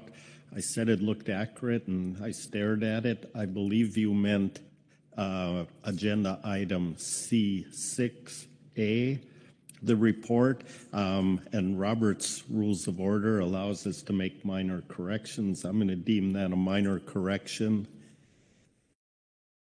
That is correct. Thank you. Okay. Then, Marcy has spoken to her motion. Are there any questions regarding the motion? Susan Bishop? Thank you, Mr. Chair. No questions. I just wanted to offer my gratitude to CDFW and their crew and the SAS. It seems like every year we have a challenge, and this has been a big one. The fleet hasn't been on the water for 2-3 years. This is a brand new framework to this part of the country, and they work together just literally day and night until 2 in the morning on some nights to try to figure out a way to apply it and try to think of every contingency.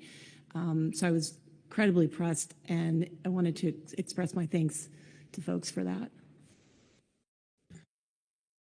All right, thank you. Are there questions or discussion on the motion? Not seeing any hands. I'll call the question. All those in favor say aye. Aye. Opposed? Abstentions? Motion passes unanimously. Thank you, Marcy.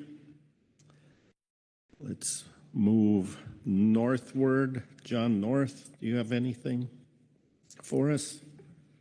Yeah, Oregon does have a motion today. Thank you for putting that on the screen. I move to adopt for public review the alternatives for non-Indian commercial and recreational fisheries in the area from Cape Falcon south to the Oregon-California border as presented in agenda item C6A Supplemental STT Report 1 dated March 9, 2026. All right, I tried to read more carefully. That looks accurate and complete. Do you agree? I believe so. All right, is there a second to your motion? Seconded by Brad Penninger. Please speak to your motion.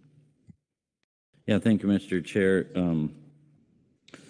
Although we got more work ahead of us in April, I think the set of alternatives for Oregon's fisheries, gets us closer, and that all comes due to the work that SAS and the Salmon technical team have put in. I'm really impressed with how they do it. I tried to stay up that one night, but they're much better than I. Also, the council staff, extremely helpful. I want to thank my fellow managers and my colleagues at Oregon Department of Fish and Wildlife. And we got through it for this round, and I appreciated all the sincere testimony we heard this week, especially that from our tribal representatives and good stuff from the public. Really appreciated the report from the Bridge Group, and the cooperative work they're doing there sounds extremely interesting and encouraging. So I look forward to seeing everybody in Portland, and we'll continue the process. Thank you, John. Questions for Mr. North on the motion? Not seeing any questions. Discussion? And with no discussion, I'll call the question. All those in favor say aye. Aye. Aye. Opposed? Abstentions? Motion passes unanimously. Thank you, John. Moving further north, Kyle Addix. Thank you, Mr. Chair. I move to adopt for public review the alternatives for non-Indian commercial and recreational fisheries in the area north of Cape Falcon as presented in agenda item C6A Supplemental STT Report 1 dated March 9th, 2026. Thank you. And again, that language looks accurate and complete? Yes. Thank you. Is there a second to the motion? Seconded by Vice Chair Smith. Please speak to your motion. This is still a relatively early step in our annual process. While the council adopted forecast for our stocks earlier this week, there's still some important pieces of information missing. Northern fishery information on Chinook and Coho will be received over the coming weeks, and that'll affect our planning for fisheries in the southern United States, particularly for North of Falcon fisheries.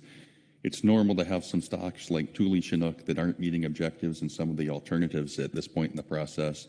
That gives us some flexibility within the alternatives when we get a better understanding of this year's expected fisheries and abundances north of the border and as we step into our inside fishery planning processes. The annual North of Falcon process and planning will continue from now and into the April meeting. WDFW will host a long series of public meetings in addition to numerous co-manager meetings between now and when we reconvene in Portland next month. I think the range of alternatives we have laid out for North of Falcon positions us well to begin planning inside fisheries until we get to April and move to a single set of ocean fisheries. And last, just thanks again to the SAS, the STT, all of the other staff that worked long hours over the last week to get this document to us today and a set of fisheries to put out for public review. All right, thank you. Any questions regarding the motion? Discussion? Susan Bishop.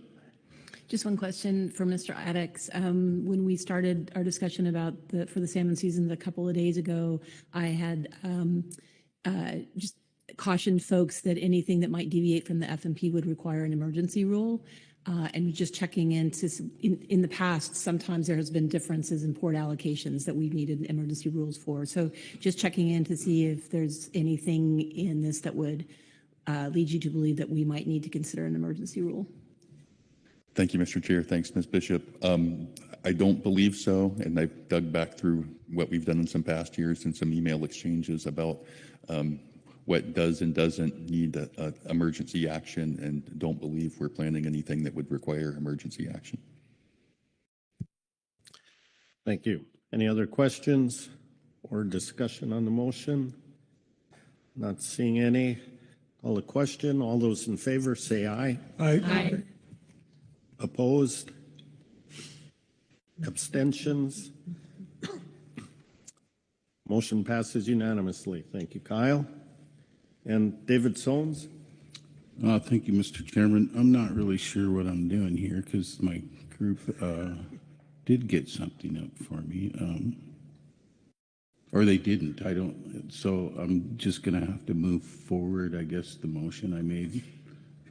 C3 that has the alternatives in it.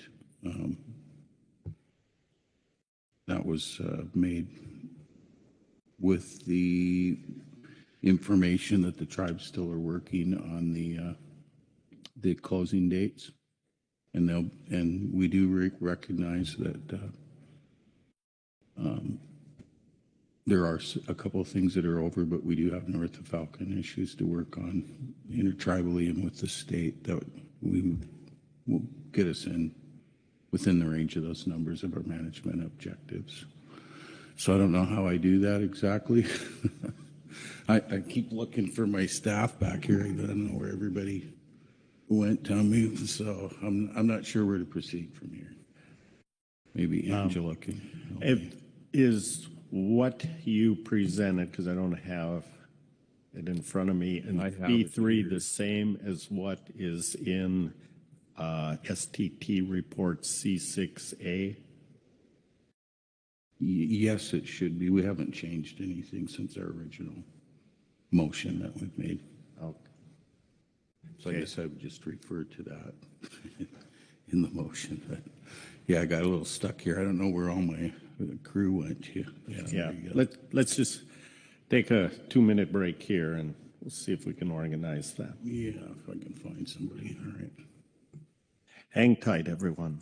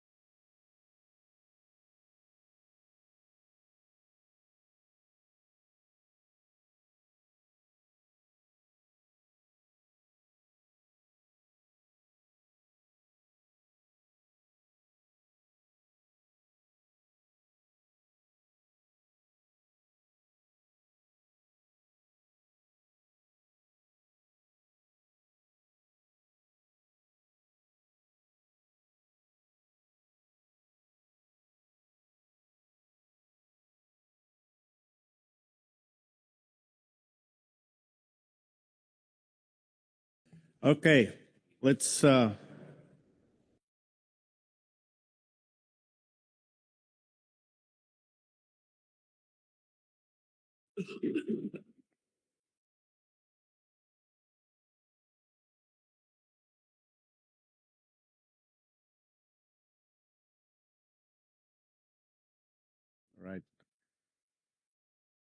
Let's just wait 1 minute and see if we can repopulate a couple seats here.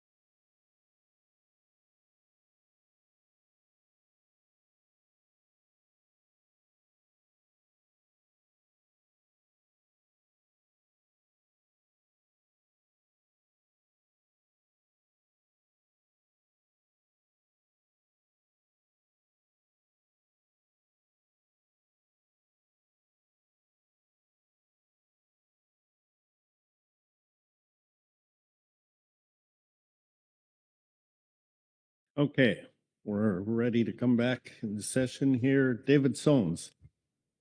Thank you, Mr. Chairman.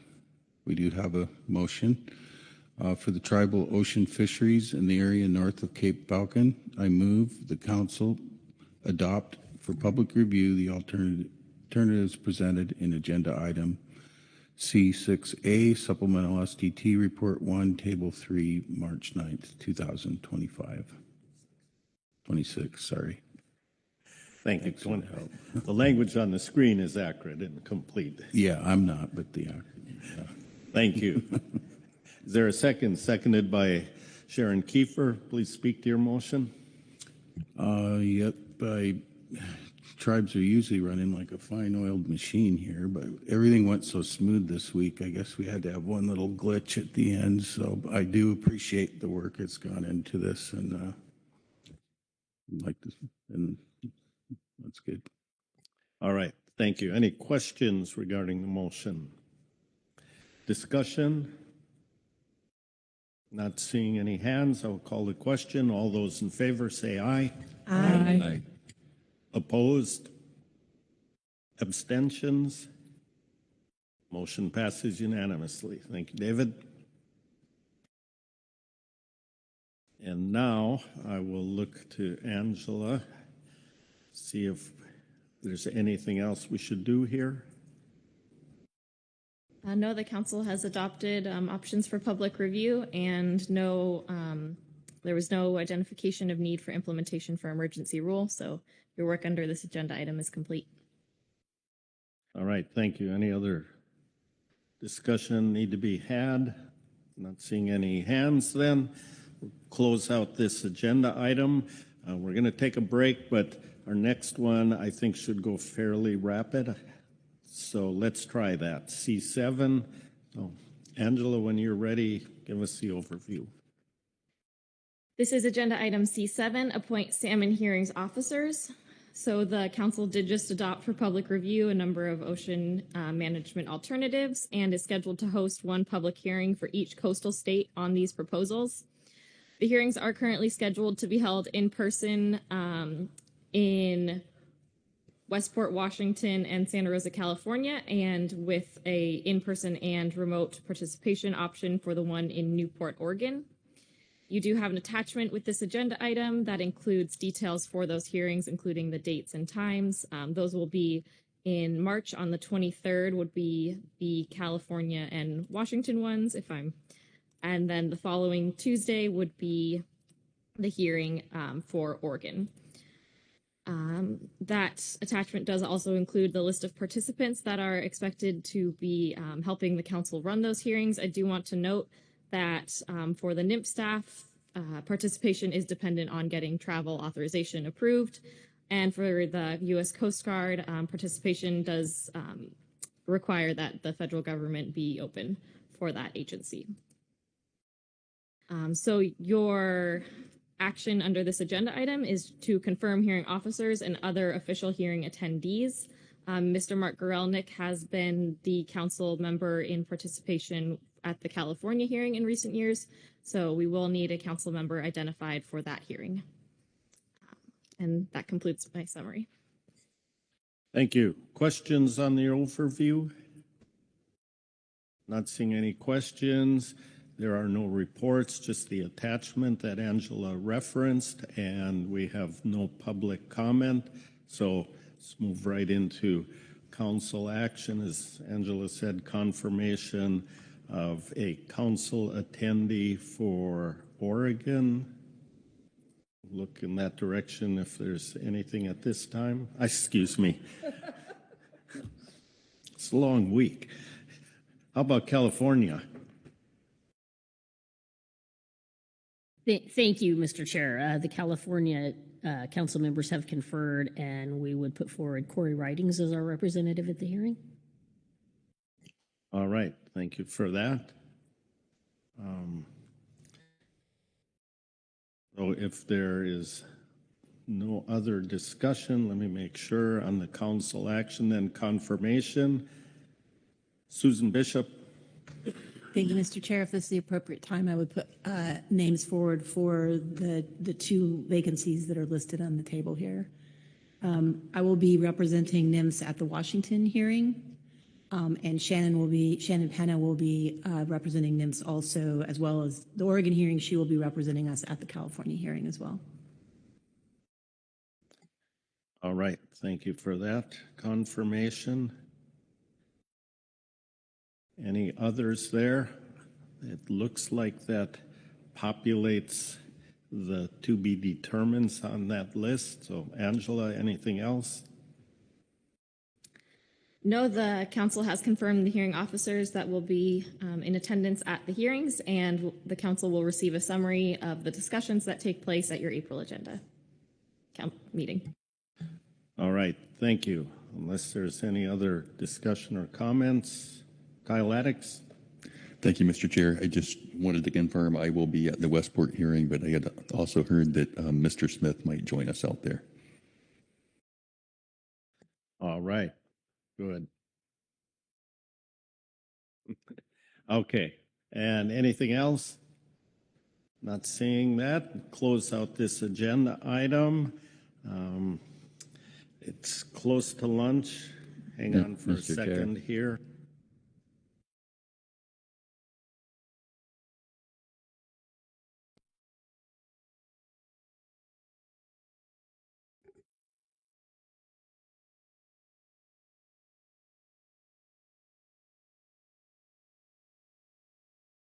All right, and I apologize, John North, missed your hand. No problem. I wasn't quick enough on the draw, but yeah, I just thought I should clarify that myself and Kathy Lehman will be at the Oregon meeting to sit in the council and STT seats for that. And like Angela said, we're going to try a hybrid approach this year, tacked onto that in-person meeting in Newport, and for it to be the first time we're trying that, but hopefully it'll go all right. So thank you. All right, thank you.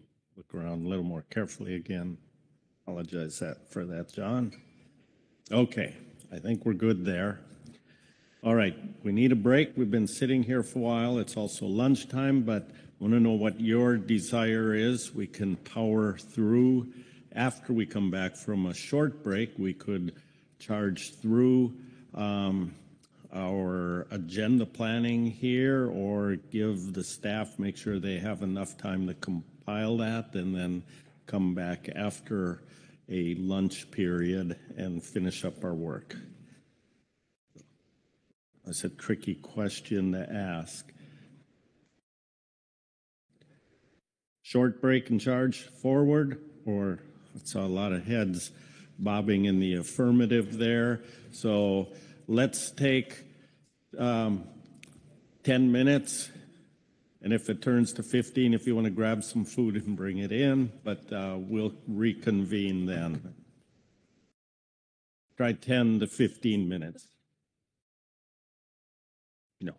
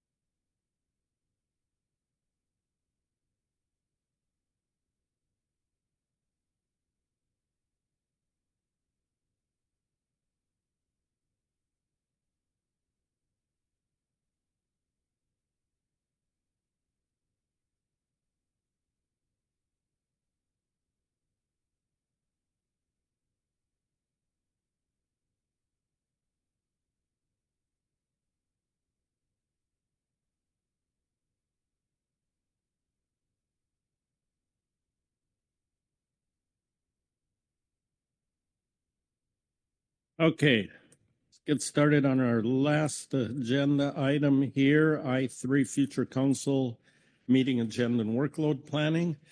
I will turn to Executive Director Burden for the overview. Thank you, Mr. Chairman. This is agenda item I3, which is Future Council Meeting Agenda and Workload Planning. And this agenda item is intended to refine general planning for future council meetings with a focus on finalizing the proposed agendas for April and June 2026. These meetings are in Portland, Oregon and Spokane, Washington, respectively. You have a couple of attachments, both of which have been updated.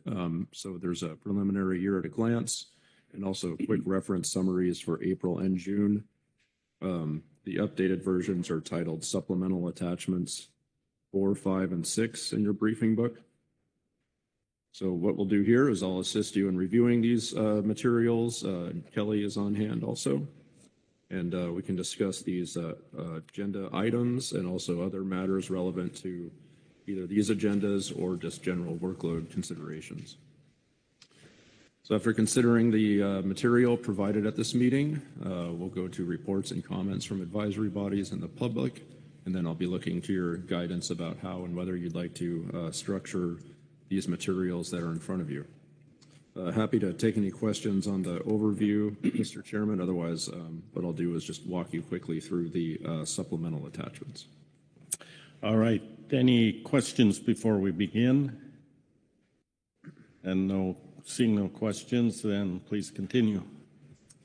Okay, thank you. I'll first start by orienting you to the supplemental attachment 4, which is the revised year-at-a-glance summary.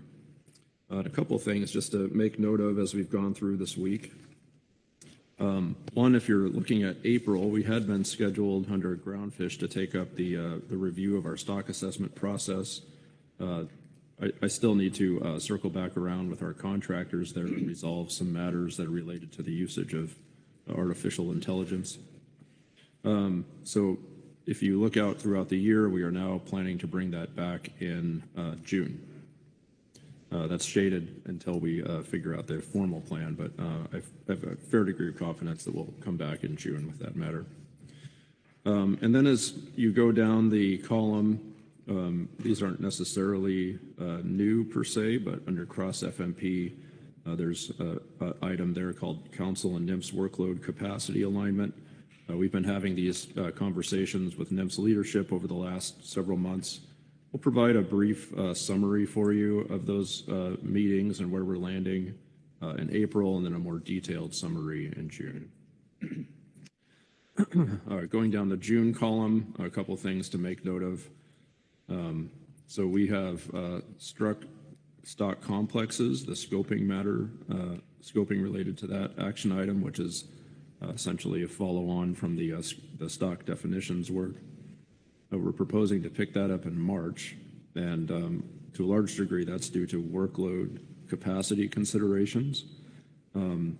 After looking into our resources and talking with some of our partner agencies, we think that we can actually pick up this discussion of the midwater trawl EFP and moving that into regs. We think there's a way forward there in June and September.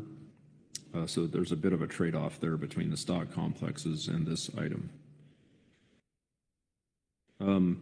What has not been changed in your supplemental attachment, but of course will be after our discussion earlier this morning about HMS. Under June, you'll note the supplemental materials have the HMS roadmap. So we will be moving that to November based on the conversation this morning. Let's see, moving down the column, September column, a couple of things just to make note of. We're still talking about and figuring out the sardine stock revision work, so that continues to be shaded, but looking pretty good so far to be picking that up in September. On salmon, we'll have a fairly heavy salmon meeting in September, which is somewhat unusual. And that's because of a few different things. One is the SAC Fall SMSY peer review results. We also have a discussion of the risk management framework. So we want to talk about risk tables and other approaches, such as there is a paper that was done by Dr. Satterthwaite and Dr. Shelton that has been discussed several times in this council process. So hoping to provide some clarity on that topic and just generally get some clarity in our council process about the topic of risk management and how we might move forward. We also have a couple of updates, Special Project 3. We also have Initiative 4 update on ecosystems. I don't think we've discussed that for a little while, but that continues to be located there. And then also related to our special projects is the adaptive management shaded item under cross FMP. So this includes EFPs, local knowledge and traditional knowledge, if-then frameworks. So things that help expand our adaptive management capabilities. In November, we have quite a full November meeting. That tends to be where we're landing after the committee of the whole process. Our November meetings are everything. So CPS, groundfish, HMS, salmon, halibut, and a few other things. Nothing has been adjusted except for, once again, we've just struck the stock complexes discussion in November. And then March, that's where stock complexes have been added. So that's an overview of the year at a glance summary. And then really the April and June supplemental attachments just show the sequence of events that's already contained on the year at a glance summary for April and June. I don't really feel the need to go over those, Mr. Chairman. I would, I guess, also call your attention to the table on the back of the year at a glance, which has the in-person versus remote plan. So we've been settling out here after our committee of the whole discussions and trying to find the right balance, and I think we're just about there. So you saw this in November. This is just a reiteration of where we are headed and who is remote, who is in person, and when. And having that certainty in this planning also helps us with our hotel management, which has gotten challenging here over the last couple of years. So stabilizing here and making sure there's clarity in this table helps us with our meeting spaces. So let's see, I guess I'll stop there, Mr. Chairman. I'm happy to happy to take any questions. Otherwise, I'd recommend going to the advisory bodies. Right, thank you. Heather Hall. Thank you. And apologies, Merrick, you said this and it didn't stick in my head. The HMS roadmap that's on this in June, you said that's moving, but it's not reflected on here. Is that to November? Is that what you said? Yeah, correct. We would be moving that item to November based on the discussion early this morning. Okay, thank you. Other questions? Seeing no questions, then we'll go to the advisory body reports. First is the groundfish management team, Whitney Roberts. After Whitney, we'll be moving to the groundfish advisory sub-panel, Susan Chambers. So Susan, you're on deck. And good morning, good afternoon, Whitney. Good afternoon, Chair Hassmer and members of the council. I brought my own water this time. I will be reading the groundfish management team report on future council meeting agenda and workload planning. With regard to April 2026, the GMT does not anticipate in-season actions at this meeting, as 2026 fisheries are just beginning and industry requests were addressed during the March Pacific Fishery Management Council meeting. The GMT expects to provide any relevant fishery updates to the council while prioritizing work on developing of the 2027-28 harvest specifications and management measures.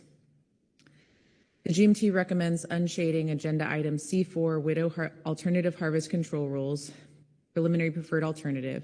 This item provides necessary information for subsequent 2027-28 harvest specifications and management measures to be addressed at this meeting. The GMT requests meeting a day early on April 6th and still adjourning on April 11th, given the workload associated with the 2027-28 harvest specifications and management measures agenda items. The GMT also requests that the council provide a prioritized list of items on which the team should focus.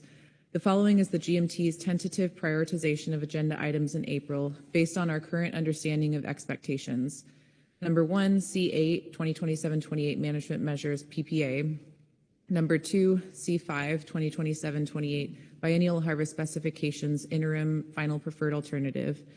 C4, Widow Alternative Harvest Control Rules, PPA. C6, Workload and New Management Measures, including trawl follow-on priorities. G3, Future Council Meeting Agenda and Workload Planning, with a note that this item involves minimal workload but does require a report from the GMT. And lastly, C2, Stock Assessment Review Report. The GMT is uncertain if this agenda item should be prioritized, but if it is prioritized, this is the suggested ranking. And we, of course, wrote this report before the supplemental attachments, so we note that Stock Assessment Report was moved to June. With regard to the June 2026 agenda, the June agenda currently proposes an agenda item for F2, Widow Harvest Control Rule, FPA, separate from the F6 Adopt Final 2027-28 Specifications, Management Measures, and EFPs. The GMT proposes combining action on the Widow Harvest Control Rule, FPA, as part of the F6 agenda item because in each harvest specification cycle, there is always an opportunity to adopt remaining final OFLs, ABCs, and ACLs as needed. In other words, action item number 1 of the action item checklist. The team's understanding is that Widow Rockfish harvest specification agenda items have previously been agendized separately because Widow Rockfish was out of sync with the normal process. However, the processes will realign in June. The GMT sees merit in combining these actions to promote time savings and efficiency. Additionally, there is interplay between the OFLs, ABCs, and ACLs and the management measures of Widow Rockfish with other groundfish stocks and other action items. So working under a single combined agenda item will help the team effectively communicate trade-offs to the council. If the council is seeking another groundfish item to replace F2, for example, early in the meeting, the GMT thinks that F5 in season would be a good candidate, given that the team generally tries to front load in season as much as possible at each meeting. In season may also have a limited scope or lower workload because it will be too early for 2026 in-season action in fishery sectors that are just starting. Lastly, with regard to June, the GMT also requests a webinar in advance of the June council meeting. With regard to the year at a glance, while not currently shaded on the YAG, the GMT recommends moving the stock complex's scoping action from June to November, which I will stop there and say that it looks like it already has been proposed for that. But I'll add some context and say that additionally, the GMT understands that stocks managed in complexes often have unknown overfished or not overfished status determination. Stocks with unknown status are ineligible for Big C carryover or carryover, which is a component of the specifications flexibility action currently proposed for FPA in November. Carryover for stocks currently managed in complexes may be delayed if the stock complex scoping item is moved to November. The team notes, however, that the specifications flexibility action is setting up a framework from which the council would consider implementing carryover on a stock-by-stock basis in the future. Stocks with harvest levels informed by Category 1 or 2 stock assessments could be eligible for carryover once a framework is established. Species that will be addressed under the stock complex's agenda item may not be high priorities for carryover. Lastly, the GMT requests a virtual October work session in 2026 with the intent of receiving a detailed overview of the specifications flexibility analysis, given that the PPA action was taken in November 2025. The work session may also cover stock complexes and any other topics as needed. Lastly, with regard to additional meetings, members of the GMT will also be participating in various ancillary meetings and work sessions outside of the council meetings over the next several months, both as members of the GMT and as part of their other duties. And a non-comprehensive list is found in Table 1. And with that, I'm happy to take questions. Thank you. Questions for Ms. Roberts on the Groundfish Management Team report? And I see no questions. Thank you, Whitney. Thank you. Next, we have Susan Chambers online. Susan, can you hear us? Yes. Good morning. Great. Go ahead. Okay. Awesome. I'm glad you can hear me this time. Good morning, Chair Hassemer and council members. My name is Susan Chambers, and I will be reading the GAP report on agenda item I3A into the record, future council meeting workload. The GAP reiterates our request from agenda item D1C, supplemental GAP report 1 of this meeting to implement the trawl gear exempted fishing permit EFP as soon as possible. Once implemented, this would reduce burden and workload for the council, the National Marine Fisheries Service, and industry associated with managing and operating under the EFP. Furthermore, this would support the goals of this administration to remove regulatory barriers and support seafood competitiveness. And this was written before the supplemental reports were in. So with that, I'd be happy to take any questions. Thank you. Questions for Ms. Chambers on the Groundfish Advisory Subpanel report? And there are no questions. Thank you, Susan. Next, we have the Ecosystem Work Group report. Ms. Jessica Watson. Good afternoon, Jessica. Good afternoon, Chair, members of the Council. For the record, my name is Jessica Watson, and I will be reading the Ecosystem Work Group report under this agenda item. The Council assigned the EWG and the Ecosystem Advisory Subpanel as the guiding advisory bodies for the special projects that were funded under the Inflation Reduction Act. The EWG notes that the ecosystem and cross-FMP items, which include 2 of the special projects, now span most council meetings, whereas EWG responsibilities were historically limited to March and September. The EWG finds value in consolidating ecosystem agenda items into fewer council meetings to allow advisory bodies in the council to better track and attend to issues that pertain across FMPs in a more focused manner. We recognize that there may not be opportunities to revise draft April and June 2026 agendas at this time, but ask the Council consider consolidating the cross-FMP special projects into March and September in 2027. The EWG also notes that the September agenda includes an update and wrap-up for Ecosystem Initiative 4. We remind the Council that the EWG produced Supplemental Informational Report 8 for this meeting, which summarizes work to date on Ecosystem Initiative 4 and provides draft amendment language for the Fishery Ecosystem Plan Appendix. The September discussion would involve a more complete examination of the pilot experience with risk tables and discussion of next steps. The EWG suggests the Council and its advisory bodies wait to finalize Initiative 4 until March 2027, when the EWG and EAS are next scheduled to meet in person. And that concludes our report. Happy to take any questions. Thank you. Rebecca Lent. Thank you, Chair, and thank you, Ms. Watson, for that report. If I'm reading this matrix correctly, the current plan is that Special Project 3 would be featured in the September meeting, and I think that's a meeting where the HMS bodies are not present. I wonder if maybe based on your report as well as the one from EAS, we should think about moving that, just because it's very HMS centric. Thank you.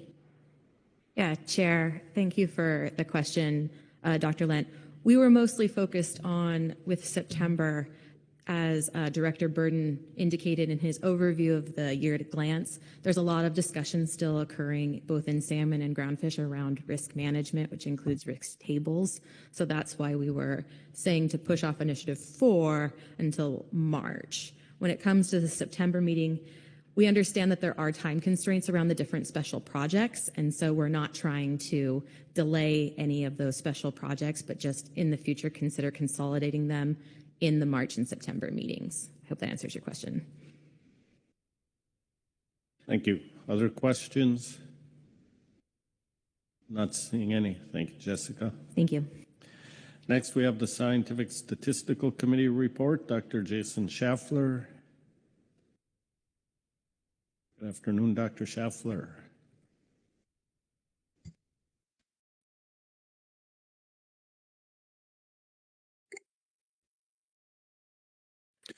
Good afternoon, Chair Hassemer, members of the council. I am Jason Schaffler. I will be reading agenda item I3A, Supplemental SSC Report 1, Scientific and Statistical Committee Report on Future Meeting Agenda and Workload Planning. The SSC discussed workload planning and has the following updates to its November 2025 statement under this agenda item. The SSC notes that the April 2025 meeting format has been modified based on the complexity of the agenda items needed for discussion. The SSC plans to meet remotely on Friday, April 3 from 8:30 a.m. until business for the day is complete, and in person in Portland, Oregon on Monday, April 6th and Tuesday, April 7th. The SSC requests that the Economic Subcommittee meet for a one-day webinar during May 2026 to review a community resilience decision tool being developed by Northern Economics. The SSC requests that the Groundfish Subcommittee meet in late summer to review a revised version of the terms of reference for groundfish stock assessments. This meeting could be online or paired with the in-person methodology review of the fishery-dependent indices of abundance for groundfish stock assessments. An eDNA-based index of abundance, which has been developed for the Pacific hake stock assessment, has been informally proposed for application to widow rockfish and other groundfish species. The SSC requests a meeting to review this methodology. If an eDNA index is available, the SSC requests pairing its review with the methodology review for fishery-dependent indices of abundance for groundfish assessments. The SSC requests that the Ecosystem and Economic Subcommittees hold a one-day webinar during August or September, or one-day hybrid meeting ahead of the September SSC meeting to review future topics for the California Current Integrated Ecosystem Status Report. A benchmark assessment for Pacific sardine is scheduled for early 2027, but could be particularly challenging if the stock is redefined to encompass all sardine in U.S. waters. In addition, there is no harvest control rule for Pacific sardine based on this stock structure hypothesis. An update assessment for Pacific mackerel is scheduled for early 2027 as an online meeting. And I would point the council to the table on the next page that has these new proposals highlighted, with all of our old proposals that the council has already scheduled are not highlighted. And with that, I would be happy to take any questions the council may have. Thank you. Questions on the SSC report? Sharon Kiefer. Thank you, Mr. Chairman. Dr. Schaffler. So relative to the eDNA-based index of abundance, which has been developed for Pacific hake, has the SSC actually reviewed that for Pacific hake before jumping in to consider it for widow rockfish? Thank you for the question, Ms. Kiefer. No, the SSC has not considered that application of an eDNA index. Dr. Aaron Berger, who is on the SSC, was one of the NOAA stock assessment scientists on the Pacific hake assessment. So he does have quite a bit of experience with that eDNA index. And we were hoping to take advantage of that experience in a review. Any other questions? Not seeing any. Thank you, Jason. And next we have the Ecosystem Advisory Subpanel report. Ms. Deb Wilson-Vandenberg. Deb, can you hear us? I can hear you. Can you hear me? Yes, we can. Perfect. Go ahead. Great. Good afternoon, Chairman and Council. I will be reading from the Ecosystem Advisory Subpanel report on future council meeting agenda and workload planning, this agenda item. The Ecosystem Advisory Subpanel discussed future council meeting agenda and workload planning has the following comments. Ecosystem topics and therefore the EAS workload have historically been focused on the March and September meetings. However, cross-fishery management plan FMP items that are ecosystem related now appear on most, if not all, of the Pacific Fishery Management Council's agendas for the next year. We appreciate the council considering ecosystem topics through its multiple FMP management processes, which highlights the interconnected nature of the ecosystem items.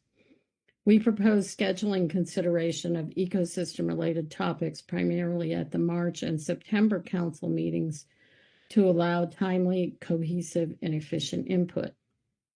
With this in mind, we have reviewed the council's year-at-a-glance summary and note that we are currently scheduled to meet in conjunction with all remaining 2026 meetings except November. We recommend the council consider postponing the June cross-FMP item for Special Project 2 until September, when other ecosystem and cross-FMP items are currently scheduled. This consolidation of the cross-FMP projects would result in more efficient use of advisory body resources.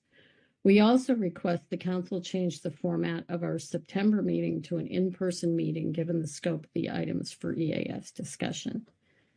Thank you, and with that, I'll take any questions. Thank you. Any questions for Ms. Wilson-Vandenberg on the EAS report? And seeing no hands here, thank you, Deb. That completes all of our reports, takes us to public comment. We have at least one sign up. And Mr. Brian McLaughlin. Welcome back, Brian. Thank you. Can you hear me all right? Yes, we can. Great. Thank you again for hearing my comments. My name is Brian McLaughlin. I'm a recreational angler from Portland, Oregon. First, one quick correction to my earlier comments. I've been informed that the framework formula has actually been applied to Coho and Washington State. I wasn't aware of that. Nonetheless, has applied to Sacramento, River Falls, Chinook, and with the proxies employed, it represents a novel approach. All right, so my comments here concern the proposed April council meeting agenda. The draft agenda schedules council action on the Sacramento River Falls Chinook peer review, item D7, for what appears to be the afternoon of the second to last day of the meeting, that's Saturday. I recommend the council consider rescheduling this agenda item to the first day of the meeting, or at least earlier, to provide time for staff to revise the terms of reference and recirculate it for review and approval in the event that the council directs significant revisions to be made. I don't know about others, but I plan to request pretty substantial restructuring and revisions that I think will be difficult to incorporate on the council floor. So while I recognize the council may or may not agree with my recommendations, I think it would be prudent to plan for that contingency should the council find that revisions, significant revisions, are warranted either from me or potentially from others. And you've already heard some concerns with the draft expressed by council members. And my intent here is just to try to avoid a rushed consideration of the draft terms of reference near the end of the April meeting when council and staff are busy trying to wrap up adoption of the 2026 salmon seasons. And on a related point, staff's memo for this meeting indicated the council was not taking substantive comments on the draft terms of reference. And so I've refrained from providing comments on that, although I do share some of the substantive concerns expressed by Mr. North and by Ms. Ridings on that subject. As I said, I plan to draft and submit substantive comments for the April meeting, but I want to make sure I'm operating off the correct draft terms of reference. So I would ask this question: should I be using the present draft before the council, or does staff intend to post an updated draft with substantive changes before the April meeting? I just don't want to invest a lot of time and effort on an obsolete draft. And I would request, if staff intends to put forward an updated revised draft before the April meeting, that it be posted as soon as possible to give sufficient time to review it and to draft constructive comments. Thanks again for considering my comments here, and that concludes my testimony. All right. Thank you. Any questions for Mr. McLaughlin? And not seeing any, thank you. I think your question is we stay tuned as we get through discussion that could be answered there as we work on this. So, no questions here. Thank you very much. That completes the reports and public comment and takes us into our council work. and discussion and guidance about the, excuse me, the future workload. We've got the April and June quick reviews and the year at a glance. Rebecca Lent.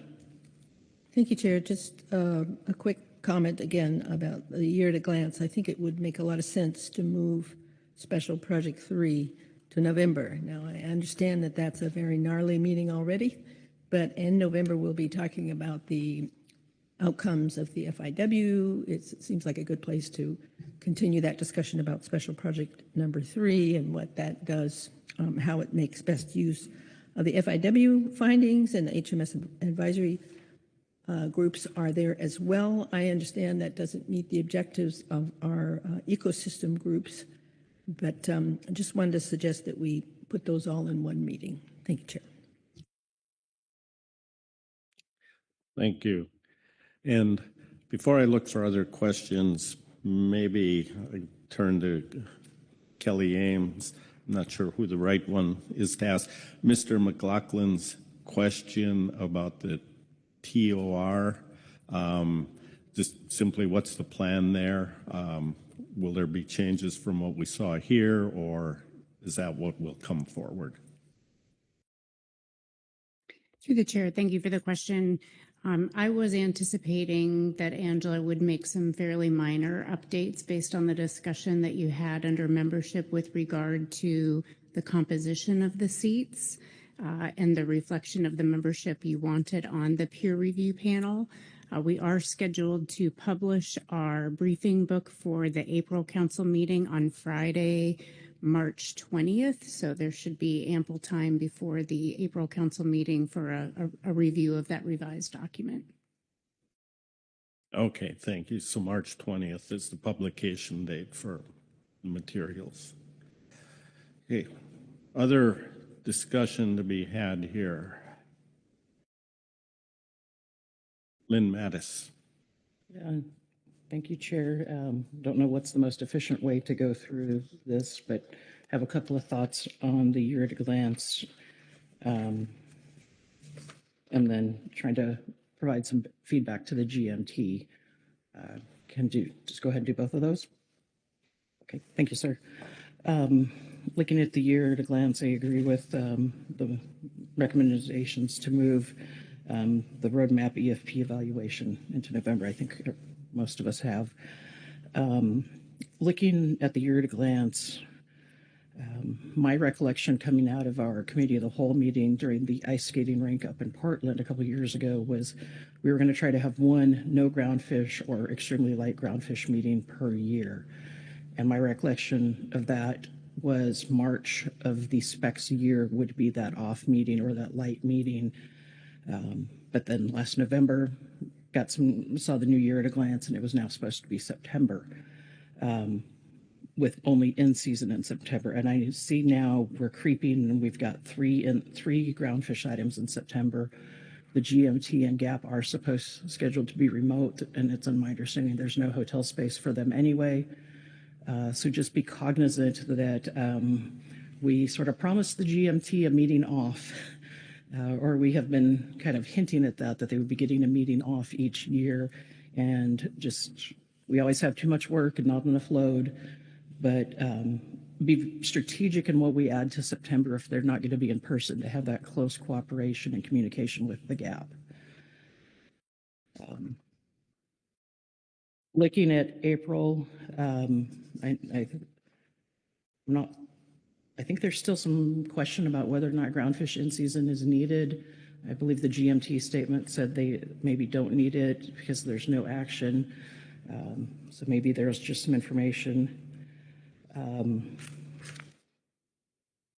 then again, it's late in the meeting, and I had some question, and I'm not sure who it would be for, about the widow alternative harvest control rule. Are we trying to have that completed in time to be wrapped up into the biennial harvest specifications for 27-28? In the GMT report, Ms. Roberts mentioned trying to combine that with specs. I'm a little concerned about it confounding the specs process, but also know that if we're going for 27, 28, it's got a very close connection to specs. I don't know if that's imperative to make that decision now or keep them separate in April, and then we can, maybe look at them combined in June. And then the GMT did ask for some feedback on their prioritization list, and with the changes that have been updated in attachment 5 for April, some quick exchanges with a couple of my colleagues. It seems like what they have listed as priorities is appropriate, knowing that C2, item number 6 in their list, has been removed. So that will no longer be a priority for them. And I know some of us have been having discussions at lunch and supper meetings about workload and new management measures for the groundfish prioritization. Do we have too much on our plate already? Is it worthwhile taking a look at what else could be there? Or maybe having it be a somewhat, having some pretty good sideboards on what we discuss under that agenda item, given everything that's already on our plate. So thank you for letting me express those few items. Thank you. Executive Director Burden. Yeah, thanks, Mr. Chairman, and thanks, Ms. Mattis, for those comments. Just a few thoughts in response. Let's see, one of the things that caught my attention was the question about whether we should combine the widow alternative harvest control rule with specs. You're right, those two things are linked. But given the complexity of the widow harvest control rule discussion, we think it's more efficient to keep them separate. And if you had the benefit of listening to the SSC discussion earlier this week, it's very convoluted, and I'd be worried about it dragging down the specs process and it getting too top heavy. So they're linked. They will go into a final set of rules and regulations, but for purposes of council discussion and consideration, I think it's best to keep them separate. Yeah, then your other point about groundfish workload, yeah, that's something that I'm very cognizant of too. We seem to be in this ambitious but vulnerable place as a council and all of your support staff. We have a list of groundfish priorities that we still have not finished.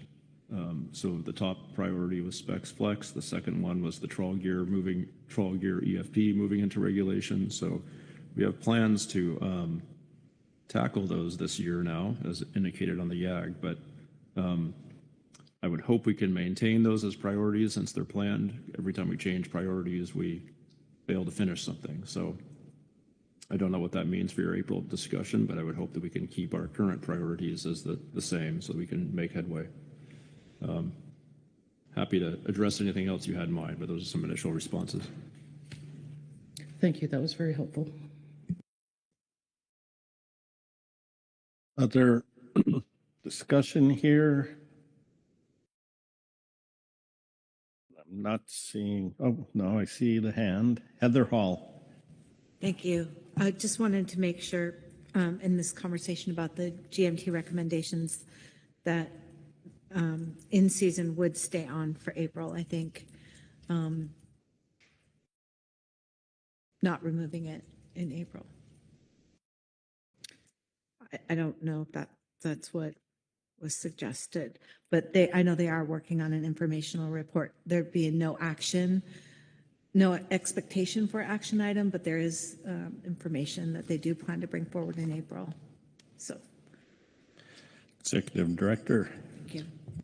Yeah, thank you. That might address the question that I had then, because I understand there's some need to reflect on last year's events, and so I think maybe an informational report could tackle that rather than council action. Look at Kelly and see what she thinks about that idea.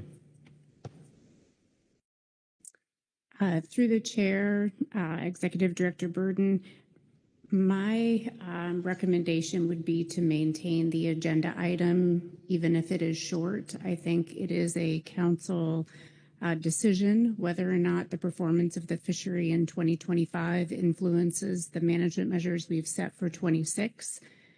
Based on what I know today, I think there's a high likelihood that it would remain informational, but I'd like to see that GMT report, and I think that having the agenda item provides that opportunity to make the decision.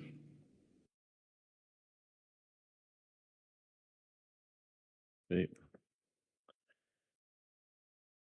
Other discussion? Corey Ridings. Thanks, Chair. We talked earlier in the meeting about a report on the salmon forecasting methodologies and sharing those methodologies with the SSC as requested. So I think we brought that up under salmon, and I think, Mr. Director, you noted that you would talk to your staff and get back to us. So just surfacing that, and if I missed something earlier, I'm sorry. If there's any thoughts or opinions on how to move forward now, that'd be great. Executive Director Burden. Yeah, thanks. I did, and thanks, Ms. Ridings, for reminding us all of that request, which seems like a long time ago now. But several of us did have a chance to huddle and talk through that request. You might recall this has come up many times since I've been executive director, and each time I look into it, it's far more complicated than I expected it to be. And it raised a question among the minds of a few of us, just some clarity about what the SSC was really looking for. And I note that Dr. Schaffler is sitting here, and I'm wondering if we could call him up and just have him clarify what the SSC request was for purposes of our discussion. Dr. Schaffler.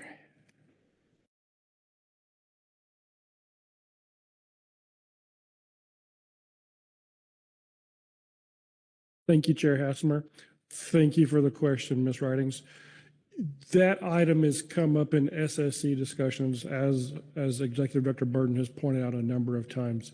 And I think the request boils down to the SSC is looking for context around forecast methodologies, not trying to have a meeting that would look at changing forecast methodologies, simply documenting those existing methodologies to provide that context around the pre-1 report. Thank you. Marcy Remco. Thank you, Mr. Chair. Thank you, Dr. Schaffler. I recall the exchange that the council had with Galen on this topic, and I recall that she couldn't identify particular stocks that were of concern or interest in this review. But maybe I'll ask the question a little differently.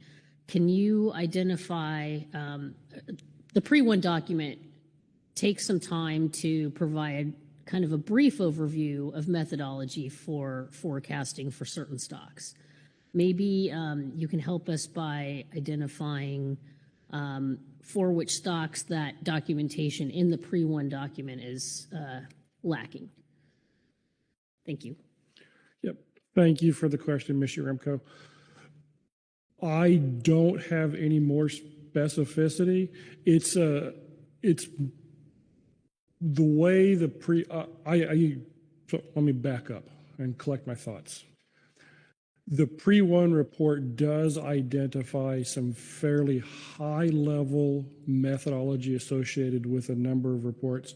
We're looking simply for a little bit more specificity, and I certainly acknowledge the vast majority of those stocks happen to fall outside the council process and under something like the Pacific Salmon Treaty, US v. Washington, or other court orders.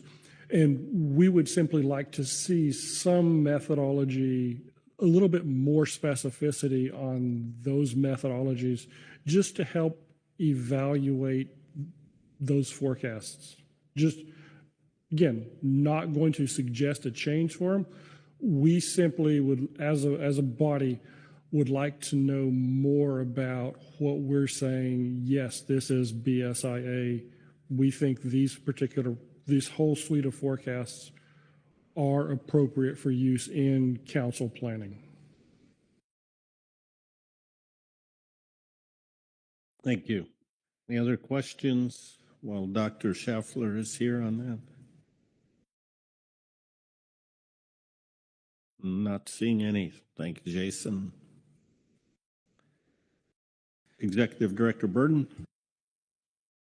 Yeah, thank you, Mr. Chairman. And then just going back to Ms. Writing's question, I think where we are is we're in a spot where just because of where we're at in the salmon cycle and all of our salmon folks being, I understand, working 19-hour days at times this week. My staff and I, we're not able to answer these questions. We don't do the technical work. It would be the work of the people that are immersed in the process now. So perhaps we can take this up in June or September when we have some breathing room and just ask, is there a way forward here? What does that look like? Who does it? At this point, I'm just not able to answer those questions, Ms. Writings. Sorry. Any other discussion? Ryan Wolf. It's on a different issue. Is that okay? Yep. So support all of the comments that have been made so far around the table for the suggestions. I don't have an addition to it, but I did want to just note we have an informational report in the briefing book referencing if the council wants to refine its action plan regarding the seafood EO.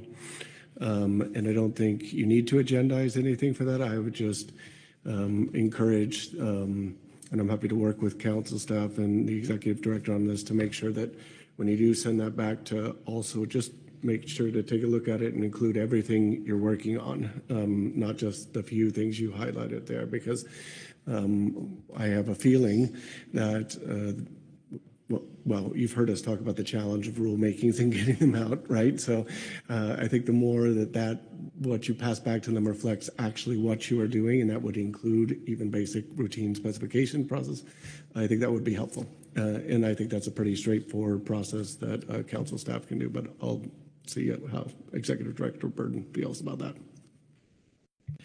Executive Director Burden. Yeah, thank you, Mr. Wolf. So we, as the executive directors, we've talked about that response from headquarters. Nothing official, but we've just kind of traded thoughts, asking ourselves, where is this coming from? What is the purpose of this second ask? And I think we're all of the same mind that it seems like the administration is asking, like, is that it? Are you doing more? And our response was fairly cautious. I think we have 4 items. But if I look at the year at a glance here, and I think about the seafood executive order, I can tie probably 80% of what is on our year at a glance to what the executive order is trying to do. And so what I'd be inclined to do is respond and say, yeah, our official response are these 4 things, but those 4 things are actually, in some cases, there are several different agenda items. And here are other things we didn't include, but that are consistent with the executive order, and they weren't included because of timing questions or something like that. So I think there's an invitation, and I guess this is a question back to you, but it seems like an invitation from headquarters to say, tell us what more you're doing that aligns with the executive order. And I'm inclined to take that invitation and respond.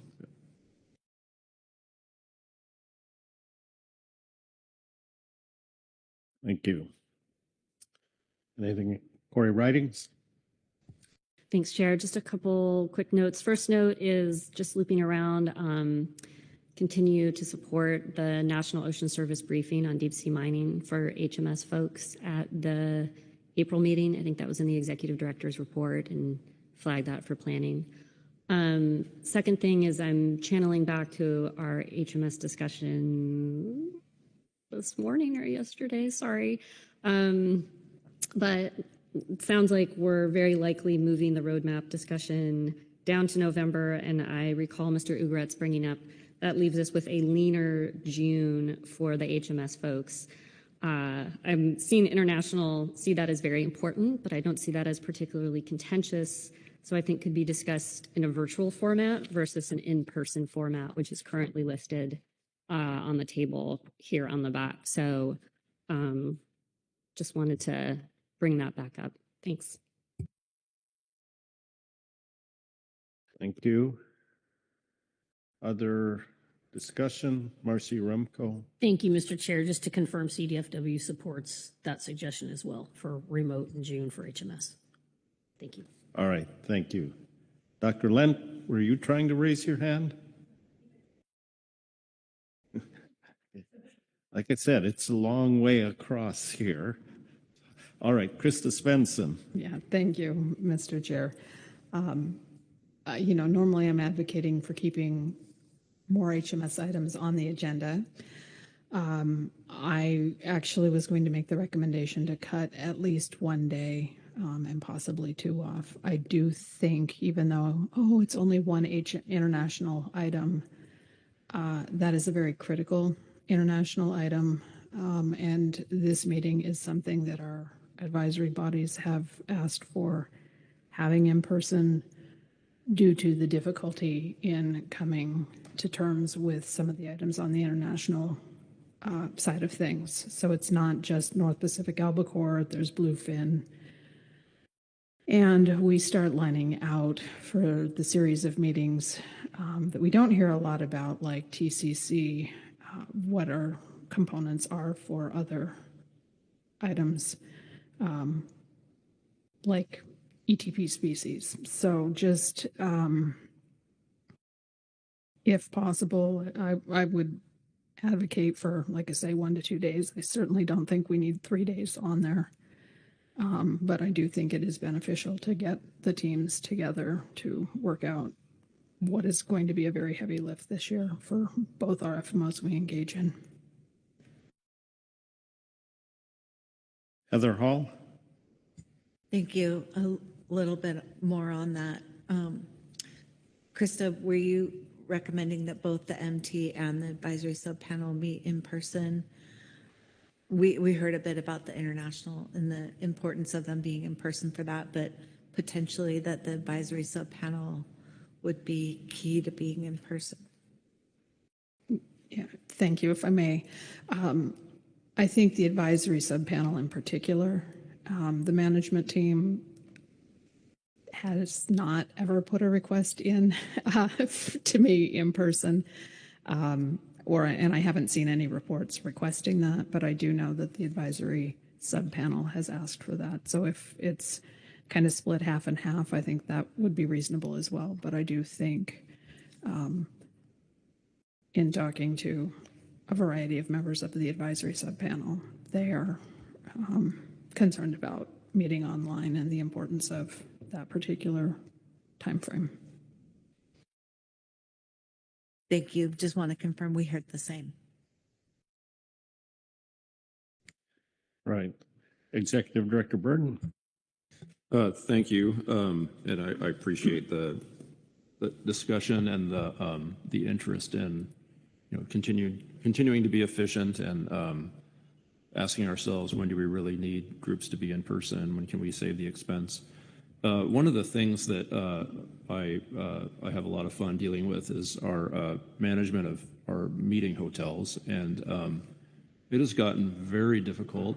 And I think what's happening is the word is out that our council is kind of an unstable partner after last year.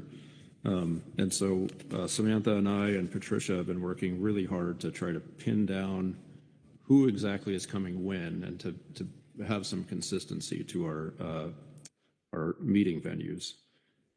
So I'm certainly open to entertaining the idea of our HMS groups being remote, but I would prefer to try to maintain some stability here, especially for this hotel, which has been a long-term partner of ours for several years and expressed a lot of displeasure last year after we changed plans on them at the last minute.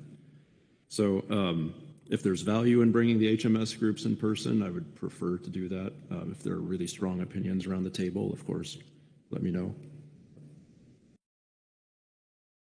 Jamie Dimon. Thank you. I had spoken with several members of the HMSAS who had said, I asked them about workload, and they said, well, we didn't put in anything because they had in November, specifically about being in person in June. So I can point to Agenda C6A, HMSAS Report 1, November of 25, where they explicitly said, we strongly support being in person in June as opposed to March even. And it was because of the substantial international meeting load that was coming up for them. So it was in anticipation of that. So there was a report, it was just back in November with their request for that. Thank you.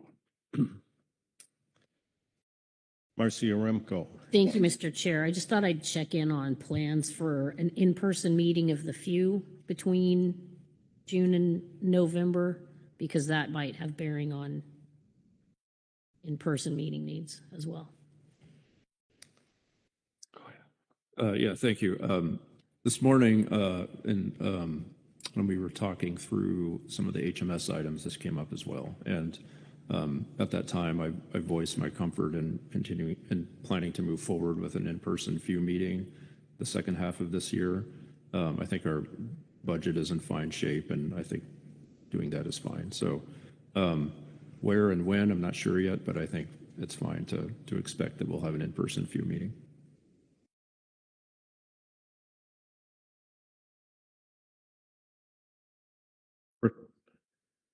Rebecca,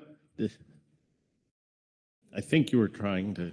Thank you, Chair. Yeah, I would support the in-person meeting of HMSAS in June. It's on the calendar, and they expressed to me yesterday evening that was important. Thank you. Lynn Mattis. Thank you, Chair, for letting me go again. Double checked with GMT members, and I'd forgotten one piece of their request. And again, it would be dealing with hotels, is to try to meet a day earlier than is currently scheduled in April. So they are requesting they begin on Monday, April 6th instead of Tuesday, April 7th. That would give them some additional time on their reports, and the presentations they give us on the very complex and complicated spec stuff doesn't just happen by itself. That takes some time and effort. So if the hotel can accommodate it and we can afford it, I think allowing them to meet a day earlier as they requested would be helpful for them. Thank you. Okay. Jamie Dimon. Thank you. Not HMS related. So if it's okay to move on. Okay. At the risk of sounding ignorant, I see Specs Flex in November, FPA, and I'm not seeing PPA.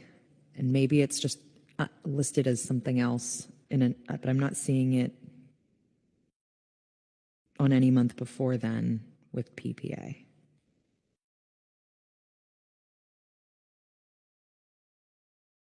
Executive Director Burden. Thank you. I'm forgetting exactly where that sequence ended up, so maybe Kelly can respond to your question. Kelly. Through the chair, Ms. Diamond, the council adopted a preliminary preferred alternative in November 2025, but there were several pieces of the analyses that were requested to be updated in preparation for final action, hence kind of the longer time period between the PPA and FPA. Thank you for refreshing my memory on that. It's just having such a gap, if you will, in there and not seeing it. Thank you. Okay, we've thrown a lot at the executive director and Kelly. Maybe we'll give them a chance to reformulate this, see where it is, and still look for input, but summarize what's shaping up here, if you're ready. Yeah, thanks, Mr. Chairman. I think we're doing just fine. So it's quite a few questions of clarification. One of the things that we haven't really discussed, but that I heard a couple of times, was the discussion about moving and consolidating some of the cross FMP and ecosystem items. That's just something Kelly and I will have to look into, because these are projects on timelines, some of which are tied to consultant contracts and just a variety of bells and whistles. I don't think we can give you an answer on that here, but we can look into that if there's a desire to. We talked a bit about some of the groundfish prioritization and agenda topics. I feel like we resolved those pretty well. There aren't any changes I've made note of on my year to glance, except we did have this discussion about groundfish in season, and I think we're inclined to leave it. Let's see. Just looking here to see if there were any other changes.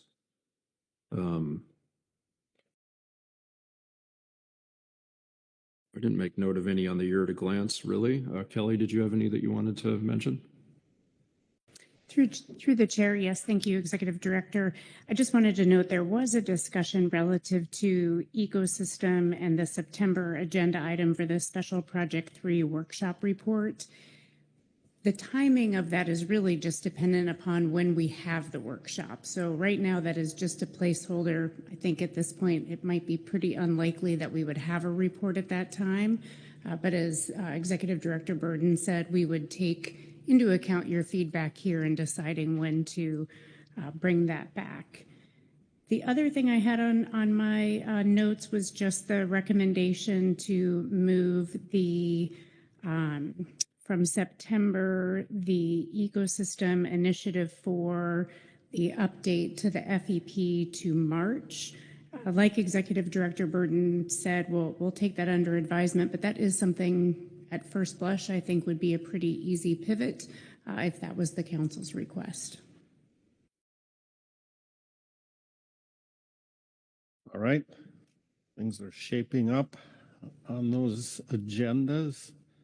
Other Marcia Remco. Yeah, thank you, Mr. Chair. I'm just looking at the shaded salmon items for September and November. Our SMSY peer review for Sacramento Fall Chinook scheduled for September, and then our SRFC escapement and harvest policy report and scoping. And then likewise, we see in September the shaded item on the risk management framework. And I realize that's not an item specific to Sacramento Fall Chinook, but I do anticipate that there is a lot of interconnectivity. When we're talking about escapement and harvest policy, it's going to be quite difficult to separate that out from the development of a risk management framework. So we don't have much meat on the bones here other than to see kind of 3 different agenda items that are very tightly connected. So I would just flag that, and I expect they're shaded because they will be coming into focus as we proceed with the peer review process. So look forward to any suggested modifications you might make and how these logically will follow. I'm thinking back to Mr. Gorelnik's testimony earlier about abundance forecasting being directly related and closely tied to escapement SMSY determinations. So I do think there might be some packaging ahead. Thank you. Executive Director Burden. Thank you. And Mr. Remco, we are on the same page. All those items are very closely intertwined, and I think they need to be sequenced appropriately. And, as we learn more, perhaps we'll package them differently, but at the moment, the way I think about it is we have the peer review of the SMSY has to happen before we can take up a harvest policy. I think that makes sense. And then the risk management framework is what I would really like to do is just get an alignment on understanding within the council community about these things that we're talking about. And we have to have that conversation before we pick up the harvest policy because, like you say, they are interlinked. And so that's why we've sequenced the one before the other. That's the current thinking. So.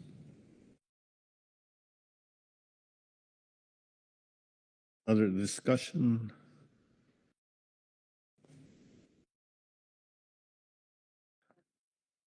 Heather Hall. Thank you. Going back to the ecosystem working group discussion around moving it, and this is something we can maybe talk about in April, just making sure that the gap and the GMT are meeting whenever that comes back up.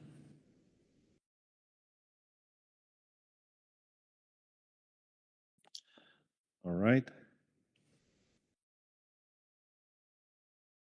Executive Director, need more on the workload pieces, and then I'm going to ask you to come back on the seafood EO response that Mr. Wolf mentioned, sort of the plan there forward. Yeah, thanks, Mr. Chairman. I think we've had a good discussion here about workload planning and focusing on the year at a glance as part of that discussion. I think between just the last couple of minutes here, I feel like we've come to some resolution about what changes you all are looking for. I can try to re-summarize, but I might screw up. So, but I think we're on the same page.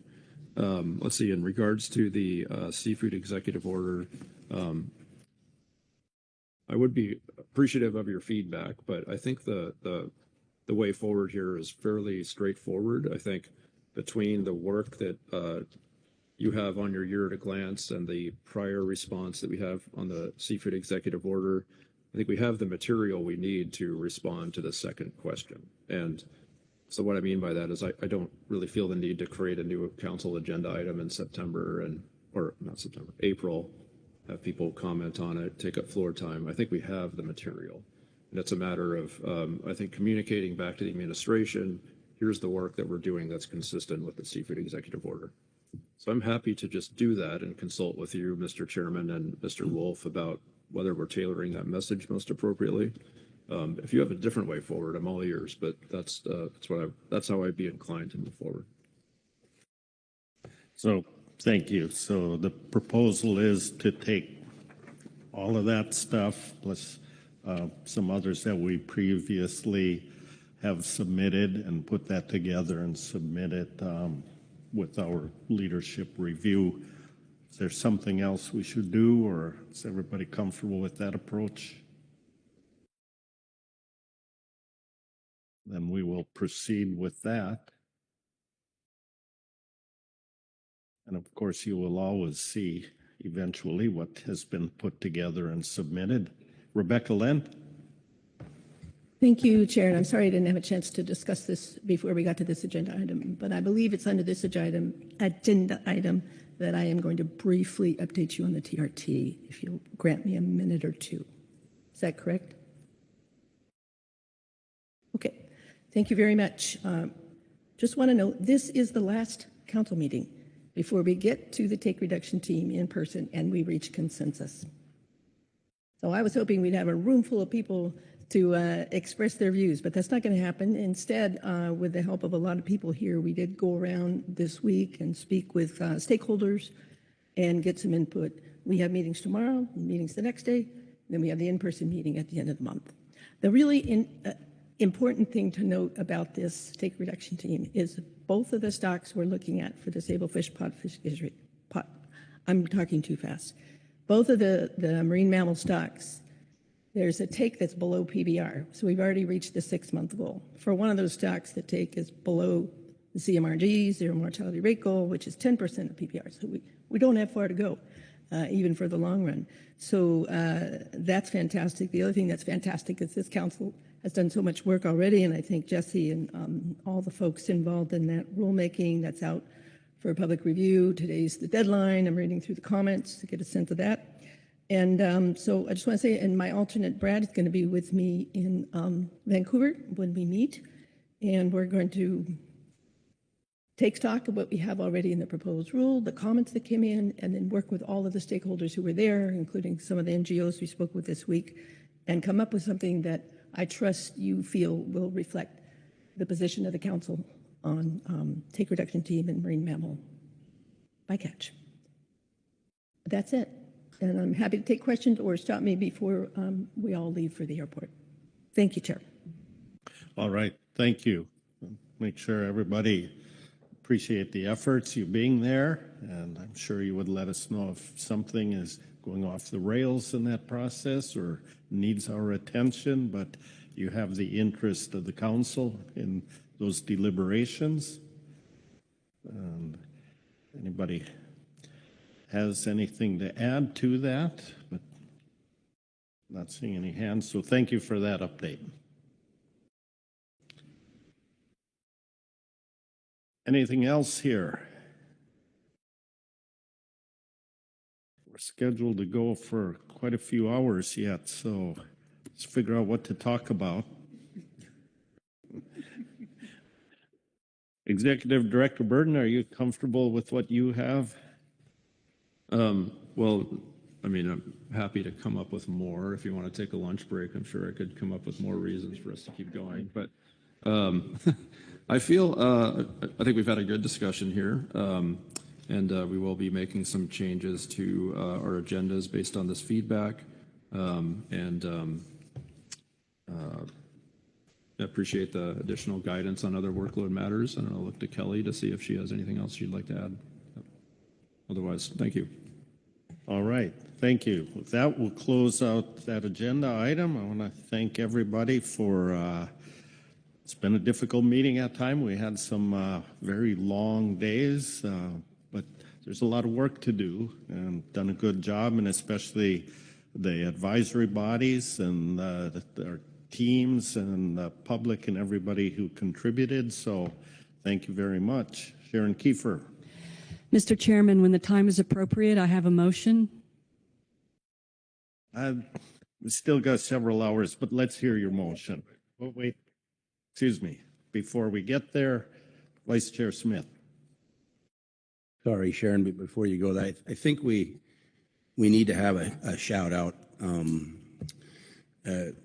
This week, our computers obviously got, somebody needed them worse than we did. And with that went a lot of programming and whatnot. And I don't, we get paid and whatnot for doing our regular jobs, and which those three back there in the back do a most excellent job. But to come up with not even a hiccup that we noticed at this council table was less than amazing. And I think we need to recognize Chris and Hayden and Craig for a seamless meeting after programmed computers walked out the door, and are probably at the local pawn shop near you. But I just want to say thank you, and that was a most amazing job. So I just wanted to shout out them.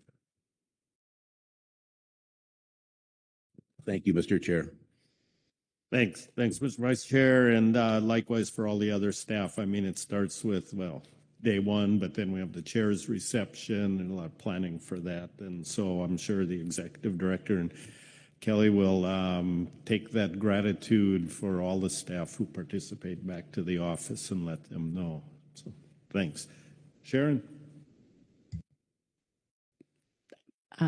Tower of Power. There we go. Mr. Chairman, I move the council adjourn the 286th session, March 2026. Thank you. I can see that looks accurate and complete. Yes, Mr. Chairman. Seconded by David Sones. Please speak to it. I think we're done. All right.